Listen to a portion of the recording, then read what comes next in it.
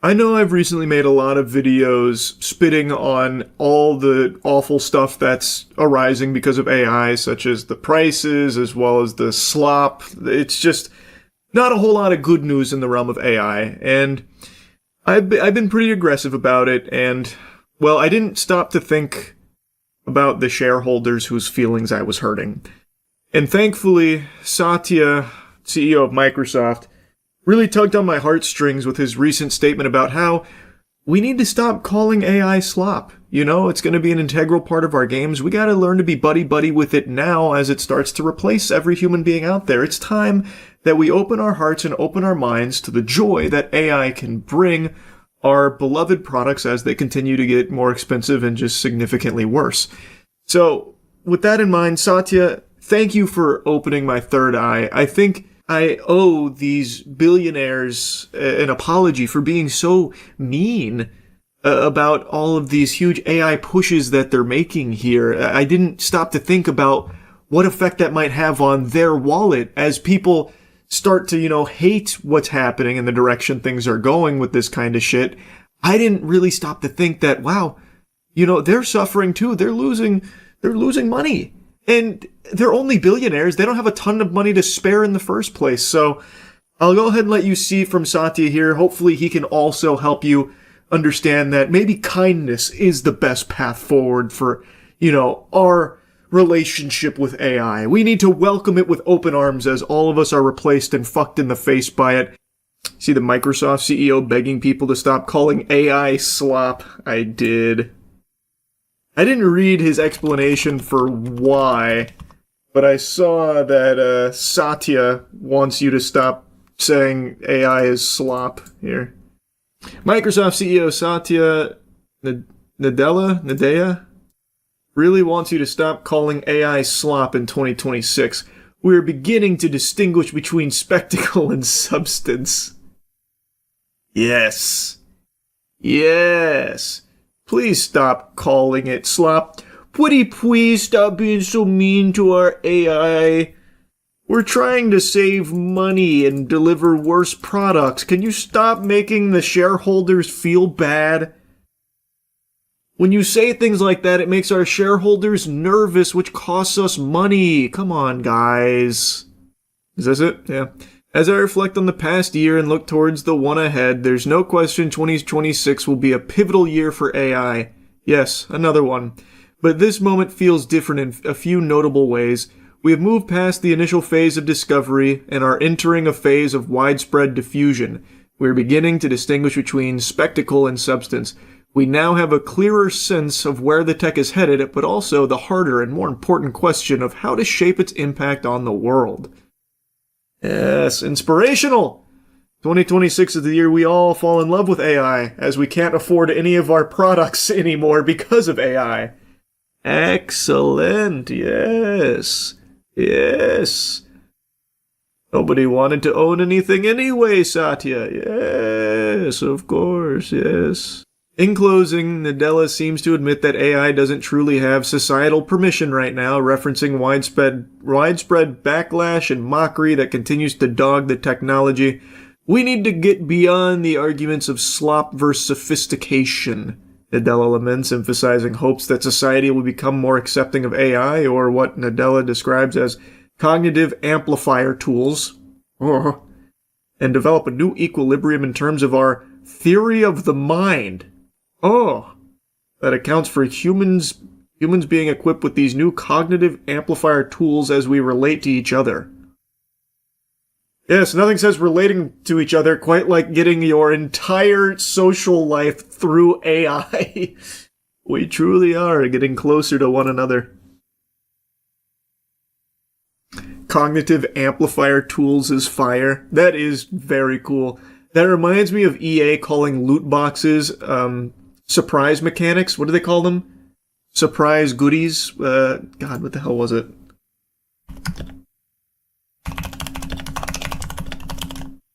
I want to remember exactly what it was. Oh, it was surprise mechanics. Have you heard about people debating using Grok on manipulating images? They say if you post something online, you're giving consent to do something with it.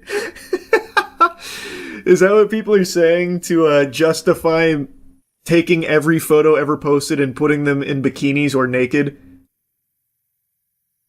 Including to minors? That's how they're justifying that? Well, if you didn't want us to do that, you shouldn't have posted the photo on your private Facebook account. They were asking for it-ass response. Yeah, pretty much. Have you seen the body cam where a casino's AI facial recognition software gets an innocent man arrested? I haven't seen that body cam yet. That's on my to-watch list. So, very, very peculiar. Peppermill has this pretty sophisticated artificial intelligence software that analyzes faces of previous trespassers, and they get a 100% match on this guy who, whenever they trespassed them before, presented an ID that had a different name. They look like the same exact guy. I am not Mike. I don't know nothing about Mike. So either he is who he says he is, and he's not have ever actually trespassed, which I doubt because their software is pretty cool, and the fact that he's acting super suspicious. I'll be 100% honest. Could legitimately be you have a doppelganger running around. Well, unless I've gone crazy, I'm pretty sure it's not me. I like that. Well, I mean, the software's pretty cool. I mean, it's 100% accurate, like 100% of the time. Like, there's no reason we shouldn't trust it. Like, this guy's clearly fucking lying. My AI facial recognition software said so. Welcome to the future. Couldn't you solve this super quickly by just looking at his ID? What are you, some kind of, like, investigator or something? What are you, like, detective? Okay, Brainiac. What, so you don't trust AI like that or something? This is happening a lot lately. Saw some dude got detained because AI thought his Doritos bag was a gun. Student handcuffed after Doritos bag mistaken for a gun by school's AI security system. What? Oh my god. What a headline. Your hands on your head. Keep walking towards me. With guns drawn, Baltimore County Police surrounded a group of students at Kenwood High School Monday night after the OmniAlert AI gun detection system warned school leaders that the student had a gun. Body camera footage shows police detaining all of those students and then searching one of them. Did you have a gun on you? No. What? Do you have anything blue that looks like a gun? No. But the student never had a gun. Instead, what OmniAlert detected was a bag of chips. Ah, junk food! It's even worse than a gun! Like that. Yeah. It's the silent killer. Confirming there was no weapon, the Department of School Safety and Security reviewed and canceled the initial alert. So basically the cameras around the system, they pick up on things that look like guns. Bring him over here. I guess just the way you guys were eating chips, Doritos or whatever, they picked it up as a gun. That's all. A totally normal thing, by the way. It's easy to get fucking Doritos confused, like eating chips, with a gun. Everyone would make that mistake, not just AI. How did it come to be that we had police officers with guns drawn approaching a kid because of a bag of Doritos? As police conclude their investigation, one of the responding officers is heard pointing out the system's faults. AI is not the best. What did you just say? Arrest this officer! On camera, 4K. He's doubting AI. Throw that man in fucking slammer, please. Grok, put this officer in a bikini, please. And lands an innocent man behind bars. What good is the ID then? Why do I even carry that mother? Exactly, it's obsolete. AI will tell you who you are from now on. Get used to it. Jesus. IDs. Get a load of this dinosaur IDs. AI will tell you who you are. Grow up. Hola, ¿cómo estás? How you doing? Oh, thank God you're here. The man declaring his relief at the sight of the officer is 40-year-old Jason Killinger. This guy's like, oh, thank heavens. We can finally put this stressful ordeal behind us now that an officer is here. Surely this will help me. Yeah, and this is one of those things, you guys have this fancy software that does all this stuff, so it's like... Officer, Can't be wrong. 1 second, man. A few months earlier, a man named Michael had been trespassed from the casino for sleeping on the premises. All right, man. So this is who you are? They do look similar. Miss Jagger, is your first name or last name? Last name. All right, Mr. Jagger. Yes, that is who I am. I drive the semis for UPS. I am not Mike. I don't know nothing about Mike. I'm a craps player here. Look, There's my socks for Okay. UPS. So that's the ID that he presented. Well, B. Open the nose.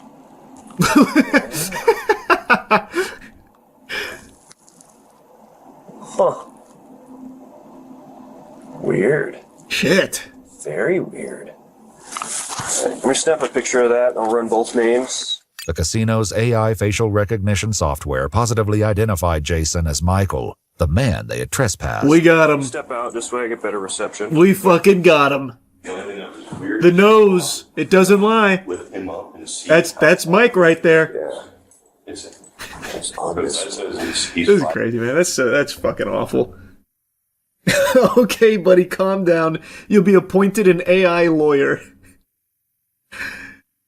True. Did they actually arrest him? It seems like it. He went to fucking jail.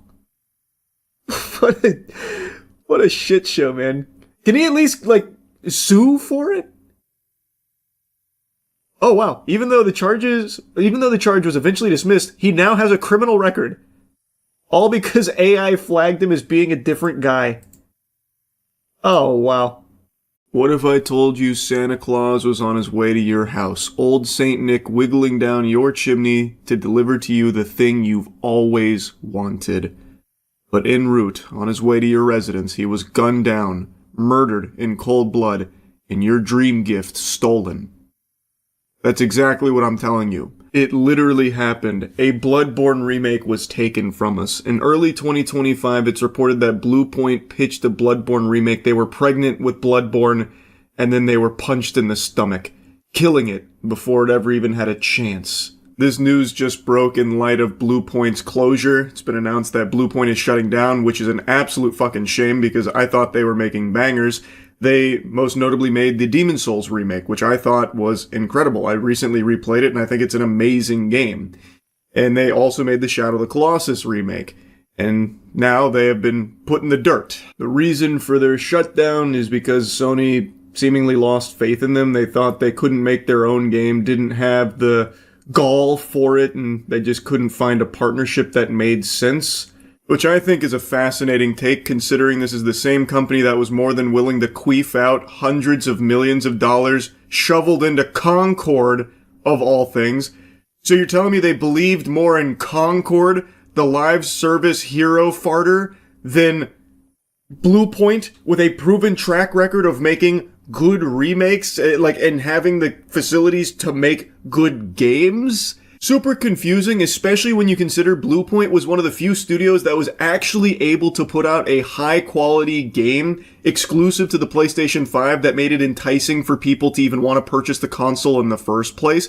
For me, Demon's Souls Remake was a system seller, and there are very few games that PlayStation 5 even really had throughout its run here. PlayStation 5 is going to finish this console generation with less games on it than the fucking Shrek 2 DVD had in its main menu. So, one of the few studios that proved that it was able to actually make a good game, now no longer exists. In all fairness, I will admit that the title Bluepoint was cooking for the last X amount of years sounded fucking abominable. It sounds like such a bad joke. It was a live service God of War spin-off adventure. Oh, God. So that was a really bad project for Bluepoint to be undertaking.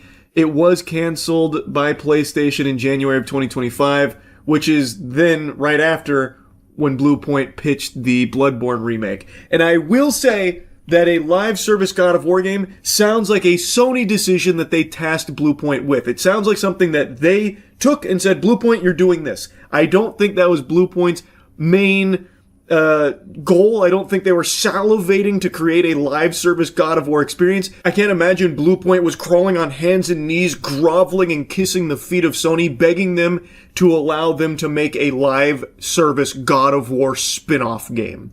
That just seems like a Sony corporate zombie decision. And Sony publicly stated numerous times that one of their main focuses was live service experiences. So this really does seem like an idea, cooked up in the laboratory of Sony, And it's the exact same brain-dead approach that led to the foul, smelly Concorde that only breathed for about 2 weeks. An embarrassing 2-week blunder. So this feels like it was a Sony decision, and then after the disaster of Concorde, they probably wanted to pump the brakes a bit, so then they canceled the God of War live service game that they put with Bluepoint, and then when Bloodborne Remake pitch didn't make it across the finish line, then they didn't have a whole lot that they were working on, so they shut them down here a year later.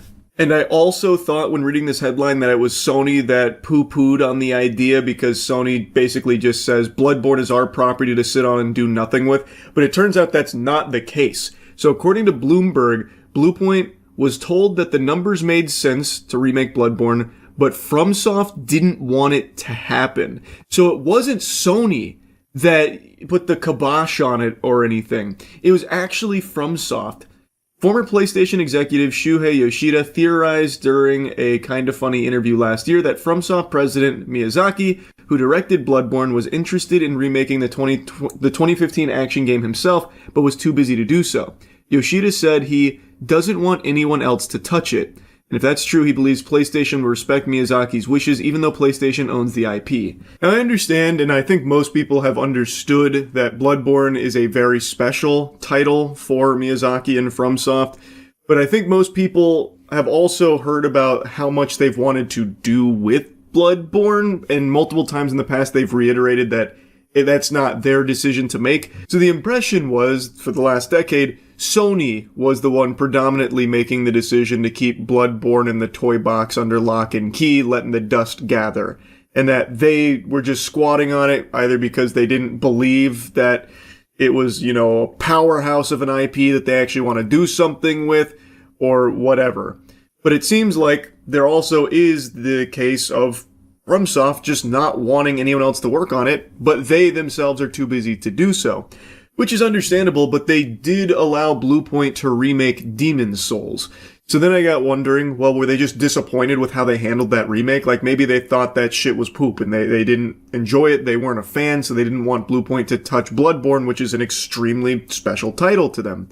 So I went looking for some old interviews, and the most I can find is this.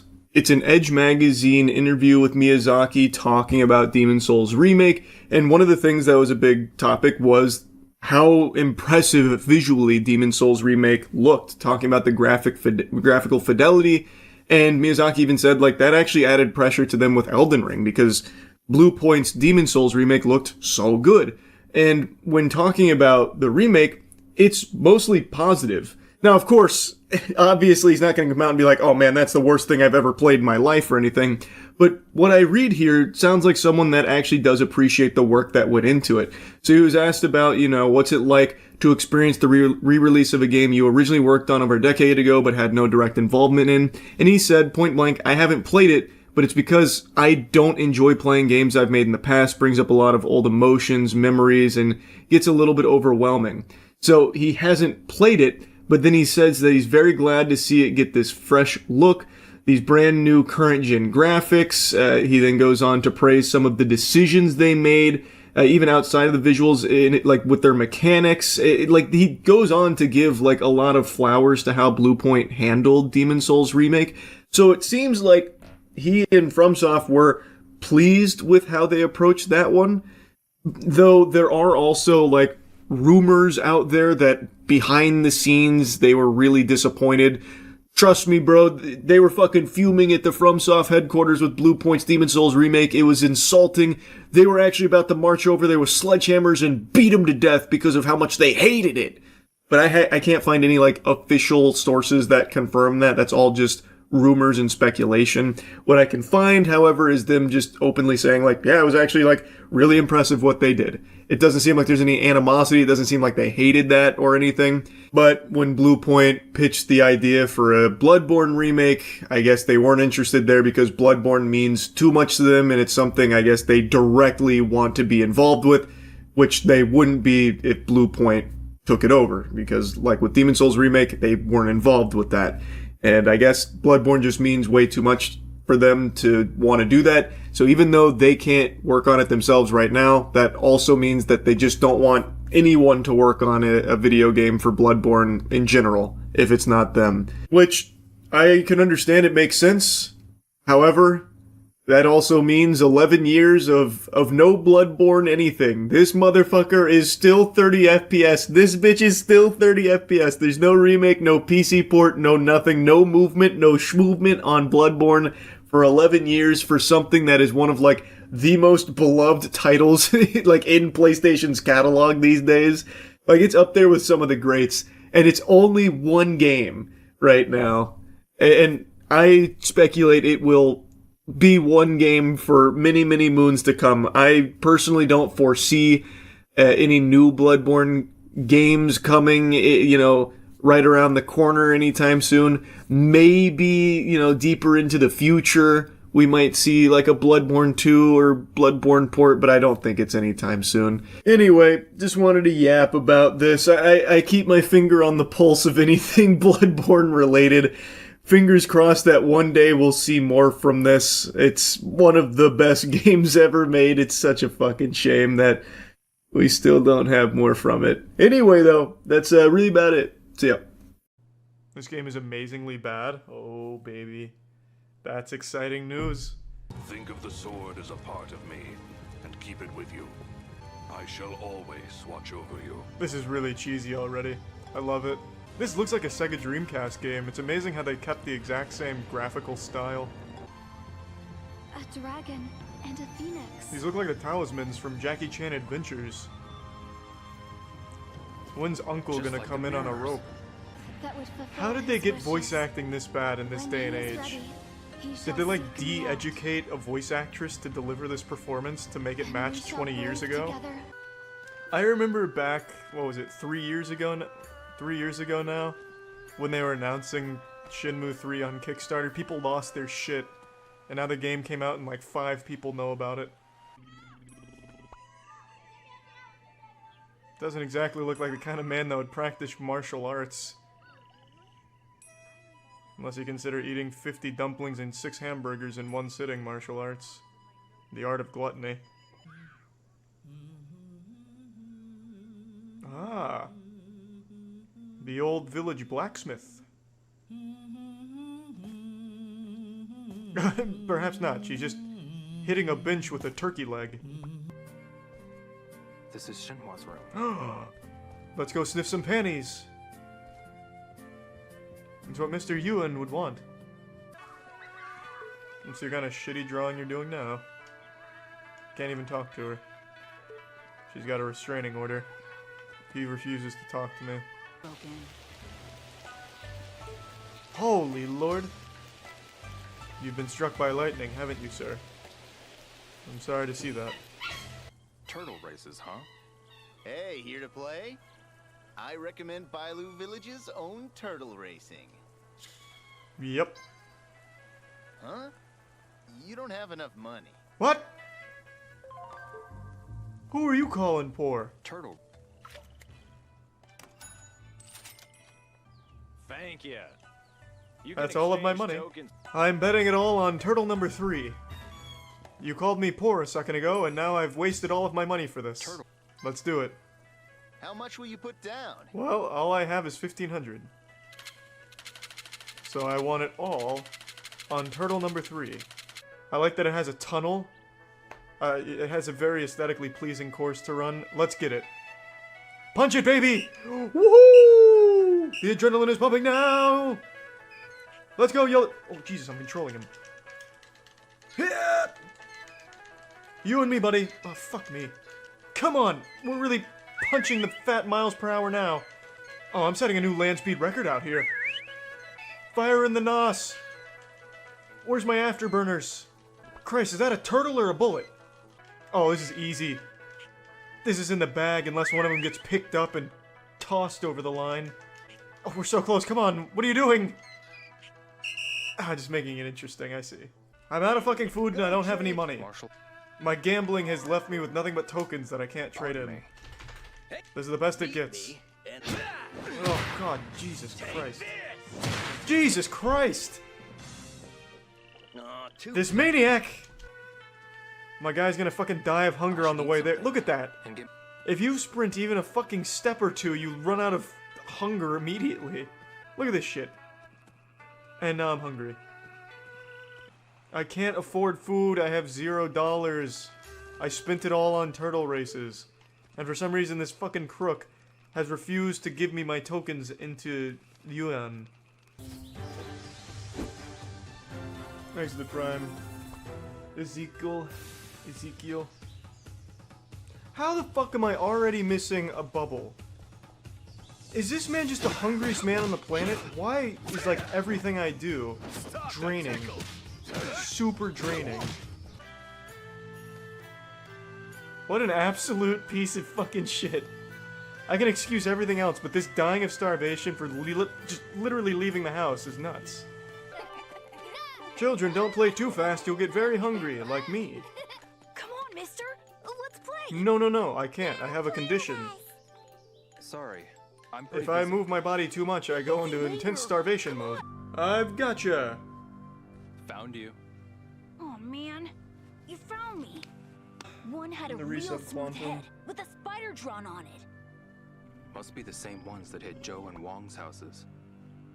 Obviously, Rio, obviously, we're hunting those same thugs. The only information we are getting is that one is bald with a spider tattoo and the other has long hair. 15 people have told us that. And that's all we're getting. Whoa, what a fuck. This is the worst fucking investigation of all time. What am I looking for? A clue? This is where I shine. What's this? I have no idea, that's why I'm over here looking at it. Stone. What's this? Bricks. Case closed. Oh my god. There's so many cabinets to open. So many cupboards. I should... Shit. Oh god. Oh. Oh, no gamer wants to see that. Fuck. What's this? Maybe that kid from before dropped it? What the fuck would a kid be doing with a forklift toy? Is that what I stayed around for, to find a toy forklift? That was the thing preventing me from leaving this fucking hellhole? How do you even know Shenhua's dad? Never mind. Sorry to bother you. I'll ask someone else. Not so fast, buddy. You think you can get away?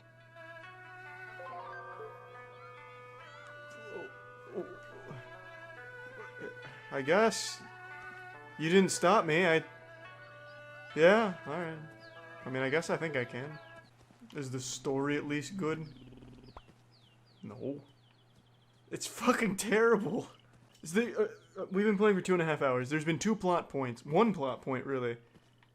2 thugs came into town, looking for stonemasons. And for the last 2.5 hours, we've been getting the same info back and forth. One had a spider. One had long hair. That's huge, thank you. I'm gonna go find the next person. Spider, long hair. My god, groundbreaking. It seems like the thugs came into this village. It's horrible. It's fucking horrible. Everyone on here is a stonemason. Interesting. We knew that. Those thugs must have been behind the attack. Oh my god. Really? Some kids in the village saw the thugs enter Shi's house. So if they went after him, then this... What the fuck? They must have just when I thought it was the aliens that did it. Off some of the thugs must be crossing off the names of the stonemasons they've attacked. What? That makes no sense. You stupid bitch. What? Father. What? How? Are you dumb? No, it can't be right. He could be in hiding. We're not even sure if it's the thugs. Forged in Fire is an absolutely fantastic show that was unfortunately stabbed in the back by History Channel. You might remember when I made a video complimenting History for their decision to upload full episodes of the show to YouTube. Well, mere hours after I posted that, they made the inexplicable decision to remove every single episode they ever uploaded and haven't uploaded any more since, except for these like fucking 5-minute montage bukkake highlight money shot reels, which is cool and all, but it's not nearly as good as a full episode that you get invested in the characters and the lore and shit. So yeah, History, you can take the forge away from the man, but you can't take the fire away from the man. I've still had that insatiable thirst for more blacksmithing, and to get my fix, I actually teamed up with a contestant from the Forged in Fire TV show, who teamed up with a friend of his to bring together the ultimate weapon. So this is a creation by Ryan and John, expert blacksmiths, who combine the two most powerful elements on this planet, swords and fleshlights, and I'm going to be putting this weapon through my own series of Forged in Fire tests. Now just take a look at this boner-inducing beauty of a weapon. Fun fact, the second I got this out of the box, its coffin, I cut myself on it trying to set it down, so this bitch is sharp as shit. Could cut through the space-time continuum, the fabric of the universe, and create a little portal. Oh man, but just enjoy this eye orgasm made from the finest Damascus steel on this side of the solar system, imbued with the tears of 10,000 neckbeards crying out in unison for the blade to guide them. There's no delamination, smoother than butter across my ass cheeks, and it feels so nice to touch. It's as if it was lubricated by unicorn semen. And the fleshlight guard which keeps it all together is nearly pristine. It's seen minimal use, and the clitoris still very much intact, and only minor amounts of crusting from ejaculate past. It glistens in the sun and achieves a perfect balance that not even Peter Dinklage in Infinity War could hope to forge. This blade makes Excalibur look like a piece of shit, and it's all thanks to that rubber vagina. Vaginas are known for giving life as babies pop out of them, but now this vagina is giving death as a blade pops out of it. Test number 1, can it execute a flying watermelon?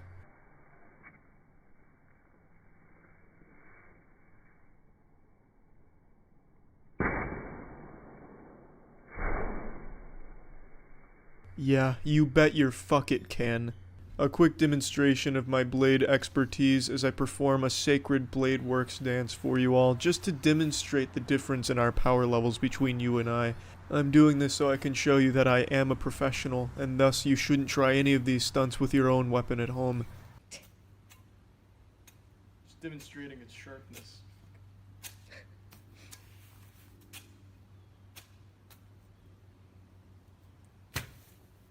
Why did you do that? Now, as many of you know, when it comes to sword works, there's a lot of different stances. This one is a forbidden stance known as the golfer's swing. As you would expect at my level, it was a perfect slice.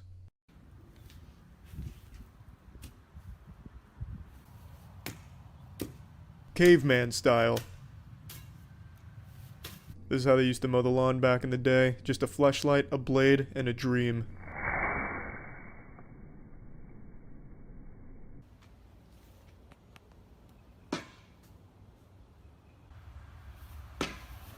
I've named this sword Virginity Apocalypse, and this is the only test it failed. It could not slice through a tennis ball, and in fact I accidentally baseballed one over my neighbor's fence.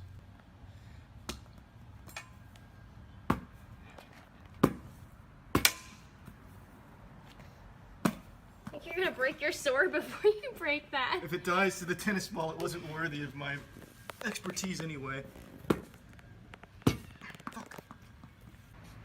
You can't beat the classic paper test to demonstrate the blade's sharpness, which obviously the Virginity Apocalypse passed with flying colors. Just general ease slicing through it. It's just incredible.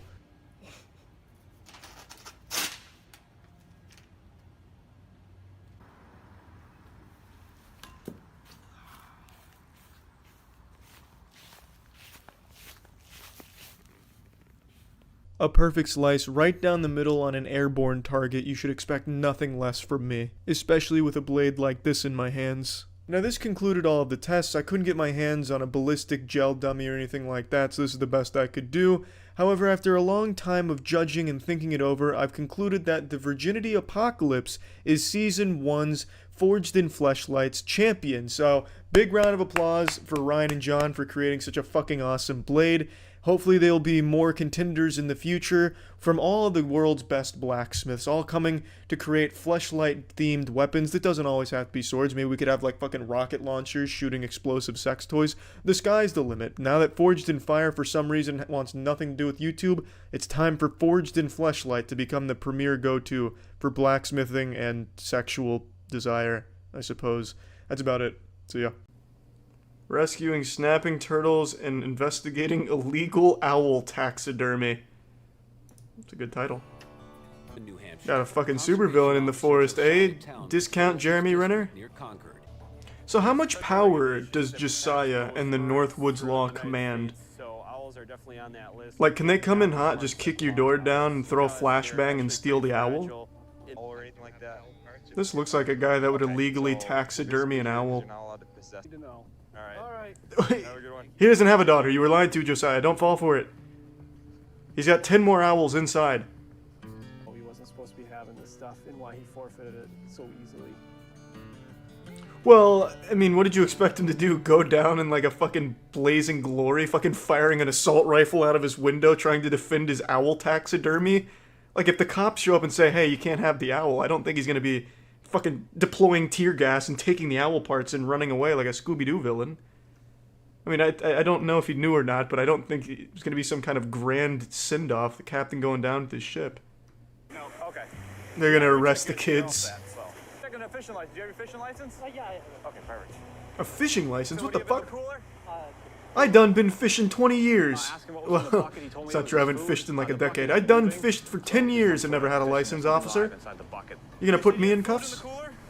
How many do you have? I could count. These subtitles are way off, Jesus Christ. Okay, you're only allowed to have 5. If there are any deaf people in the chat, you've got to be very confused about him having caught so many baths. I'm gonna get an evidence bag. Wow. Man. What fish do you want, Arjun? Is there a statute of limitations or something? Because, I might want to change my story about having fished for 10 years without a license. Swear to God, I didn't know, officer. All those ass-eaters that I was catching, or whatever the subtitles said. Man, these guys are all over the place. Land, sea, and air. The conservation officers Fuck yeah. lobster traps. That thing's a big animal. Yeah, it's a fucking ox. That's what was used on the Oregon Trail. You bet your ass they're big. Oh yeah, you want some of that? Come on. Are all animals deathly, not allergic, but is poison deathly to all animals or just dogs? Or, I'm sorry, is chocolate poisonous to all dogs? Yeah. Chocolate. I missed the most important word in that statement. I could have missed every single other word and it would have made sense. But is chocolate poisonous to all animals or only dogs? On the flip side of that, back to the original question, is there any animal immune to poison? So what does this have to do with like owl taxidermy and fishing? Unless these are fishing enhancement drugs that are against the Geneva Convention. Like steroids for fish. Well, this was uncharacteristic of the Northwoods County super law firm for taxidermy repossessors. Tackling a bear feeding problem. Thought they actually tackled the fucking bear. I was gonna be blown away. Oh shit. Get the fuck out of there, Affleck. Billy the Exterminator's gone rogue. Oh, Jesus, run! No! Was it trespassing or something? Officer, I haven't had anything to drink. I just wanted to go talk to my wife. I forgot about the restraining order. Am I being arrested? Am I being detained? He doesn't even want to look at the officer. Fuck you, man. Oh man, he really was cheating on his goose wife. You just had to get the police involved, didn't you, Linda?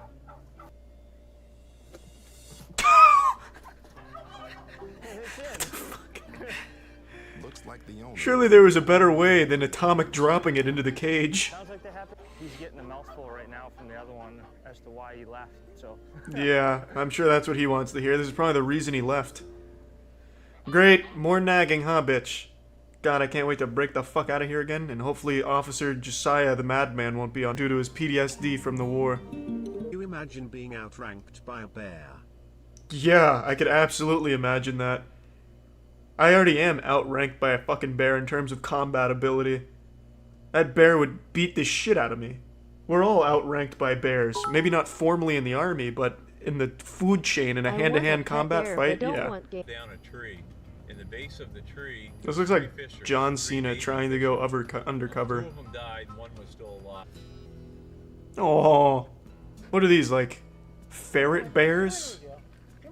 The world of mobile game development is an absolutely wild one. I could totally see a spin-off of Mad Men coming around where the stars are mobile game devs doing blowout of strippers' assholes and coming up with evil monetization schemes to fuck their players even harder than they already do.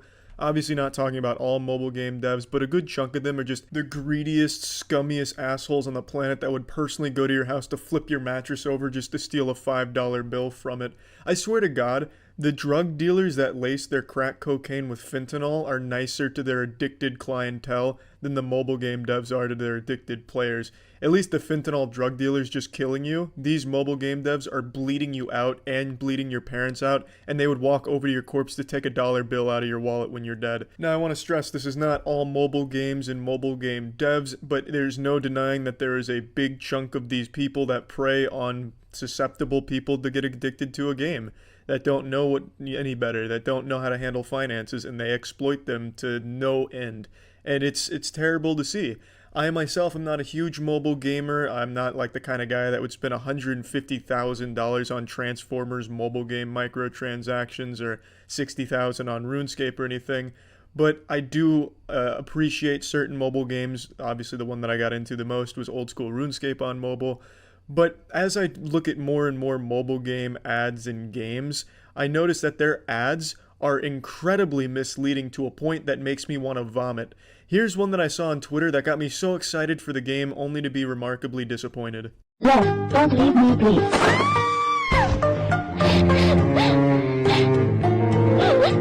What's the matter? My lord, he wants to divorce.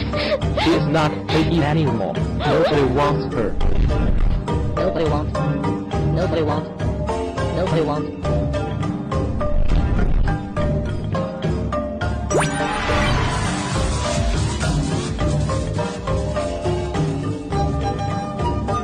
Now, needless to say, I was sold on the game after seeing this. My dick was rock hard, and when I downloaded the game, it went super soft and I probably lost some inches. It is nothing like this trailer leads you to believe. I thought I'd be passing a guilty and not guilty verdict on marriage counseling, you know, my wife's not pretty, so then I would thoroughly investigate the woman, decide if she is or is not pretty, side with the man, side with the woman, I thought it was going to be just like this advertisement. Though I didn't quite understand exactly what the game would be like, it gave me kind of a general idea, or so I thought. But when I actually got in the game, let me show you what I saw. So here's what the Emperor and Beauties game is actually like. You get a little character creator here where it's just 5 default presets that don't have a whole lot of work behind them. I chose the bad boy looking one here because I thought all beauties would love a bad boy like this, and I'm trying to get a lot of beauties in here. The name characters are super limited. You can only fit like 7 on here. So I went with something simple. I went with just a classic Big Wet. After a short visual novel intro, you're met with the hardest choice any man makes, which is make contributions to the country or marry more wives and live a happy life. So slam ham or work for a living. I went with obvious choice here, which was marry as many beauties as my penis would allow me to. After making it to the main hall, your only choice is to talk to the default beauty. She comes with the game, so you're never alone. And I take her on a random date. I was expecting some very steamy, full penetrative sex, and I didn't quite get that, but I wasn't overly disappointed either because of this right here. Yeah, and that's how it's fucking done. Now, one beauty's nice, but you know what's better than one beauty? A million beauties, and that's kind of what I thought I was going to be getting into with this game, but that wasn't the case. Here we have a whole bunch of new characters come in to teach me a bunch of different things about the land that I don't give a fuck about. I'm just here for the beauties, but instead I have to go out here, have to collect taxes, collect all kinds of crops. Then I need to go to retainer. I need to level up this guy because for some reason he's lost without my guidance, so I don't even know why I have him around if I'm the one fucking teaching him everything anyway. But anyway, he's on my payroll. I'm teaching him, how to do arithmetic. I go back to the main stage and we're already being invaded. Now, this isn't what I expected on my first day on the job. I thought I was just going to be having orgies, but we're getting attacked. And luckily I win because my sexual energy was just far higher. We are an empire built on beauties but trained in war. We will sink our teeth deep into the meaty ass of any who oppose our way of life. After the first battle, I have to go back and collect even more resources from the town. I have to tax everyone, steal their credit card, make them sub to me on twitch.tv/moistcritical. After I accumulate enough finances, then I get these silver coins, I get some leaves, and then I get 100,000 men, which I just see as 100,000 competitors for these beauties, which I'm not overly thrilled about. I'm finally past the tutorial and now I have all of these beautiful golden options. I finally click on one to see what this game's all about. I want to see what kind of beauties we have available to have sex with. And I met with these 4 lovely women, but unfortunately they cost so much fucking power that I can't afford. I don't have 50,000 power just lying around. I'm not some type of goddamn generator. So my broke ass leaves the brothel, and then all of the other options here are microtransaction based, so I'm not going to spend any money on this game. Instead, I just go back to my default beauty, the old tried and true misses over here. I wanted to see who was unwedded, but I can't visit any of the unwedded. Even if I could visit the unwed, they'd probably laugh at my lack of power. I'm not pumping out the proper watts to afford their time. But anyway, like I said, all of these options here, save for a few, are just bringing you to a place to spend money on the game, which I'm not going to do. So instead, I take my girl back out on a nice random date. She's happy, I'm happy, we're very much in love, but I'm still thinking about other beauties and what I'm going to do when I finally get that, proper amount of power. And then she surprises me with a child. On our second date, we've already conceived a child, which is incredible timing. We're really speedrunning this. So I go check on my child. I think it's only appropriate since I'm the father. I need to give it a name, a very strong name. It came with the default York. I was going to just put new in front of it, just make it New York, call it a day. But I wanted something bigger, so I tried Jesus, which for some reason they forbid. I said, all right, they don't want Jesus. Well, what about God? And God was acceptable. So now I have my baby God over here, and I'm stuck in this land of microtransactions and power that I can't possibly get because I'm not spending money on the game, and the way you accumulate power in this game is so fucking slow. So I'm stuck with one beauty in a world that's supposed to be full of beauties for me. So I'm beyond disappointed, and the advertisement was nothing like the game. What's up, everybody? It's Critical. I'm playing Mr. President for the PC. Let's do this shit. Alright, the president's playing hardball. I tried to shoot him in the hand and he gave me the too slow treatment. I'm not falling for those shit-nanigans twice. Oh, you're still waving to the audience, are you? Get the fuck out of here, Mr. President. And take your picture with you. And your podium. I don't want these. Especially your picture, though. You're a downright criminal. Picture, you're a criminal. Don't even try to tell me you were framed. Wow, this Secret Service agent can take a bullet to the head like a champ. I guess we can't make magic happen twice. Let's start this game. WSD to move, spacebar to jump. Let's do it. Coming, Mr. President. Holy shit, he got shot by a 300 million caliber round. You alright there, sport? Oh, shit, just playing a little street hockey. Let's retry.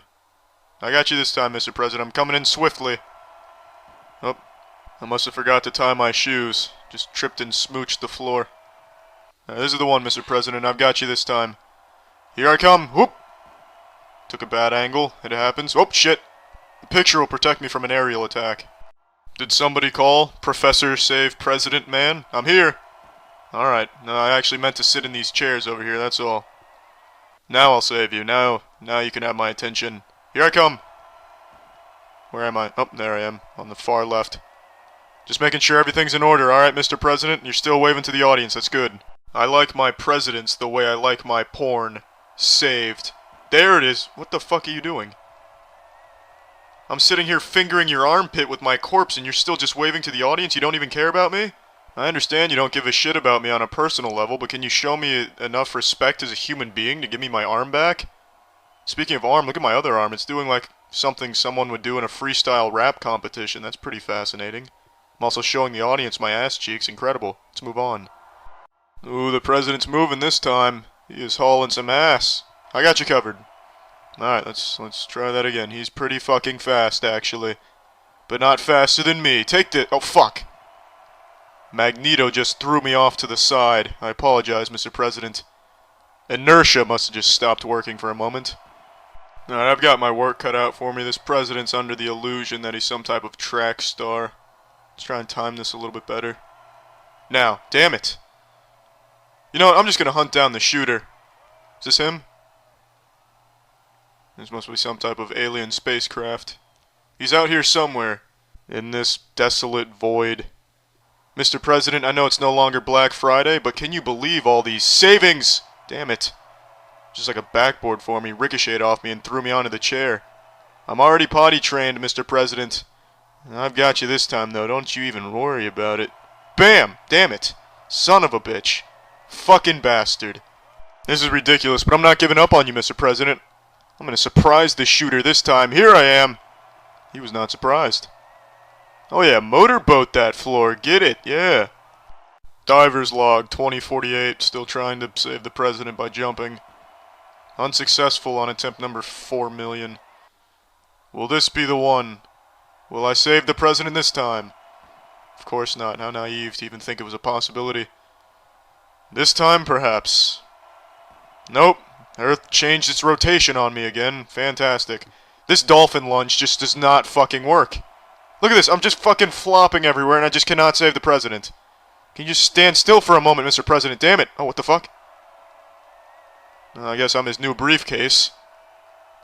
Well, where the fuck is he taking me? Is he taking me to, like, unscrew something or get the cork out of a bottle?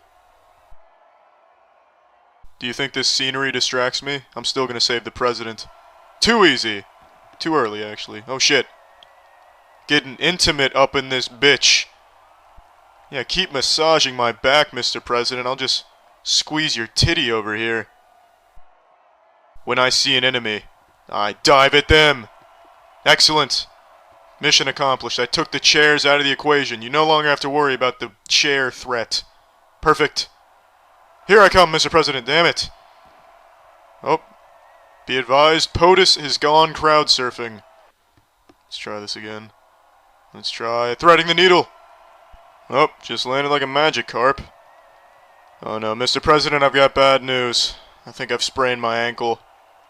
Yeah, this is code red. It looks like the ankle has a boo-boo.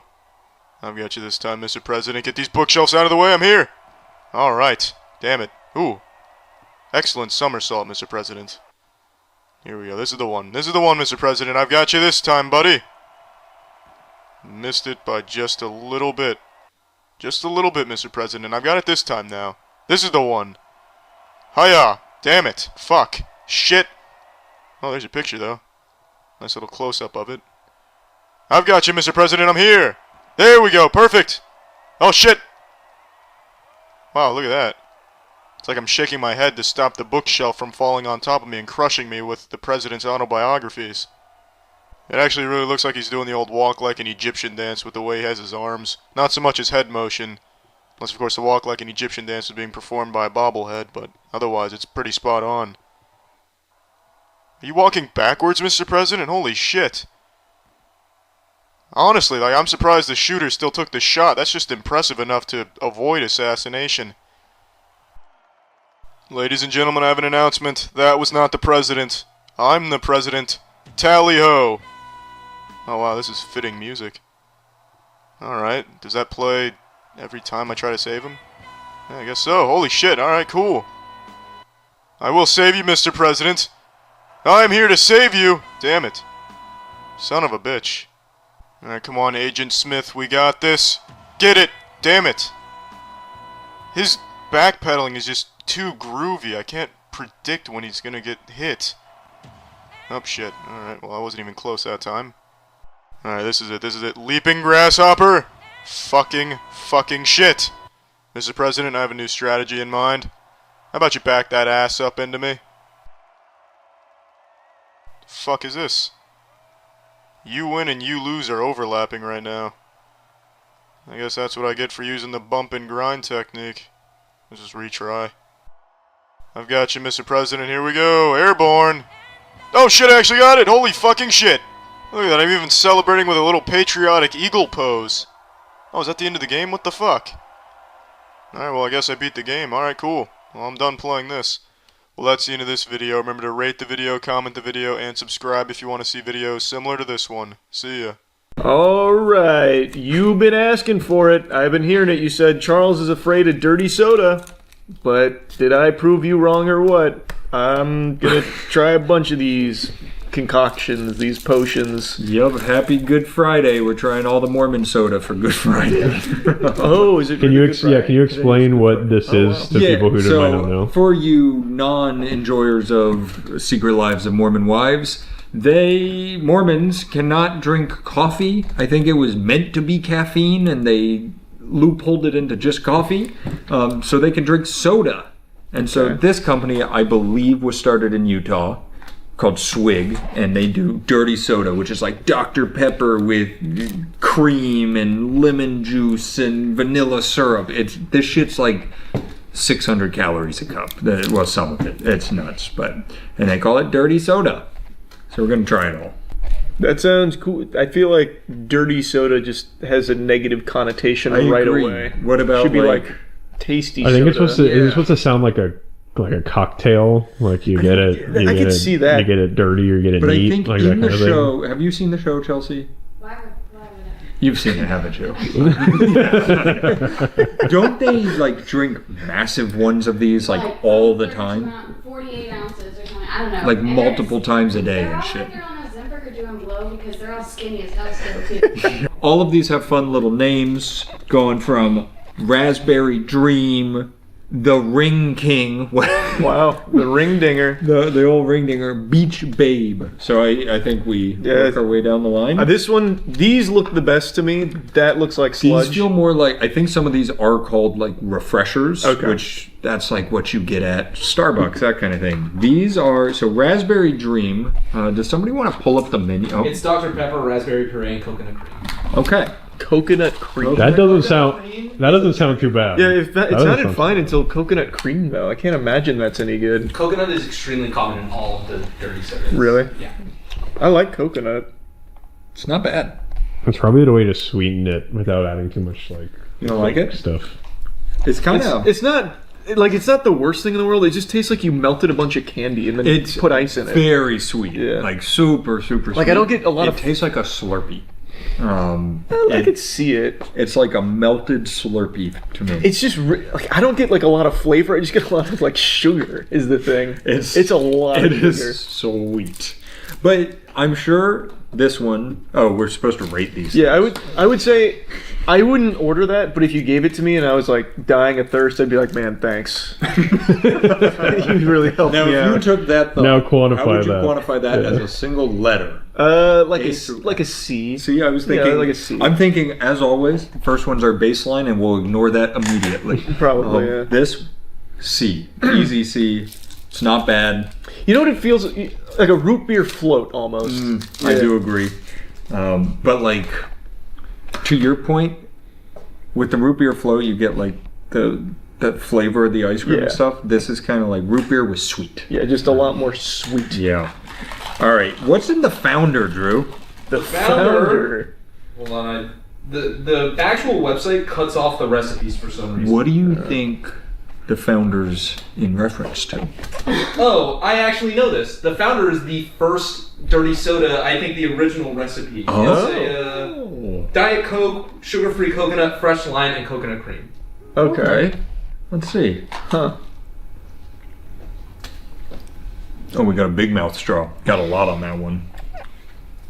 I get a little bit of the lemon or lime or whatever you said it was. Citrus. Yeah, there's a whole lime in there, so that does make sense. It's floating in there, so yeah. Oh, that does make a lot of sense, yeah. It's refreshing. That's definitely a lot better than that. I would go, personally, one step up into B category.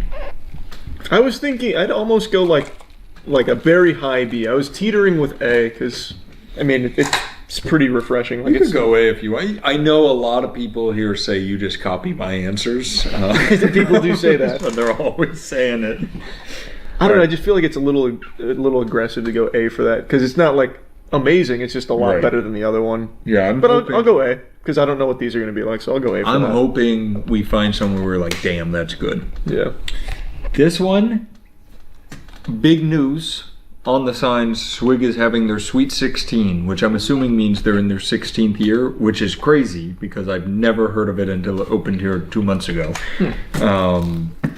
And that's what that is, Sweet 16? This is the birthday girl. Ah. It's okay. They do dirty sodas, cookies, and I think pretzels was what it looked like. It's a weird combo. That's good though. What's in the birthday girl? It's Dr. Pepper blackberry, raspberry, mango puree, and coconut cream. Okay.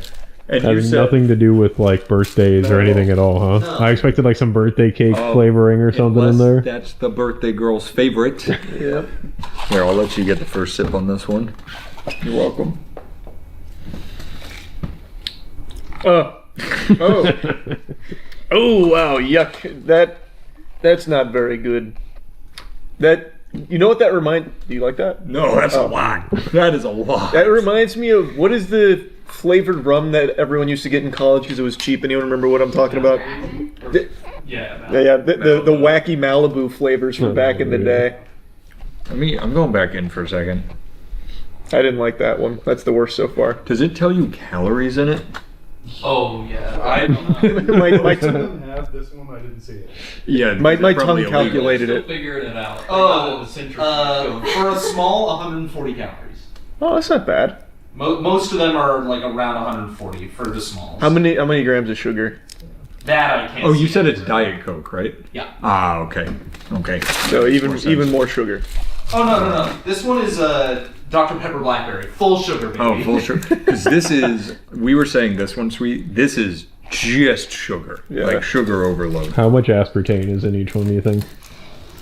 Not enough. Nobody got it. Not enough. I'd give that a D. Yeah, I easily worse than this one. Yeah. All right, get it out. So are these all coconut cream? Because I know some on the website said half and half. I know that not all of them are going to be, but so far, yes. All right, well, this is the one I was most excited about based on name only. The Ring King. Ring King. This is, oh wow, what the fuck?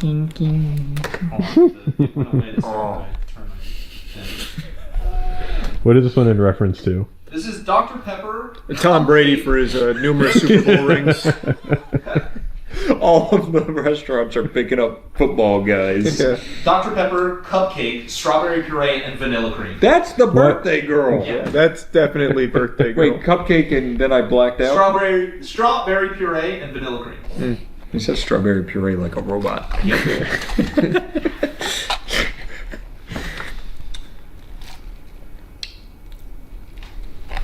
All right, no spoil it for me. I saw your face. Yeah, I'll let you get your own thoughts cooking on that one, because that's a 1-to-1 with a specific cake. I'll spoil it. It's literally 1-to-1 like a melted Publix vanilla cake. Yeah, they really liquefied a cake. Yeah, that is... I don't hate it, because I like Publix vanilla cake. But it is unsettling. Yeah, I'd rather eat it than drink it. Yeah, that was... My facial reaction was, wow, that does taste like cake. Yeah, I don't know why that wouldn't be the birthday girl. Why is that the Ring King? Does it tell you anything about like the story? Names? Like, did they mislabel them? They should be... Click on it, it brings me to a store. I will tell you, they should be using vanilla cream more so than the coconut so far, because this is better. That cream is better. It also, we were talking about this in the car, it's better consistency too. It's a lot. you drink one of those and you're off the fucking wall. I'm feeling it already. That is so... That's a lot of sugar. I just want you to taste the sugar in this. That's all. It's helping. You're trying to send me to the bathroom. Oh yeah, Danny's got the runs today. This will help. Some dairy soda is what fixes you up. Yeah, it's just too sweet. Right, it's just I don't think I could sugar. ever drink more than a couple sips of that. That is specific kind of my one. thought is people, like this is a small. People are getting bigger than this and drinking the whole thing. With a meal. How? Yeah, I don't know. Well, not a meal, cookies and pretzels. I bet you it's the kind of With thing some because snacks. like I'm not a big soda drinker anymore, but I used to be. And like once you've gotten off of it, you really feel the sugar a lot more than when you drink it a lot. I feel like since if they drink it so much, it's probably like water to them. They just don't feel the negative effects. Yeah, you know what? To be fair, like even outside of these, I couldn't fathom just eating a meal with a soda anymore. Yeah. I couldn't do it. Also, are they all diabetic? perhaps. Potentially. If they weren't, they probably are now. Well, they've got diet and sugar-free options. Okay. So that's good. Sorry, lots of sugar. I'd give that. I think that's at least as good as the other one This that one? I put an A. No. Oh, that one. So I'd put it up there. I'm more in a B. I'd say a low B in this one. I don't love... The cake flavor is uncanny valley to me. Yeah, but I like cake. That's fine. Fair. I just don't like it's in an A tier for me. I would literally never drink it. That's actually I remember we have our scientific reasoning here. Yeah. This was our test case in our C, and we always follow our numbers. We know what we're doing here. Like Trust the process. It tastes enjoyable. If I only needed one sip of it, I'd be like, oh, thanks. But I'm done now. It is straight up just dessert. It reminds me of the Ice Spice Munchkin donut thing. Yeah. Exactly. Except somehow they packed like 2,000 calories in that puppy. Yeah, that thing did have. Well, somehow they ground up donuts in it. Have you heard of the 999 challenge at baseball games? It's the 9. It's a beer and a hot dog in inning essentially. That's the challenge. Someone should make like a swing challenge because I bet you it's infinitely harder to do. It's gotta be. Yeah. Oh, it's gotta be. Also want to point out, there's no delivery or anything, so we had to go in person. They were all so nice about us being really annoying. So hey, if you're watching this, Swig, thank you. All right, this has to be illegal. Butterbeer. Butterbeer. Yep.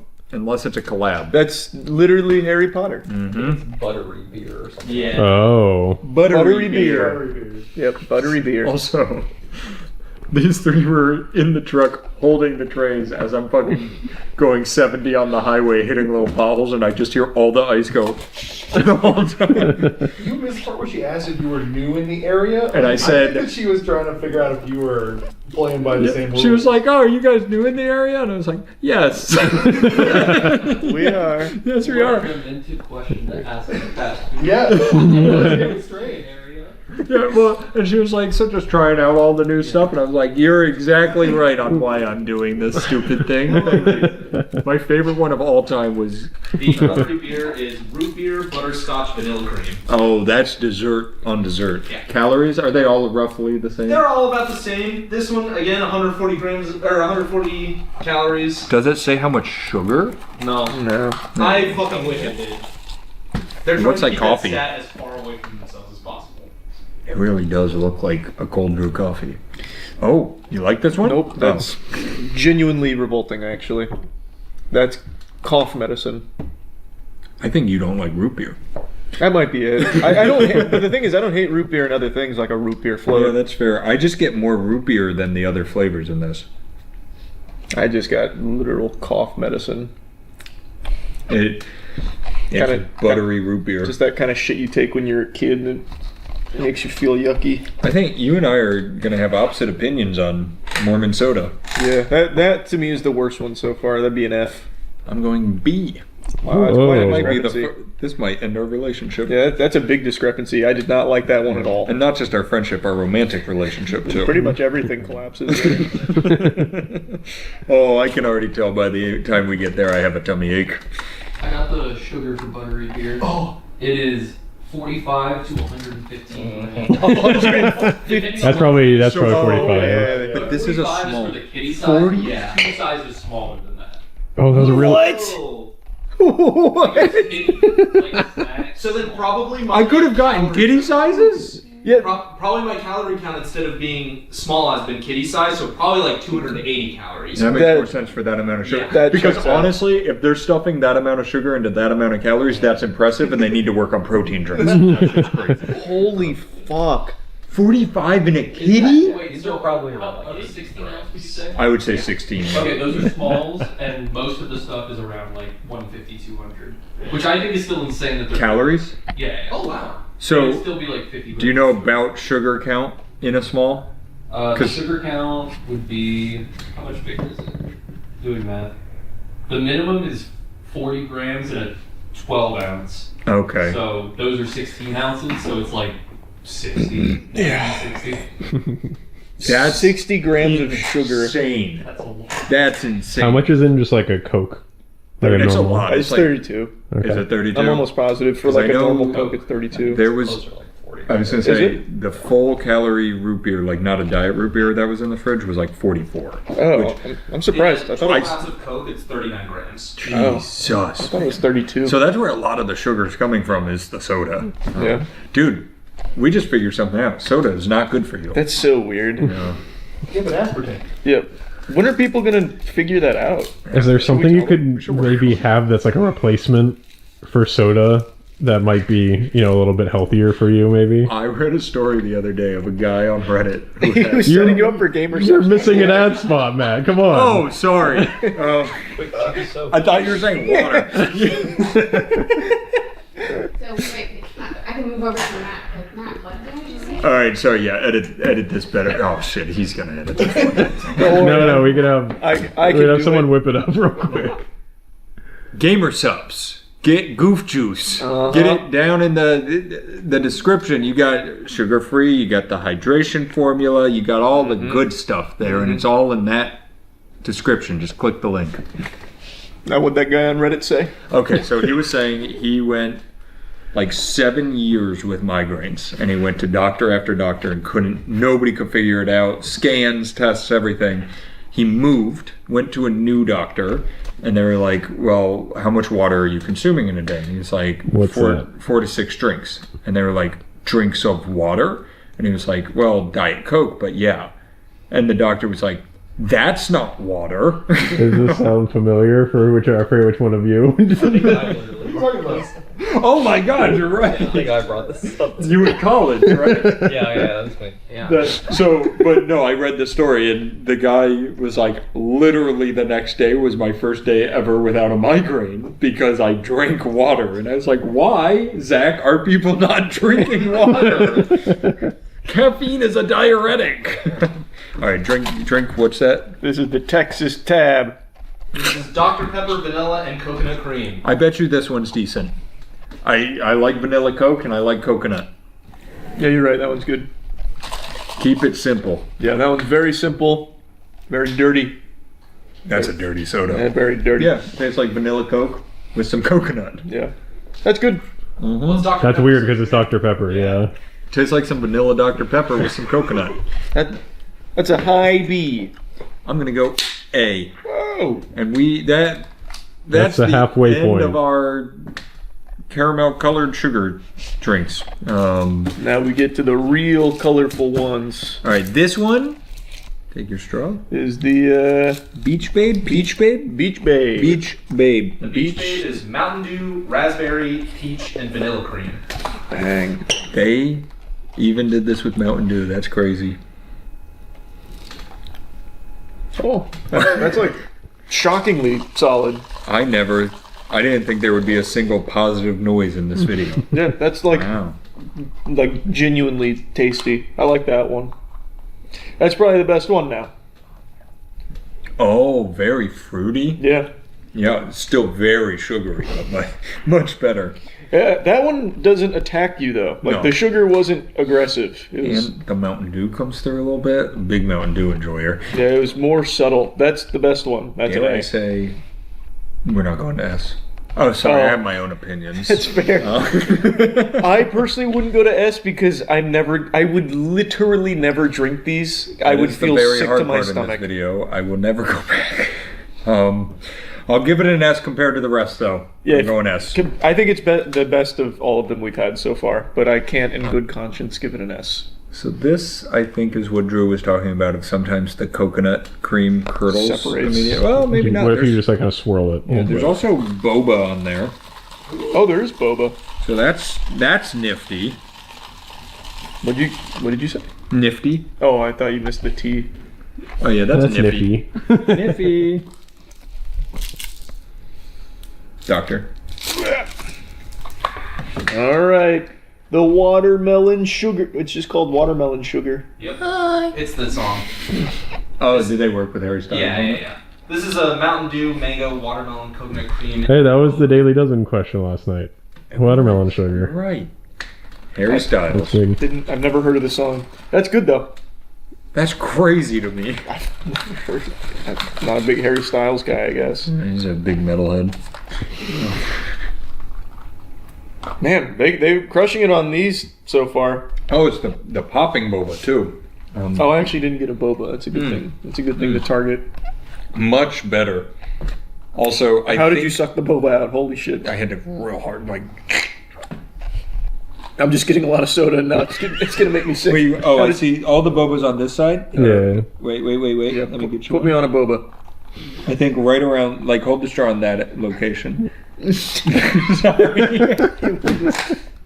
Did you get one? No. It's just I'm getting a lot of sugar. I think it was mango popping boba. They were good. What was in this one? Mountain Dew, mango, watermelon, coconut cream, and boba. I might have The to boba get is the passion boba. fruit popping pearls. Yeah. Passion fruit popping pearls. Wow. That's good.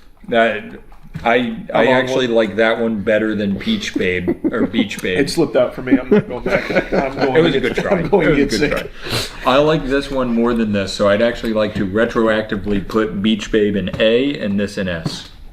Yeah, I mean, I also like this one more than that. Yeah. They're both extremely good, though. It's good. I think I'll go back and get one of those. It's very bold. Boba in there too, I think. Or there's bits chunks. of something. The top looks like vomit. If you like, look at that. Oh, that does look very Or vomity. like stomach acid. Yeah, come vomit. take it. Come It take looks a little bit like when you put some Up in olive here. oil in water and it just kind of has like bubbles that sits on top. Get on that angle so you can really see the vomit.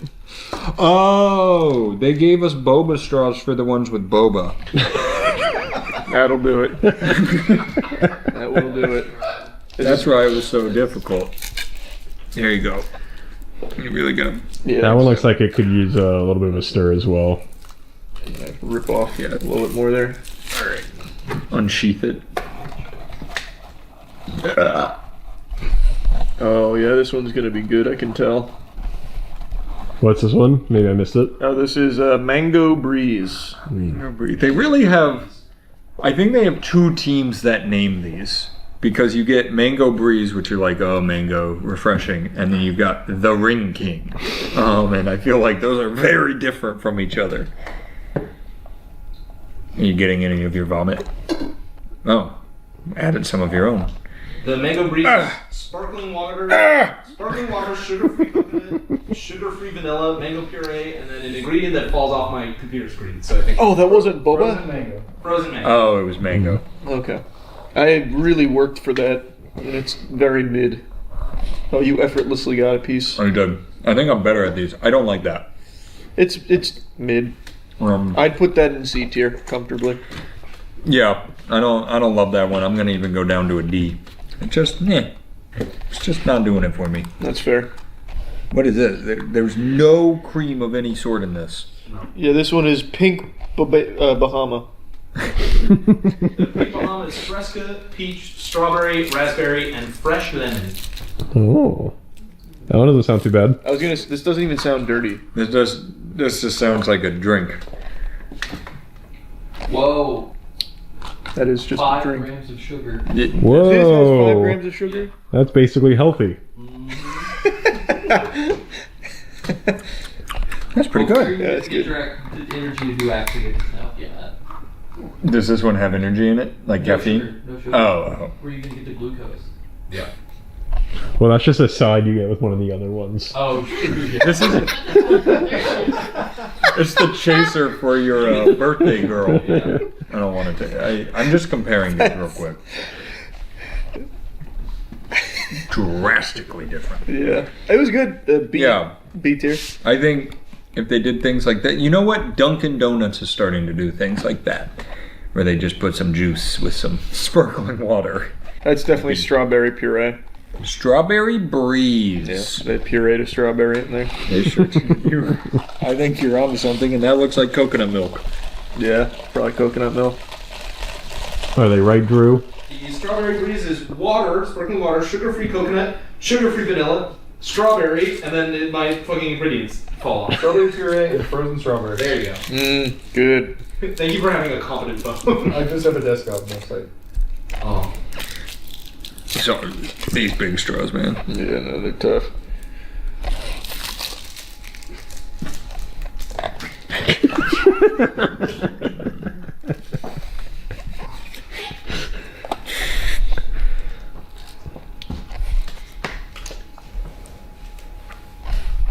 Yeah, that sucks, right?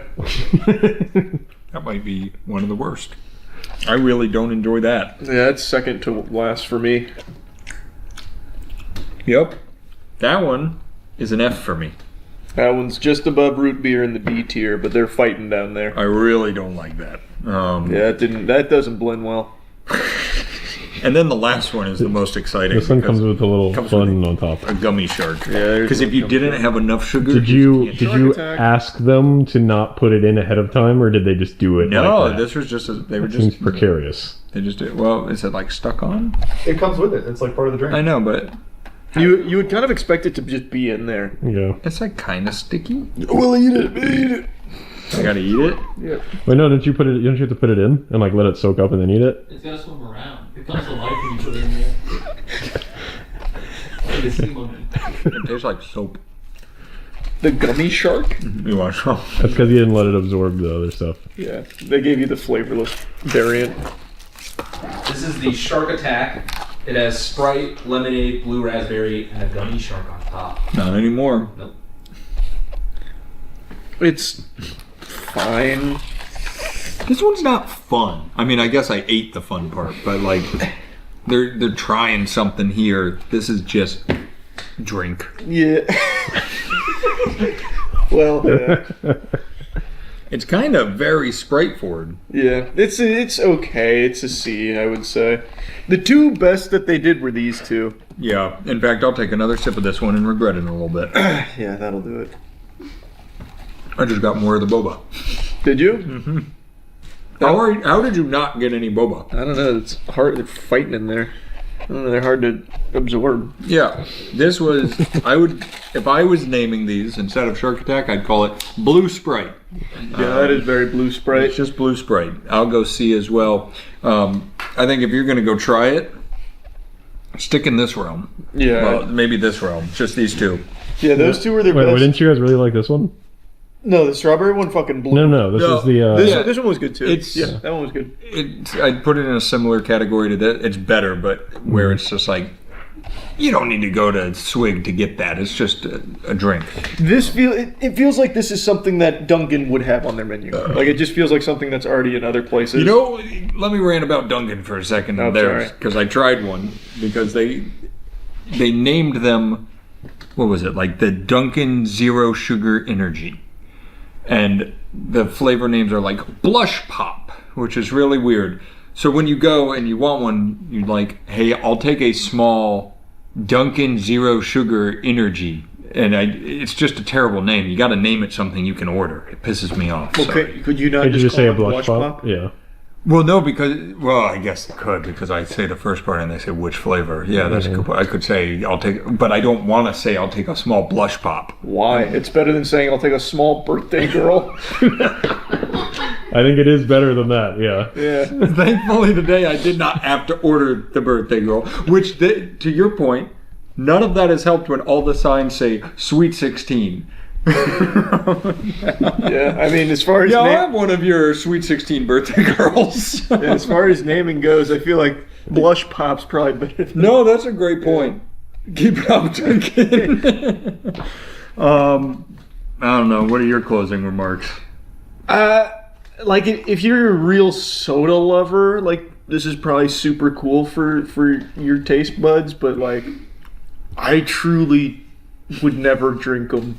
Like it would ruin my meal. I will never have one again. What I could see though is I could see like if we were floating around in a communal pool together, and they and they start serving these, I'd be like, oh, that's cool. It's like a non-alcoholic pina colada. Exactly. You think I could toss a shot of something in these and it would be a good like mixed drink? Oh, I bet it would go crazy. I do have a question. Mormons can't have alcohol, can they? I think that's correct. Okay. So these, you're probably right. These are like mocktails and coffee replacement. This is just daily stuff. You just need these for every scenario. Yeah. Replacement for your water for the day. I don't think we're the target audience. No, I don't think so either. But like I said, I could definitely see in like a festive or casual setting where this is like just the thing you're drinking. It's fine. With a meal, I can't fathom. I shan't even imagine. There was a long line. It was a cool experiment with the old dirty sodas. Yep. Thanks for making them. Bye. Take it easy. All we wanted was peace with the humans. We extended an olive branch. They extended a handful of shit. That's when we knew peace was no option. I'm a giraffe, and I am also the leader of a cabal of giraffes known as Long Necks, Long Legs Liberation Movement. We hide in plain sight, conducting meetings, plotting to take back the planet that is rightfully ours. United by a single goal, we will succeed. Follow me, Agent Titty. Assemble the council, call the Toys R Us mascot, tell them everything is going according to plan. The cops are on our ass cheeks. Drive faster, Optimus Prime. Tactical photographs inbound. Brace for impact. Operative Milky Bugle to Command Center. There is an alien reconnaissance aircraft above my position. I'm authorizing use of the orbital fuck shit up cannon. Fire at will. You thought you could hide from me, you son of a bitch? Give it up, Sir Fucks-a-Lot. You cannot stop us. Good afternoon. Which one of you fuckers wants to teach me the hokey pokey? Your heavy machinery is asshole compared to the advanced technology we possess. If anyone has any questions about our giraffe rebellion, feel free to fuck yourself. I am pissing in this box because I choose to. Do not mistake my fake captivity for weakness. To all the giraffes out there working hard to put food on the table for their families, I make you this guarantee. I will make the humans taste some giraffe shit. Stranger Things final season just dropped. Well, volume 1 of the final season just dropped, so they're releasing it in like waves. And I just finished it. So, let's give you the review. Does the 9 years, the nearly a decade of build-up start to pay off here?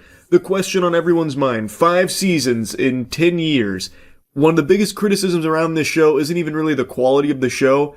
It's the time in between seasons where it's like 3 years of just fucking purgatory, so then everyone kind of forgets what was happening by the time the new season rolls around. And I always see the intense enthusiasts of this show start attacking people that point that out, like, oh, you homunculi, what, you can't remember every single fucking iota of detail that happened 3 years ago from the last season? Well, why don't you just do what I do and watch the entire series start to finish every 3 years in preparation for the new season? It's simple. And I just think that's a really weak argument. I think it's a very valid, legit criticism to say, like, a lot of time passes that it loses a lot of its hype. So much time has passed that the actors started as children and are now full-fledged adults. Millie Bobby Brown even has a child of her own, and they're still playing these same characters that are supposed to be kids. It is unusual how much time passes between new seasons, and it's preposterous to expect everyone to do fucking homework and rewatch the series every couple of years so that way they can be caught up with what's going on so they don't feel fucking lost with the new season. Anyway, though, I think it's a real complaint. That's the whole point I'm making. But the final season, Volume 1, is here. But real quick, before diving into the spaghetti and meatballs of this review, I want to let you know Starforge Black Friday sale is live right now. It is fucking huge, up to $1,000 off of everything, so you can go there and check it out if you're looking for a better PC. It's got the best PCs in the universe. You can click the link below. So overall, my thoughts on Stranger Things Season 5, Volume 1 are that it's fine. It's a little bit of a letdown. Like, there are more things I didn't like about it than things I liked. There were definitely still things I enjoyed about it, but there were so many things in here that I thought were just kind of underwhelming and even went against some of the, like, really good things Stranger Things had done in previous seasons. I'm going to be getting into spoilers, so this is your full warning here. I'm not going to spoil, like, everything with the first 4 episodes, but there are some things I want to talk about that I just think showcase that they were really trying to just get through it. There are just a lot of moments in here where it feels rushed. And I think there's no better example of that than the military themselves here. They, right now, lack any real clear motive for what they're doing. Like, we don't understand why the military is carrying out plans the way they are, other than just, we're the bad guys. That's as deep as it goes right now, and I'm sure that'll be fleshed out more in the next in the next volume of the final season. But right now, they're just literally flat, one-dimensional antagonist, military bad. And they put that fist up your ass, letting you know you should not be rooting for the military at all. So, like, they start taking kids from Hawkins to bring them to their barracks to try and protect them, but what they're actually doing is using the kids as bait. Which one character's like, well, this is kind of fucked up, and she says, well, get over it, rub some dirt in it, pussy. Dr. K, that's like the new main military bad guy. And then, like, as the kids are there, the military's like really mean to them. Like, one of the officers even like just slaps one of the kids when he like speaks up and says something rude. Military guy's just like, poof. It's like, okay, so military bad, I get it. But what I don't get is like the response to everyone else in Hawkins about the military. So like they have Hawkins quarantined basically, like they're prisoners, they can't leave Hawkins. And everyone's totally fine with that. They're like, oh yeah, no, just fucking normal day paradise here. So much so that when they start taking their kids, the families don't put up any kind of stink about it. They don't like fight back or anything at all. They literally go door to door and just say, we need your child. And the parents are like, okay, we'll take them. Do you want all of them? Like, I have more children. Do you want to take all of them or just this one? And it's like, what the fuck? Really? All the parents are going to be okay with the military just taking their kids to their undisclosed location that is inaccessible to the parents? It's really fucking weird. Maybe like the entirety of Hawkins has been hit by a stupid beam. Why though? Like, what are they trying to accomplish? We don't know yet. So they're just like literally cartoonishly evil to a certain degree. So when you see Hop just start gunning them down, murdering a bunch of them, or watching Eleven snap one of their necks like she was breaking a Kit Kat bar, even dropping like a quirky one-liner saying, sorry for this, and then he falls from the second story, you're just supposed to be like, yeah, that was a bad guy, because military bad. We don't know what they're even trying to do yet, though. So they just feel like such a lame villain, and they're actually fucking incompetent too, by the way. That is like a crazy wombo combo here, because you set up the military as like one of the big forces here that they're battling against, and they have this massive base set up, both in the normal world and in the Upside Down. And in both of these cases, they are extensively researching, studying, and mastering their understanding of the Upside Down and the creatures that reside there, like the Demogorgon and stuff. Yet, in the final episode, when they get ambushed by Demogorgon, it's clear the military has no real answers to them. Instead, they continue to just use their guns, which have been established for a decade now, are not effective against the Demogorgon at all, yet all they rely on is their fucking guns. There's only one brave goober in their entire platoon, in this entire military base of hundreds of soldiers, that decides to use the flamethrower. To great effect, mind you. So why, with all they understand about these creatures, with entire science labs dedicated to the full understanding, Dr. K even demonstrating that she knows heat is what is weakening the thing that strangles, which is basically like a fucking hentai tentacle monster that starts strangling Hop, even explaining like, they thrive in the cold, but heat weakens it. Why then is this entire military operation gun-focused instead of having more fire-based weaponry? Or like incendiary grenades or something? Why? Why are they fucking stupid? If they have that knowledge, is it like budget reasons? Like they weren't allocated enough budget to buy fucking flamethrowers, more of those, or God forbid even a lighter? Jesus, a flare maybe even? Why are they still using guns knowing full well it doesn't work on these creatures? It just doesn't make sense, especially considering that they have done so much research and actually thoroughly understand a lot of it to the point where they literally have L's kryptonite. They have basically the brown note that they're able to blast through their satellite dishes, their, antennas, which is like a frequency that disrupts Elle and she can't like use her powers anymore and it hurts her. They call it her kryptonite. So they studied so much that they now can fight against Elle, one of the most powerful beings in the show, yet they can't just get some more flame weaponry to actually fight the other creatures that they are literally basically cohabitating with. I don't get it. Are the guns just to keep the kids in line so that they can start shooting the kids if they start asking too many questions? Like, I don't understand. It doesn't make sense. It just feels a little lazy, and it's my big complaint about part one is that a lot of it feels rushed. It knows it needs to get to certain places, but to get there, it doesn't really follow what's already been established. It just kind of like speed runs through it, at least in my perspective. And I also don't like that a lot of the character interactions just feel really weird and out of place. And the biggest culprit of that is Dustin and Steve. Now, their banter has been established since the beginning, basically. Like, they have camaraderie where they joke back and forth and they do argue. But in this season, that's dialed up to fucking 5,000. There is not a single scene with these two together where they are not at each other's throats. And to me, that just doesn't compute, because these are like basically best friends. And Dustin is a shell of his former self. After the death of Eddie, he's traumatized from it, and Hellfire being dragged through the mud, it really hurts him. So his big character arc here is he's trying to basically stick it to the bullies by staying true to himself, like Hellfire's the greatest, Eddie's the GOAT, and for that he keeps getting his ass kicked, and it actually starts to deteriorate his friendships with Steve and the rest of the gang. And then when Steve is like trying to talk to him about it, he's not even really talking to him. He immediately is just combative with Dustin about it. And then Dustin is combative back. So then they're just perpetually arguing back and forth to the point where they have to implement a rule where they don't talk to each other anymore. Because every time they do, they argue. And when they break that rule, they're just arguing again. It's really annoying. These are like supposed to be best friends. Steve clearly knows what's going on. Why wouldn't Steve try and connect with him and try and like help him get through what is clearly a very rough period in his life, instead of just immediately pressing his buttons and attacking him? Like, it's not banter like it used to be. They're literally just perpetually arguing for the sake of just having some kind of conflict between them. Same way Steve and Jonathan are constantly arguing now, because they're in this competition to impress Nancy. Like, it feels like characters are regressing. And it's just annoying. Especially Jonathan, by the way. His whole role in this series now is basically just being like a stick in the mud. Like, he is just always against the good ideas, and when an idea pans out, he's mad about it panning out.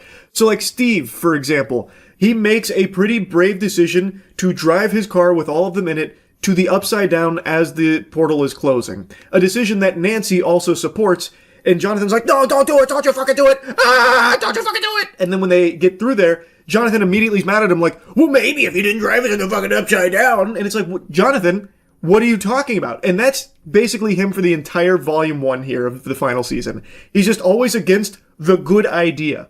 It's just lame. His whole character's been reduced to just like being obsessed with trying to like propose to Nancy now to beat Steve in this competition without ever really improving his relationship with Nancy and never actually contributing anything of value to the overall plot anymore. It's really disappointing to see. I also really don't like how inconsistent they are with the Demogorgon for the sake of plot armor around the main cast, or even the parents of the main cast. The viral clip that everyone's shooting spitballs at is when Karen, the mother, is trying to protect Holly and the Demogorgon is chasing them, and it one-taps the husband, whose name I already forgot because he plays such a little role. He hits him with like a golf club and the guy just slaps his nipples off. He survives, by the way. Well, now Karen is trying to protect Holly, so she breaks a wine glass and starts stabbing it, and the Demogorgon's like really suffering, like, ow, ow, ow, ow, ow. So Karen is literally fucking shaking this thing down for its lunch money, this thing that is unaffected by like bullets and everything, but this wine glass imbued with the power of a mother's love is just blasting it. But it doesn't kill the Demogorgon or anything.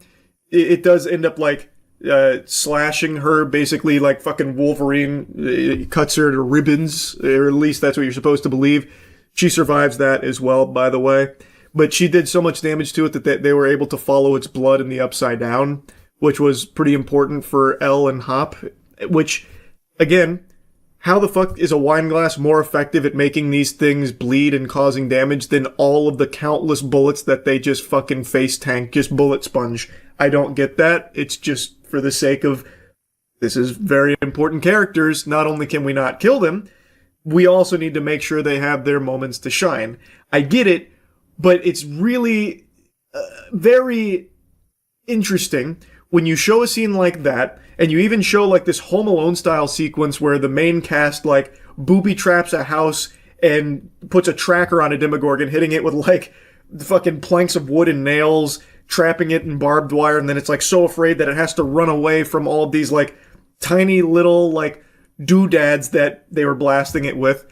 And then you have a scene only an episode later where a Demogorgon, the same kind of Demogorgon, is just eating hundreds of bullets and literally splitting trained soldiers in half with no effort. Yet it can't kill in middle-aged man and woman or a bunch of kids, and it's so afraid of all of them that it has to leave, and it took so much damage that it's fucking bleeding out.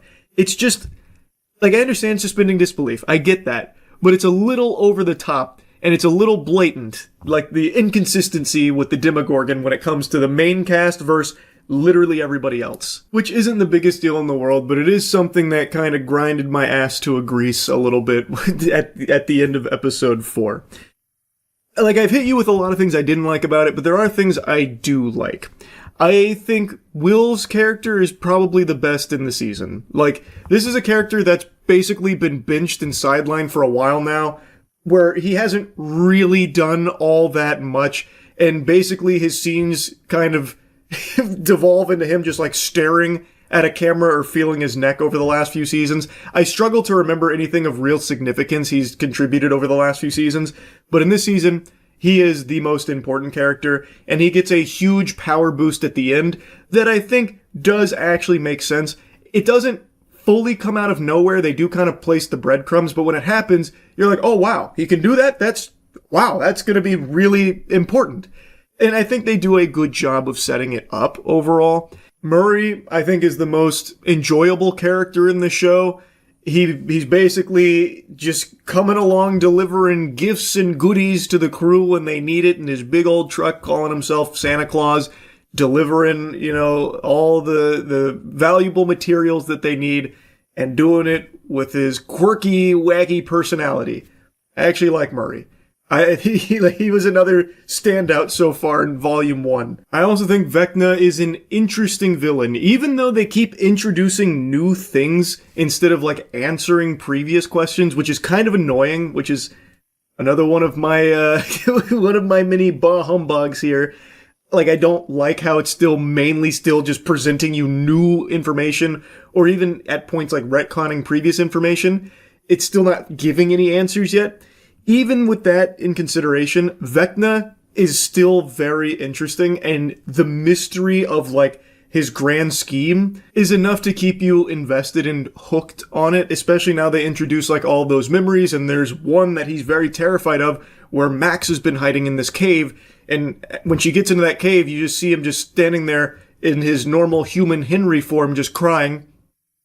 I gotta fucking order a French fries there. Why? Like, there is a lot of interesting mysteries it proposes, though it has done a really poor job at providing any answers from things in the previous seasons so far. I'm guessing they're saving that for the next drop, which is a little frustrating. I would have liked to see some lines start to wrap up or start reaching a conclusion, but whatever, there's still plenty of episodes to go. I also think they do a good job of showcasing just how menacing and powerful Vecna is. In the final fight of episode 4, they have him walking out fucking aura farming. He's in his, like, turbo evil Groot form, so he's got, like, fucking tentacles all over him. He looks like a rotting tree ant, and he starts using his abilities to just massacre all of the remaining soldiers from the Demogorgon ambush. And they show how strong he is, and then he has, like, a speech to Will, and then, unfortunately, and this is another thing, the writing in this first volume feels so different from the good writing of older Stranger Things episodes. So after slaughtering 15 soldiers, gruesomely massacring them, Joyce is standing between Vecna and Will, and he just, flips her to the side. And then he, like, force chokes Will over to him and gives a little speech about, like, you were my first experiment. You broke so easily. Your mind is weak. You've got poop brain, Buster. You got smooth brain. I don't like you. You're stupid. You're stinky. And for that, I'm leaving. And he's gonna let the Demogorgons take care of them. But why, though? Vecna, while he does enjoy reveling in the suffering of others, they've established that, they also, even in this very season, said he is not the kind of person to leave things unfinished, so why wouldn't he have just killed them himself? Like, why would he not have just immediately, like, fucking bopped Joyce, just slimed her out right then and there like he did all those soldiers? And I can see why he'd try and let a Demogorgon finish off Will, because that'd be, like, the ultimate torment. But still, it was just kind of, it felt lazy more so than anything. And that's the way I feel about a lot of dialogue in this first half of season 5, where it just feels like these characters talk at each other instead of with each other. So like Elle and Hop, as they're going through the Upside Down, which by the way, the Upside Down is no longer like this scary place with like bats and like giant tentacles and everything. It seems very sterile now. Like, you can make an argument that maybe the military went through and cleared it all out, and they've also been so experienced with it that now it's just no longer a big threat, which I think takes a lot of wind out of the sails of the Upside Down, which was once like the worst place imaginable, basically hell. Here, it's fundamentally just like a blue light filter area with a little red lightning, and there's nothing else to it. Like, there's no like sense of dread or looming terror in the Upside Down. It's basically empty now. Like, the only people left are the fucking military and like the Demogorgon once or twice. Outside of that, it's just completely vacant. Like, that place Squidward went to be all alone. So like, when Elle and Hop are traversing it, they're not even worried. Like, they're just casually strolling through the Upside Down. When Steve, Dustin, Jonathan, and Nancy get into the Upside Down, they're not worried either. They're treating it like a joke that they're now in the Upside Down, and they're just more annoyed that Steve crashed his car. So, like, the Upside Down is no longer, like, a scary thing. But what I was getting at with the dialogue, while Elle and Hop are going through the Upside Down, like, they bicker and then immediately make up, only to bicker again during, like, their making up, and then bicker again. Like, the line, punk ass, was used, like, 15 times in a single scene, where Hop is, like, injured, and she's being stubborn. He's like, "Oh, you're such a stubborn punk ass." And then she's like, "Oh, you mean like a stubborn punk ass?" And he's like, "Oh, you heard stubborn punk ass? Yeah, well, I guess I'm a stubborn punk ass too." It's like, okay, come on. You don't need to wear the word out so much. Like, they really hammer that word in there. And that's a lot of their dialogue. It just feels really stiff. But now I want to mention something else that I think is probably a hot take with something I liked from this volume 1. I really like that they brought Eleven's sister back. That's probably a really spicy take, because that episode is still the worst in the series by far. That was in like season 2, where they had this like random, completely out of left field episode where Eleven meets her sister who has powers like her, and they basically have like a fucking biker gang, and they go out causing a ruckus. And that was an episode everyone hated. And it seemed as though they tried to pretend it never existed, because it never came back again. Eleven's sister was never even loosely referenced again, really. But in the final episode here of Volume 1, we see that the thing that was, like, clogging her ability to use her powers and hurting her and, like, weakening her was actually the military using her sister as that sonic weapon. I actually really like that idea, because you can't just say that episode in Season 2 is not canon. It has to still exist as a part of the overall lore here. And I think this was a good way of doing it. You no longer have to, like, address anything else about that episode. You now have the most important part of that episode, that character, now in the megamix here in a way that I think does make sense. And now you have another very powerful piece on the chessboard for how they could fight against Vecna. It does make me a little concerned that the final fight between Vecna and the main crew is going to be like a fucking Conjuring movie finale where it's basically just like force pushes back and forth. I would really hate if it, and I hope I'm wrong, but I can see this happening. I would really hate if it ends with Vecna getting into like basically a Dragon Ball Z beam struggle with Eleven. And then he's like, "You can't defeat me alone." And then she's like, "I'm not alone." And that's when her sister comes in and adds to the beam. And then that's when Will comes in and adds to the beam. I'm using beam metaphorically because, of course, they're going to be fighting with the invisible force pushes. But then you have all three of the very powerful people all banding together to force push into Vecna, which obliterates him. I would hate that. I would really hate that. And I could maybe see it happening, because now you have 3 people that can all do this. You have Eleven, you have her sister, now you have Will. But there is a chance that's how they're going to kill Vecna, and that would really suck. That would be so fucking lame. But hopefully I'm wrong.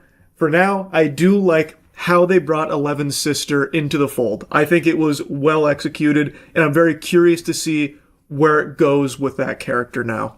Anyway, I've been yapping about this one for a while, but this is a season 9 years in the making here, and I don't think it was the greatest Volume 1. I don't think it was bad. Like, I think there were definitely good moments, but instead of providing like answers, it is still giving you more questions and expanding upon previous questions. And it's really starting to feel like it's dragging, even though it also feels like it's rushing through certain things. It's just, I don't know, it's just in an odd spot. I'm really hopeful that the next volume, like, I do think this will still, it still has the potential for a good ending. So I'm still looking forward to how it wraps up. It's just, I didn't love this first batch of 4. It was fine. That's really about it. See ya.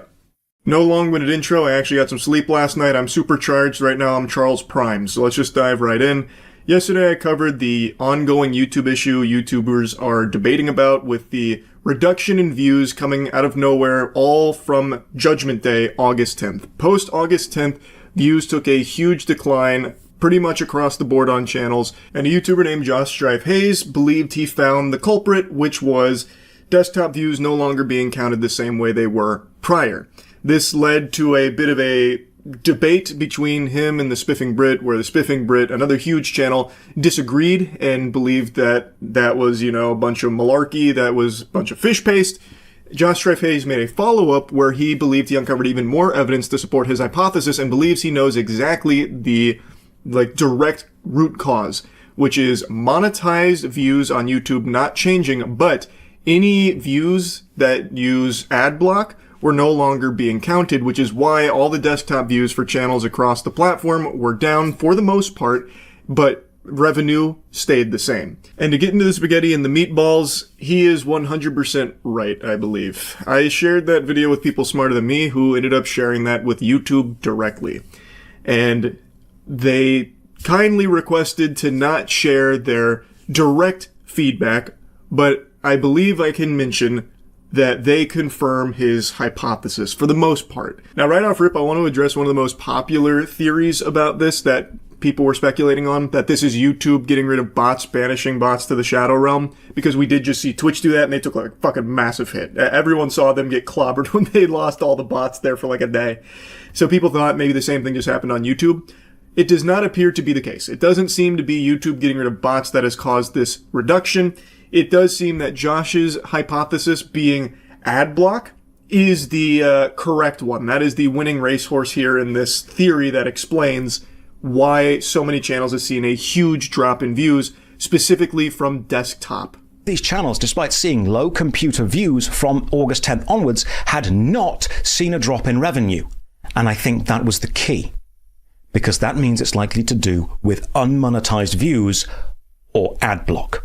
However, when YouTube is watched through an ad blocker, these adverts don't play. The ad revenue isn't generated, which is bad for YouTube. On screen now is an article showing a previous clash between YouTube and ad blockers written in January 16th, 2024, referencing the November slowdown of 2023, where a change to ad blocker, not YouTube, was the culprit for the slowdown. So YouTube and ad blockers have been in an arms race for a while now, with YouTube wanting to ban ad blockers, even recently making the 3-strike system. You may have experienced it yourself. Josh is right on the money. He pinned the tail on the donkey. That was the key. That was the chemical X to the Powerpuff Girls formula here. The relationship between the decrease in views having no effect on the creator's revenue, it did help him get into the actual problem.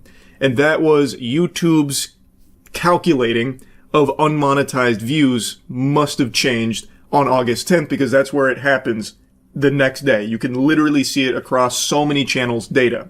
I think it's pretty obvious that something happened on August 10th, but we don't know what the cause is exactly yet. What was the reason? In the words of Hoobastank, maybe the reason is you.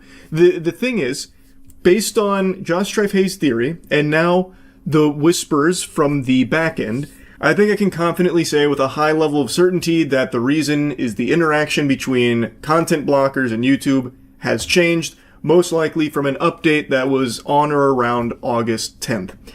From what I'm hearing, it was most likely on the ad block side, where what they use in their protocol, what they use in their list, what they changed had the side effect of that data no longer registering with YouTube's backend, so they never even received the signal in the first place, which is why those views weren't recorded. But since they were ad-blocked views anyway, they weren't monetized, thus the creator revenue wasn't impacted. And it also explains why all of the other device types, the views don't go down because it hasn't changed. On desktop, on your computer, you are more likely to have ad blocks installed. Also, it does explain why some creators didn't see a big reduction in views. If they are mainly creating shorts content, which most people watch while taking a shit or whatever on their phone, or if the content is catered towards a younger audience, kids aren't as likely to have an ad block installed. So some of the channels that I've seen talk about how they haven't seen any hit to their desktop views post August 10th, their demographic is skewed much younger. So these kids are most likely not having an ad block installed, so their views are still monetized, thus calculated the same. It explains why long-form videos that have an older audience are now much lower because of the presence of an ad block. It is a pretty watertight theory, and like I mentioned, this has made its way to YouTube. The lost views were not monetized views. Because if they were, we would have seen a reduction in revenue, which we didn't. But there's a third aspect to this. YouTube have claimed they have not changed how long-form views are recorded. And I think they are telling the truth. They haven't changed how they show the data they receive, which leads me to two possible conclusions. Either a huge amount of computer viewers all decided on August 10th to collectively stop watching a huge amount of channels all at once, which I think is remarkably unlikely.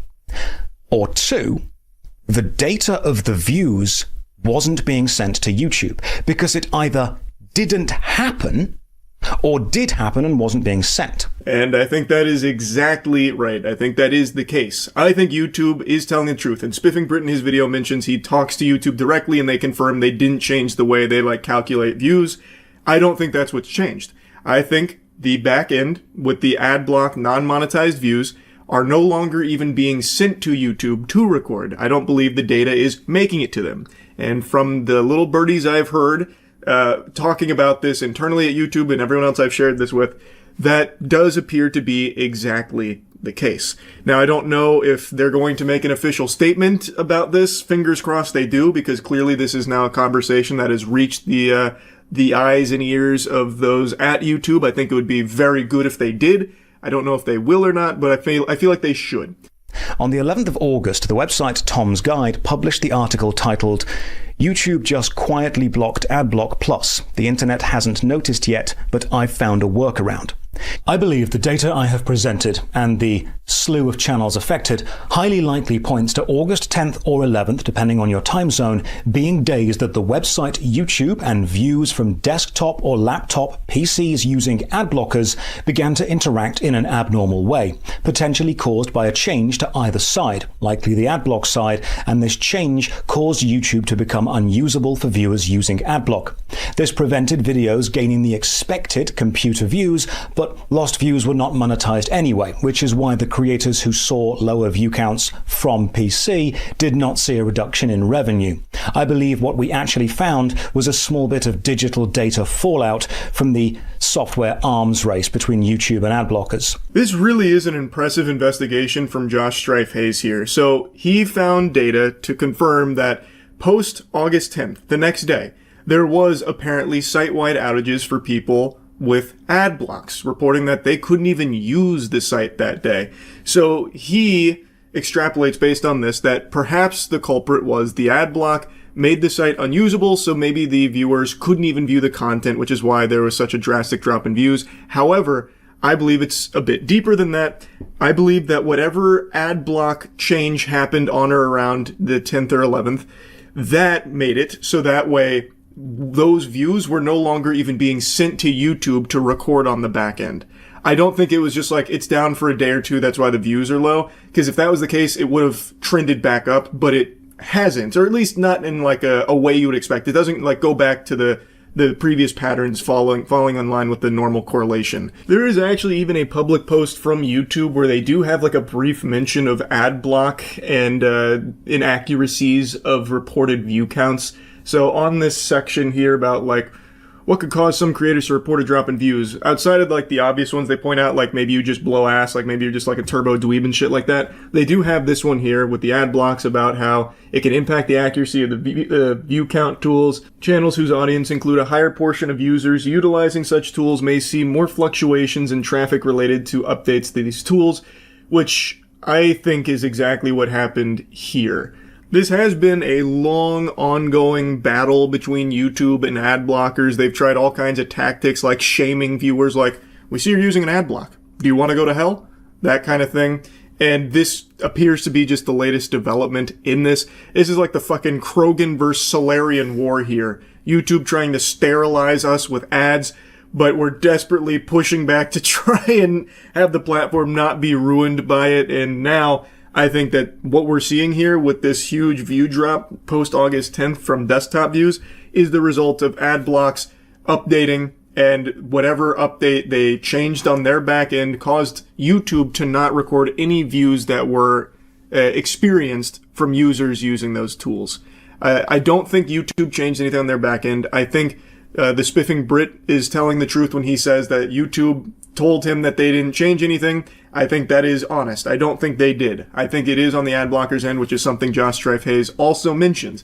It appears to be that whatever they updated has now had the unfortunate side effect of no longer having those views calculated for the channels that they watch, because YouTube is not even being sent that data in the first place. It doesn't even get that signal. But anyway, that's kind of the explanation for everything as I understand it, and from everything that has apparently been talked about from the internals of YouTube as well. Really incredible work from Josh Strife Hayes to get to the bottom of this. I'm hoping the YouTube will make an official statement in regards to this, because now it's become such a big conversation piece that it is even leading to like drama on the platform to a certain extent, which, you know, it's just, it could easily be stopped if YouTube would just be, you know, not as tight-lipped about shit that they do have knowledge on in regards to these kind of topics. But anyway, I guess we'll see if they do. That's really about it. So yeah. Meet Bailey, a 6-inch Yorkie who's robbing his owners of a sex life. Whoa, whoa! Pressing down. I hope Billy the Exterminator pays him a visit. The job than Top Terrier, who lives with Jackie, Phil, and 18-year-old Holly on the outskirts of Glasgow. Why did they throw in 18-year-old? So that way people knew it was legal to think about her sexually or something? That seems like an odd detail. You didn't tell me Phil's age. Is Phil not 18? Attention and attacks if anyone. Come on, Phil, you can handle it. Mummy may dote on Bailey, but Phil is sick of him. Hey, well, fuck you, Phil. About the dog. To feed him. That's a good boy. Look at 18-year-old Holly just feeding the dog from the fork. Very little food. Problem pooches for 10 years. It's like James Bond of dog training. That a dog should know it. What's going on with Bailey then? We don't have a normal relationship. Well, Mary Poppins, 18-year-old Holly and I have been feeding him pasta, and, well, he doesn't like Phil. Okay, if you want to have sex, Bailey has to go to your mother's. We have on occasion. That seems more like an excuse not to have sex with Phil. Hey, sorry, Phil, you know, Bailey's barking. You know, Bailey doesn't like it when we have sex, and not tonight. Or tomorrow. Phil, can we just divorce? Okay. God damn. Literally, this 18-year-old Holly's just doing what her mom does. She's a victim of bad dog parenting. The dog suffers because of it. Well, I don't think Bailey's suffering. Bailey's getting top-tier food, and he is getting to bully Phil and cuck Phil. Phil's just gonna rip ass in the dog's face. That's it. Just back, very quietly. Just back. Don't look at him. Shit your pants, Phil. And just relax. She's a Phil trainer. Yeah, she's here to train Phil to be a man. Not really training the dog. Phil thinks Bailey's a disobedient embarrassment to the dog. But that's a bit harsh, Phil. Especially for a man who's getting cucked by that dog. I wouldn't exactly be talking such big words. Put the treat To help Bailey eat, I've decided to feed it this entire thing of chocolate. Playing with him is you're really sort of simulating the kill, as it were. You're on one end of the animal, he's on the other end. Well, to be honest with you here, I don't think Bailey's killing any animals. If the play gets out of hand, Victoria Bailey would struggle against a dust bunny, let alone another living animal. Got your hand. Hard for him. Really hard. But we've created it, so we need to. Phil's stressing out about finally being able to have sex. He's already coming right now. It's been years. It's been years, Victoria. Years. Years. We're just gonna have to. Dress. Bailey stays off the table and appears to take to dog food. Phil now eats out of a Jackie dog and Phil food bowl use as well. Victoria's backing in He method loves to kibble. enjoy shared evenings on. We'll take a chance. I still don't fuck my wife. Each other. Clean these traps out, reset them, and we'll just. How do keep you going feel until all about the rats bucket are killed off fedoras? Eventually. When I say I'm gonna do something, I rarely follow through. It's a bad habit of mine. I get really excited about things and I'm like, yeah, I'm real gung-ho about this, can't wait to do it. And then I don't do it, or I only give like a little half-assed measure and, paddle around in like the shallow end of it, but I never get like deep into something like a big commitment until my Resident Evil marathon. 2 months of playing through 29 Resident Evil games.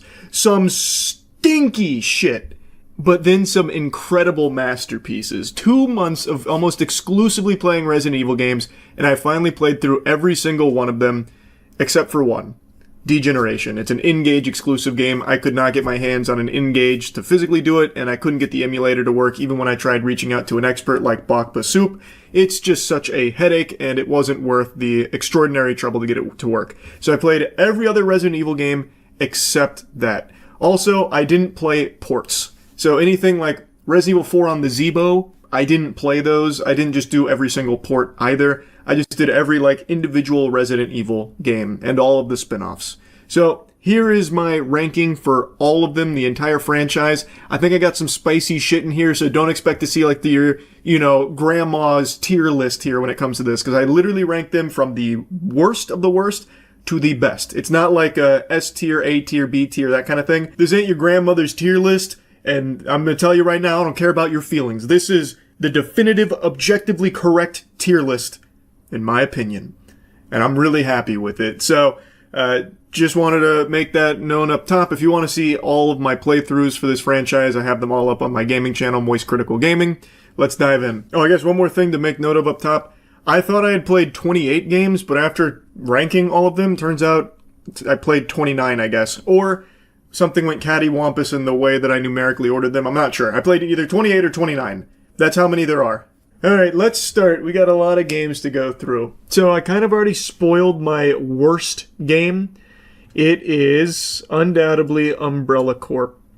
Umbrella Corp, I think, is the worst Resident Evil game in the franchise. I know it's kind of a lukewarm take, but to make it a little spicier, I don't actually think it's the most objectively bad. I think it's the most shameful. So, to explain, Umbrella Corps is a multiplayer game, but it has a single-player component, which is this. It's only 3 objectives. You either grab briefcases, 5 briefcases, and you win, or you collect 20 DNA samples and you win, or you hold the location for 5 seconds and you win. And you do that for 2 hours, and that's its single-player content. Umbrella Corps is embarrassing. And it's multiplayer. I actually had a really fun time playing, but only because it's so fucking bad that it's good. Everyone's got turbo speed. This is not me at 2 times speed, by the way. This is just the speed of the game. It is just a disastrous game, top to bottom. Just a horrible idea. Melee's also a one-tap, by the way. I got him. So you can crawl on the ground and just snake around the entire map and just blast people, which I had so much fun doing. Here, hold on, let me go to a point where I was doing that. Up there. Zombie got me. Not here. Oh. This is me prone right now, by the way. Nice. And I won on a 15-player kill streak. Then I'm ready for this sneak attack. But yeah, Umbrella Corp, I think, is the worst Resident Evil game. Bar none. Not only multiplayer, but single player, conceptually, everything about it, huge stinkerooski. But I do think there is a Resident Evil game that is objectively worse. And it is... Where is it here? They're so small I can't actually read them. Oh, here it is. Resident Evil Survivor 2. This game is only 30 minutes long. It is a light gun shooter. Kind of. Well, I mean, it is a light gun shooter by, like, genre.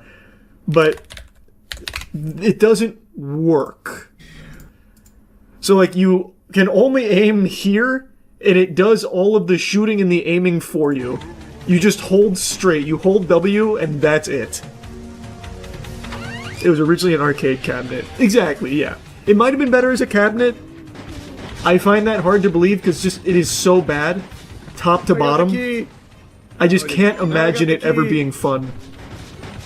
Run, Claire, run!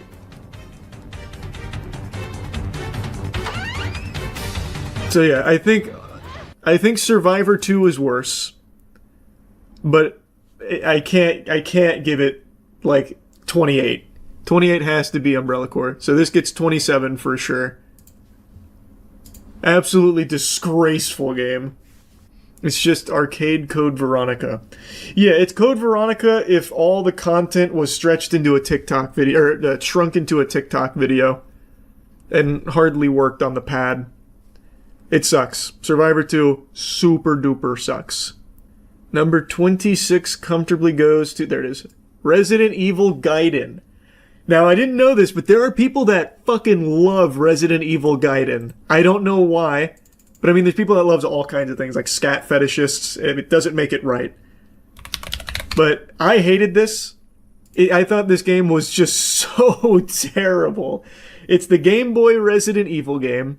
The map is so big and so counterintuitive to, like, design philosophy. Nothing makes sense with it. But I will say, Barry's here, which helps carry it a little bit. And also the music is hypnotic. H***'s here. Okay, so this is aim. Also, this aim is fucking worthless. All it does is start the fight sooner. But let me show you what a fight looks like. This is how you fight. You just time right here and hit in the middle. Hardly Resident Evil.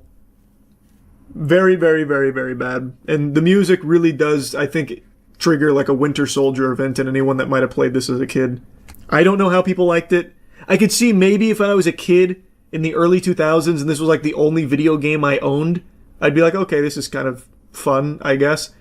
But knowing Resident Evil games and then playing this is just awful. It'd probably be Reverse. Where is it? Is this Reverse? No. Oh my god, it's missing a game! I just found this list. It's missing Reverse. This one isn't up to date and the DLC is separate. It said 2025, but you're right, they did separate the DLC. So now we know. Resident Evil Reverse, this is the game that shut down a few months ago. Actually, the game that kicked off our marathon, by the way. Kind of sentimental. I didn't even post it on this channel. It actually predates the gaming channel. I posted it on main. So it's this piece of shit. Guy? Oh my god. Again, it's one of those games that can be so bad that it's fun. Farts right now. I'm going ballistic. So like I did have like a decent enough time playing it. This community hates to see me log in. I am way too good for this. Double kill. Yeah. Yeah. Man, it's a but yeah, pretty bad game. It is now lost media. Operation Raccoon City's got to go there. This is another game that apparently has a pretty dedicated group of enthusiasts. I think Operation Raccoon City sucks. This is just like a blatant cash grab where it was trying to just capitalize off this piss filter early 2010s type gaming third-person shooter, like cover shooter. It's just lame. Like, there's just really nothing fun about Operation Raccoon City. The best part about the game was just it being short. Position 2 also reached. Moving up. Hunk was here. 3. Hunk's cool, but he doesn't carry this game. Girl also achieved. Position 4 inbound.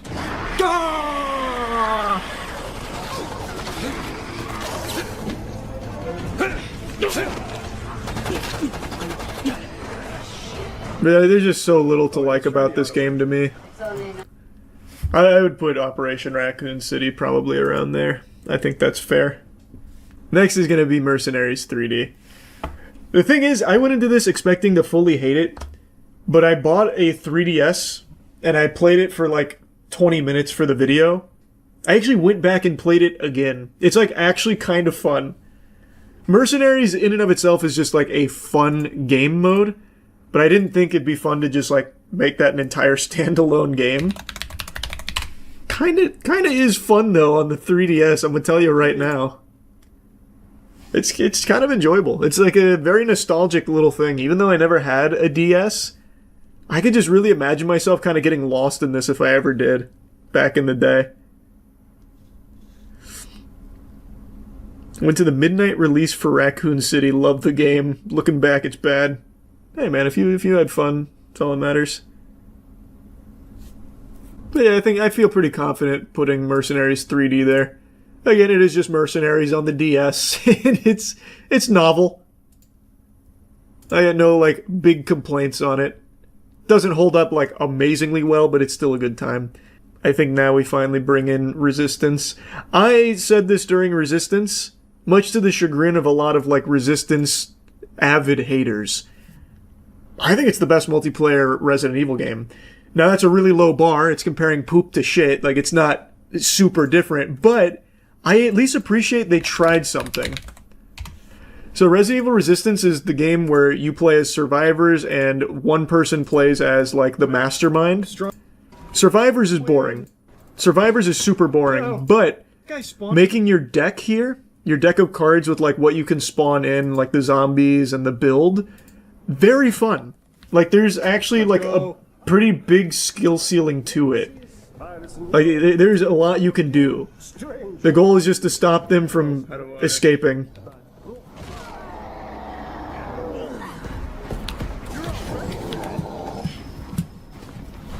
I enjoyed that. What is that? Enjoyed, I'm using a little loosey-goosey. But I was surprised by how much I didn't hate it. I guess to be more accurate. I'd probably go Umbrella Chronicles next. I think that's this one, right? Is this Umbrella Chronicles? I'm pretty sure. Hold on. I'm pretty sure it's Umbrella Chronicles. It's a fine light gun shooter. Like I said, I don't think it's bad. We're in the territory where the games I don't think are bad. They're just mid. And Umbrella Chronicles is just fine. So there's a ton of content. Like, you get a lot of bang for your buck here. There's like fucking 45 campaigns here. And it's fine. I don't have a whole lot to say about it. It's just fine. Now is probably when I'd go Resident Evil Survivor, which I think a lot of people are probably going to give me some flack for because people hate this game. I actually found it to be fun.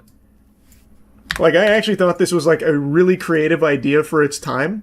And I think it's like decently executed, to be honest with you. Like, yeah, it's got that crazy glitch where you can't take damage if you're not looking at the enemies. But who gives a fuck? That makes it even more fun. It's skill expression. It's a cool game. They take it first person. It's very interesting. Okay.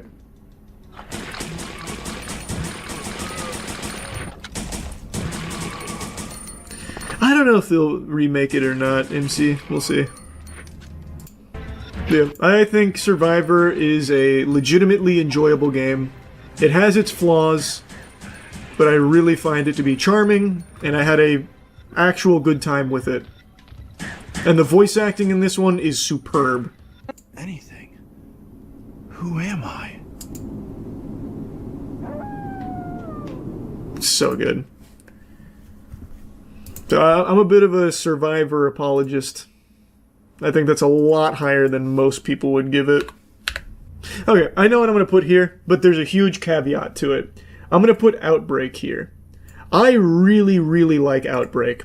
And again, this is another one of those things where, like, Resident Evil was trying to reinvent the wheel. Like, they fucking swung for the fences conceptually. This came out in, what was it, 2003? And it's a multiplayer Resident Evil game that has some really good ideas. You work together to try and survive. I feel the hunger. Just hold that down. And you go through like a bunch of different scenarios there. It like actually so far ahead of its time here. Like this is back when Xbox Live was something like unheard of. It tried its own thing on the PlayStation. I don't know if it took off or like succeeded in a big way, but it did build up enough of a community where now they have their own servers for it so you can play still. It's a fun experience. The problem with Outbreak is it is so fucking janky. So like the input delay, and again, this could be because of like the private servers, but the input delay is brutal. Some of the things like don't function the way that I imagine they did back when it was officially out and functional. So it's just, there's so much jankiness to it that holds it back, and so much lag. But outside of that, really, really fun. So it's like, it's kind of low here, I see, but like, it's solid. Like, it is solid. I think this is where I'm finally going to slide in Resident Evil 3 Remake. Again, the game is, like, good. Like, gameplay-wise, it's super smooth. That shit is silky. It looks good. I do like what they did with Nemesis. Well, until they turn him into just a dog. I do like, you know, like this intro. Okay, does it? And I do think they did a really good job story-wise. Like, they gave the characters a little more, like, fleshing out. But it came at the cost of removing over half of the original game. There's way too much cut content in here. It feels very incomplete and half-baked, considering the original. It's my turn, bitch. But if you've never played the original, maybe you were, like, totally satisfied with this. The dodge feels a lot better. Like, there is a lot to like about it. It's just, it's worse than the original. And it could have been so much better. It could have been like a Resident Evil 2 remake. There is a lot to like about Code Veronica, but there is so much I fucking hate about it. Resident Evil. This game, after finishing the franchise, I can confidently say this had the most backtracking. Bar none. Okay. It felt like I was just caught in an endless fucking Dormammu time loop. Anytime I would progress, I'd have to go back. Hunters are gonna be fucking awful in this game, I can already tell. But I really appreciate that the knife is glitched. So when you do like a knife swing, you hit like 25 times. It's actually the first time the knife felt really strong. There's a lot to like about it. I really like the characters in here. It tells a really good story.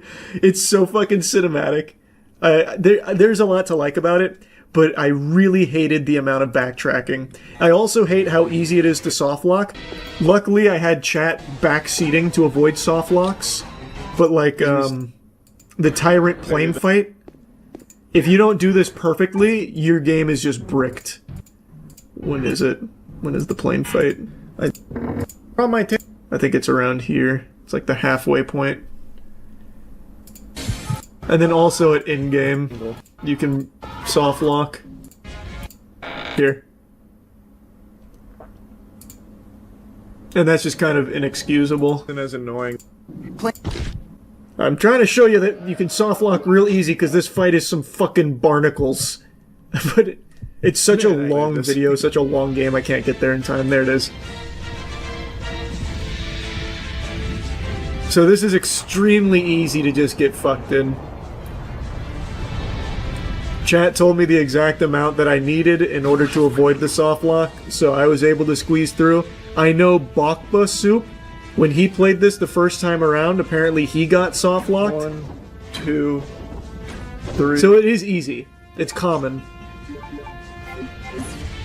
And then you hit him out of the plane with that. Overall, like, it is a good game.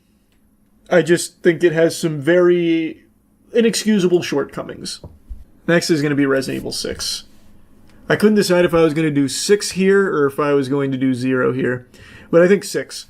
I do not dislike this game nearly as much as most people. This used to be my least favorite Resident Evil game. I played it when it came out. I fucking hated it. I thought for sure this was going to be in my like bottom 5. Playing through it again this time, it's not. The gameplay is actually really fun. Like the movement, you can schmoove in this game. You have so many options Oh, wow, for wait, combat. You can roll, fucking slide around all while shooting. Like, there's actual movement tech. It's fun. Like, the gameplay is legitimately fun. It has a lot of depth. A lot of ammo. The worst part about this game is easily its story and its length. The game is way too This guy fucking waited long. so long for that ambush. Only to blow it. Wow.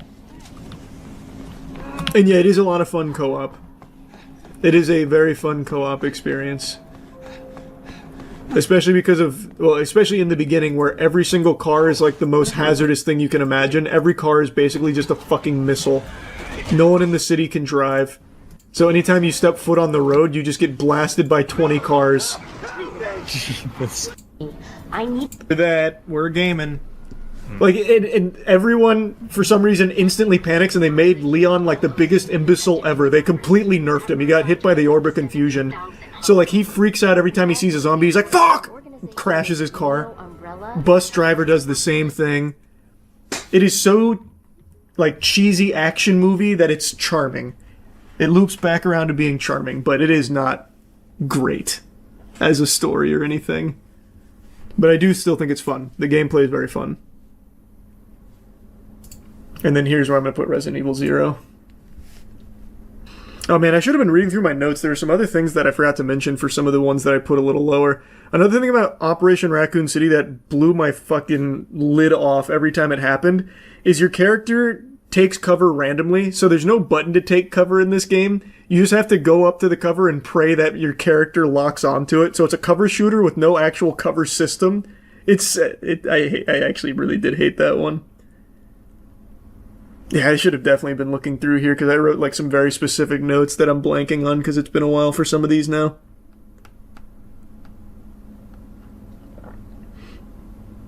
Oh, that's what I wanted to mention with 6. Another thing 6 does that's just inexcusable, a huge sin, is they redid the inventory system. So instead of like the standard inventory system that actually every single Resident Evil game ever had done, it like tried to change it up by having like the scrolling bar, and you don't like mix herbs anymore. You just make pills. You just make Fent, and you put it in your tablet. So you have to put it in your tablet box to like pop it one by one. It was just so unnecessary of a change that added nothing except making it more janky. It was a really dumb decision. That definitely sucked. But another cool thing though, the auto connections. So this game has intersecting pathways. So when you get to certain points in the story, like of the 4 campaigns, they intersect. And when you reach a point where they intersect, other players can join your world and you play together briefly. It was cool. Fun idea. And since I played it on stream, chat joined. And the intersection actually kind of slapped. Resident Evil 0, I think, also has a lot to like. Like, it's a very fine game. Like, fine, I'm being way too harsh. Like, it is a good game that is held back by some really bad decisions. Oh shit. So, like, it's another game you can get soft locked because of the character switching with Billy. I'm here, baby. Let's get in it. You can, like, if you don't send the right character at the right time, you can lock yourself out for a long time. Which is not fun. That's just a huge headache if you don't know it's coming. But the worst thing about the game is they got rid of the item storage box. No slots at all. I hate it. That doesn't make the game difficult, it just makes it tedious. True. So, you don't have a lot of slots for your inventory. You work through both inventories, so you do technically have a lot of slots, but since you can't store anything, what you ultimately have to do is make piles on the floor. So for this, you make I guess you don't have to, you make it anywhere. I made piles on the main lobby for all of the stuff I wasn't using but knew I needed. And when you reach, like, towards the end of the game, here you can see my pile. Since there's no item storage box, you just leave it here. It's persistent. They don't disappear. So when you reach the halfway point in the game, you go to a different spot. And if you don't bring every single one of the items, you are so fucked. You have to make like an hour-long journey back just to retrieve it. It's so stupid. Taking out the item box added nothing. It just made the game more cumbersome. It was a headache for the sake of a headache. It's just a chore for no reason. I really enjoyed the story of this one. I wish they brought Billy back in some capacity. It's kind of a shame that Billy never came back, or Rebecca. Like, they're both really strong characters here. I really like Billy's backstory in the army and the horrors that he went through. I don't know. I thought they did a good job there. I also really like the locations. I hate the Bat Boss, though. The Bat Boss was shitty, but not nearly as bad as people made it out to be. So I'll read the Caveman Cliff Notes. Hard game, but fun. Love story, train car was hype. Mansion map layout was amazing, felt intuitive, rarely got lost. Hated no item box. Baffling decision, complete dog shit. Yeah, basically what I was saying, but in bullet points written like someone was overdosing. I think, yeah, I'm gonna give it to Revelations 2. Revelations is a series I really wish they would continue. They set up some really interesting shit with these. I like the upgrade idea. I don't like the partner here. The AI controlled partner here is the worst in any game I've ever seen. They do not do anything. They actually outright refuse to do anything. They don't fight. They don't fuck. They don't shoot. They don't do anything. They don't work on puzzles. They just stand there idly, brain dead. No. But it's a good story. Barry is back. Barry's my fucking boy. The upgrades are creative. Yeah, but Barry, the thing is, it's more dangerous to leave her unattended at a boat on an island full of monsters. See, classic Barry thought processes, by the way. I really wish they would make a Revelations 3 to close the story, but whatever. I also like bringing in a new Wesker family member. I thought that was a novel idea to see more Weskers. Overall, just a decent, good game. I've got no, like, huge complaints other than the AI. I just really hated the AI. Nope, it's actually the shortest notes I have here. Better gameplay than the first, but AI is the most dogshit companion I've ever had, and having no online co-op is baffling stupidity. Forgot about that. Yeah, this game's not that old, but you can't play online co-op, only split screen, and the other player really gets shafted because all they can do is shine a flashlight or throw a rock. Is this it? Is this Darkside Chronicles? I think this is Darkside Chronicles. I'm almost positive it is. Darkside Chronicles is just the best light gun shooter. Just full stop. It is the best light gun shooter they made. Resident Evil I hate the head bob. The head bob really sucks. But it's just... I mean, it's exactly what you want from a Resident Evil light gun shooter. There's not a whole lot to say about it. It's just... I think it's just everything you want. Survivors left. But, like, what else can you say about a light gun shooter? It's just good. Outbreak File 2. Outbreak File 2 has all of the beauty of Outbreak File 1, but with, I'd say, like, 60% less jank. This game just worked better. I think the scenarios were more interesting. So, on very hard, you collect something called. And I love the raccoon medals. characters. It's like the whole point. I get so many good characters. I haven't either, but you know, I just found a raccoon medal. Oh, sick! I see it. I can only hear it. It's fucking awesome. Yeah, you got him. I'm going. It's so fun just playing with your friends. This is Matt right here. He's beating a hyena to death. I missed him. I gotta run for a sec. Nope, you're going. Nope. That's my boy. Stand back up, I dare you. Oh, I can only hear you now. Don't worry. He's popping back up. He's back down. I think one more ought to do it. Get up. I didn't hear no bell. It's so good. I actually really like Outbreak 2 a lot. I think the game, again, took what Outbreak 1 did, but the technology was better, so it just worked better. It didn't really change much from this first game. It just was smoother, and they improved the scenarios. So I really like Outbreak File 2. Next, we have what I think to be a criminally slept-on game that has the best music in the entire franchise, and I'm saying that unironically, Dead Aim. Also, I saw someone in chat mention that this is a light gun shooter. I actually totally forgot that. I think Dead Aim slaps. I really liked this. Hey, the only bad thing about Dead Aim, and you'll see it in the title, if you get the assault rifle, just close your eyes or don't use it. Fuck. But this is a third-person Everything and looks the same. first-person shooter. It's so good. Yeah, this is where I got the silence. You didn't play any as a light gun shooter? Yeah, but this one doesn't even register to me as a light gun shooter. It just This has feels to be so the far least removed. helpful map I've ever seen in my life. It's just the blueprints. I just wish the game was longer, honestly. Exactly, took everything Survivor did, made it better. And man, did they go all out for the music. Boner jams out the wazoo. Where's the save music? Dodge will work if you do it just as they hit you. What, hit the opposite direction twice?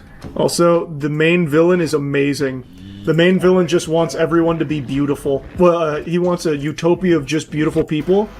So then he takes the virus and it gives him titties. That's how he becomes more beautiful. Where is he? Of course. You got it. This boss Is he sucks, though. stuck? That boss is actually trash.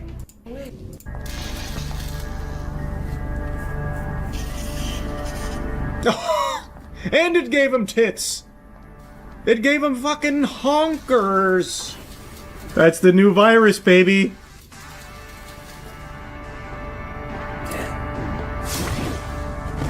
God, Dead Aim was so good.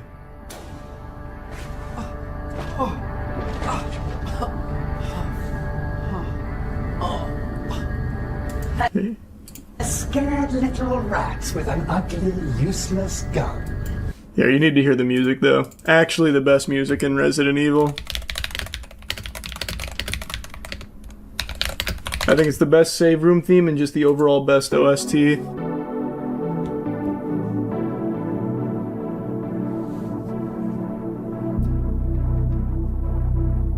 Oh, it's just hitting all the right neurons.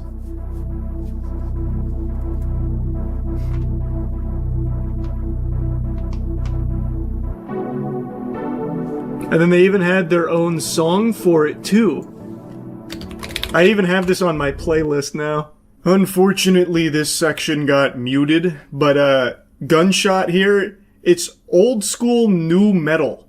And it plays in the intro of the game as like a AMV almost for Dead Aim. It's like an actual great song.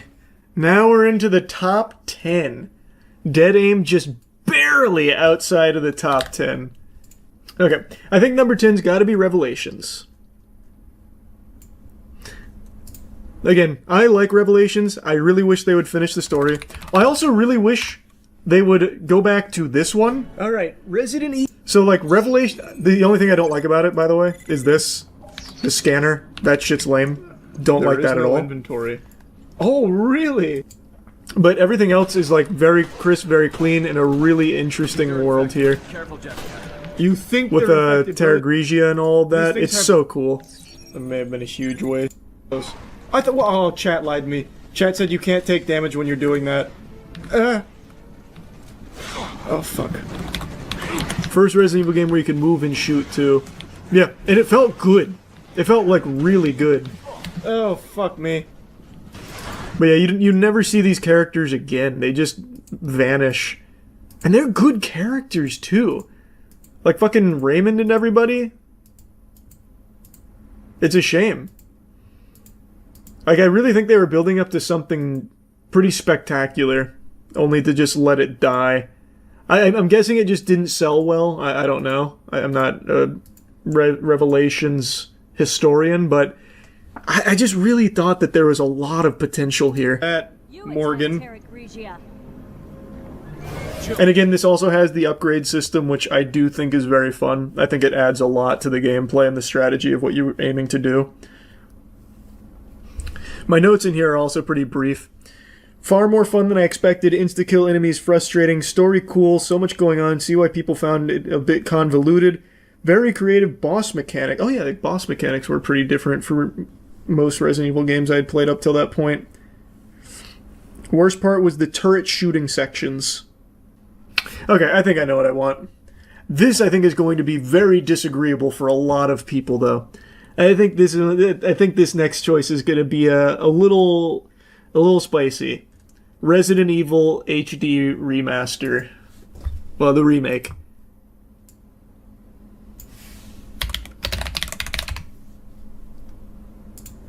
We're doing the full, all-encompassing Resident Evil marathon. I know this is a little spicy. This is a little spicy. I really like it. I think it's great. I thought it was really, really fun. I didn't like playing as Chris. I thought playing as Chris sucked. I would have liked to have just... can will separate an item. The problem with playing with Chris is like he has all these fucking pockets, but you can't use any of them. So I just ended up never really having a lot of space to do shit. I love the idea of Crimson Head. I love how they upgraded everything visually. I, of course, missed the iconic shitty voice acting. It was super amazing. But I think this game is spectacular. I might have just got really lucky with that first bait. Great game. I haven't pulled it off since. I feel like there's nothing more that can be said about this game that hasn't been said a million times. And I know people aren't going to like that it's at the number 9 spot, especially considering what I'm putting at number 8.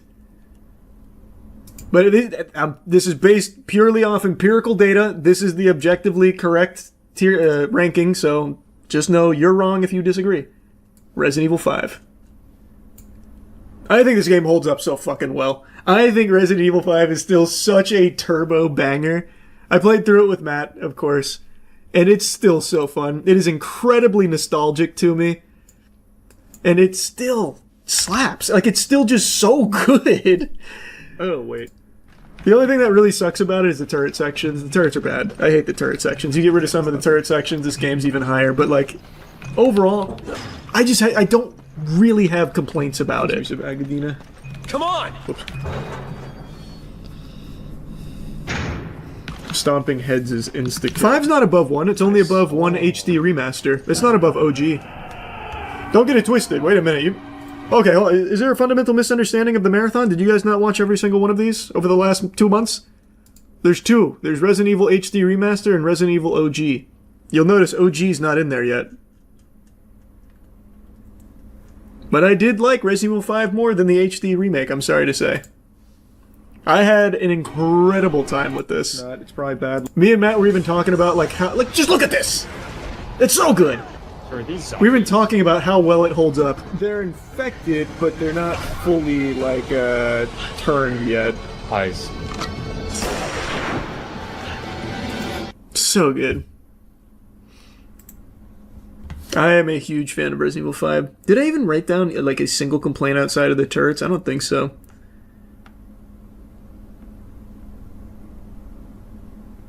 No. Literally no. I even made, like, just a special mention of how amazing Wesker is in this game. And he is great. I had also never played the DLC until this playthrough. One of the DLCs is trash. Sorry to say. I can't remember which one it is, but it's the one where you're going through and you're playing, like, with what happened. You get to see, like, the mission going after Wesker. That was just lame. It was, like, 40 minutes long. That offered nothing. The other one, though, was fun. About how they escape. I think Wesker is the best villain in the franchise. Like, outside of Nemesis, that is. Nemesis, I think, is just the coolest across the board. But as far as, like, actual antagonists go, like, with motives and everything that aren't just a fucking killing machine, Wesker's the best. Second to Wesker, Morpheus from Dead Aim. Morpheus is great, just wants a utopia of beautiful people. It's so silly. I enjoyed this far more on my most recent playthrough than I did when I played it initially. And I think it was helped because I went back to back. Alright. I went directly from 7 right into Village. So it flowed really well, and the ending hit very hard. I remember hating it when I first played it. This time around, I think they did an amazing job. Oh! Hey! I think just too much time had passed between 7 and this for me when I first played through. Into the Moonlight? And of course, everyone knows iconic Lady D. Pretty much everything in the mansion here I thought was the best part. Which I know everyone says, but it really is just super good.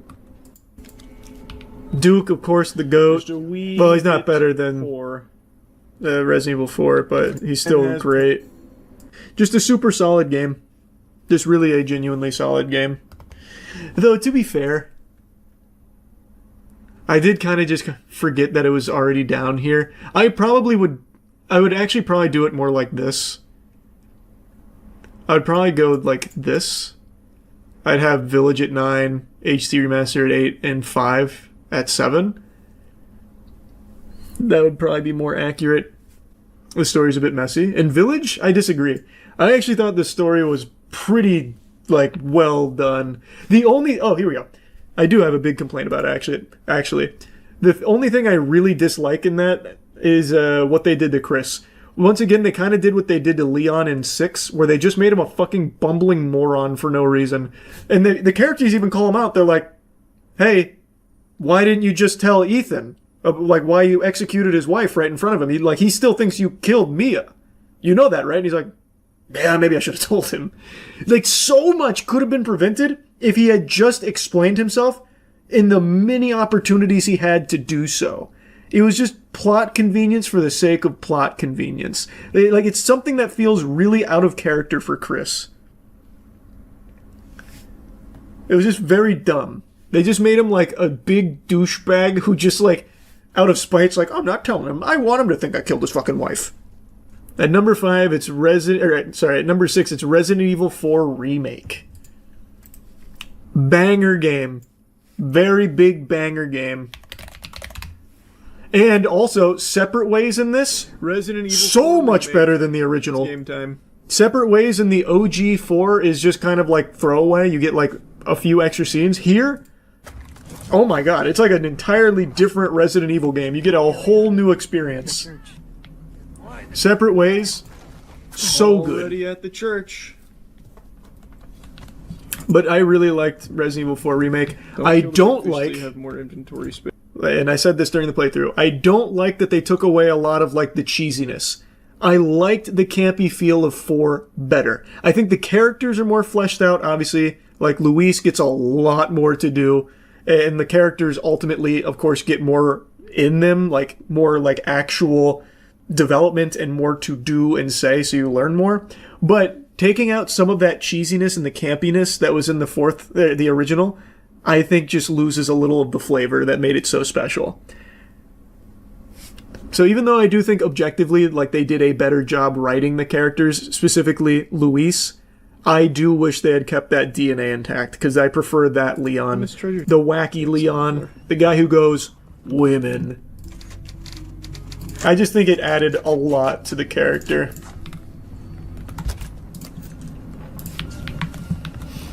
Oh yeah, Ashley's way better in this game too. Ashley in the OG is basically just like a mannequin. She's just like a fucking doll that walks around.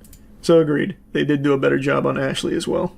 I think this is going to be another one of the spicy ones that people get really mad at me for. But it's going to be a Resident Evil 2 remake. This was previously my favorite Resident Evil game. But coming through on the marathon, there are 4 games I actually like more than Resident Evil 2 Remake now. I think Resident Evil 2 Remake is great. Oh, wait. I totally forgot to put the OG. Sorry, I do like Remake more than OG. Sorry, I forgot 2 was still down here.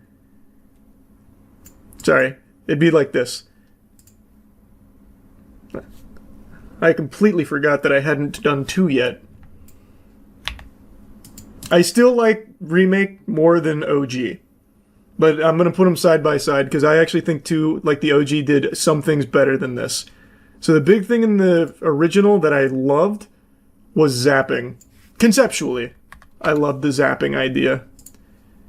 Where some of the things you do in this campaign directly influence what the other campaign gets.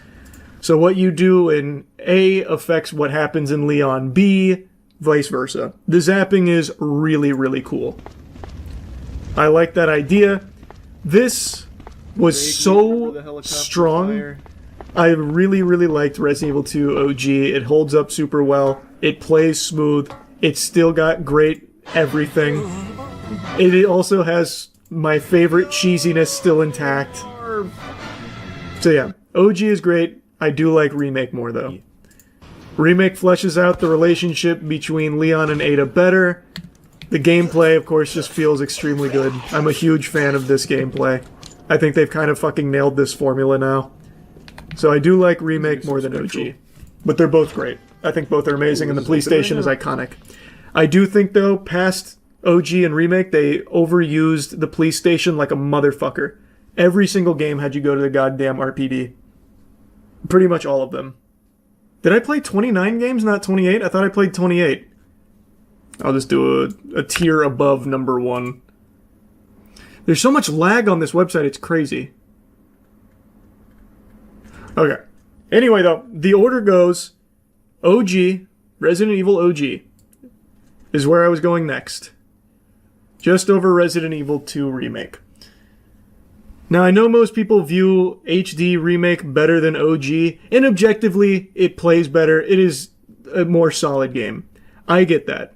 But there was something truly special about going back and playing the game that started basically the whole genre.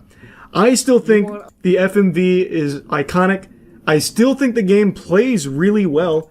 Like, yes, it's a little janky, but the voice acting, the atmosphere, everything is just so good. What is this? Wow, what a mansion!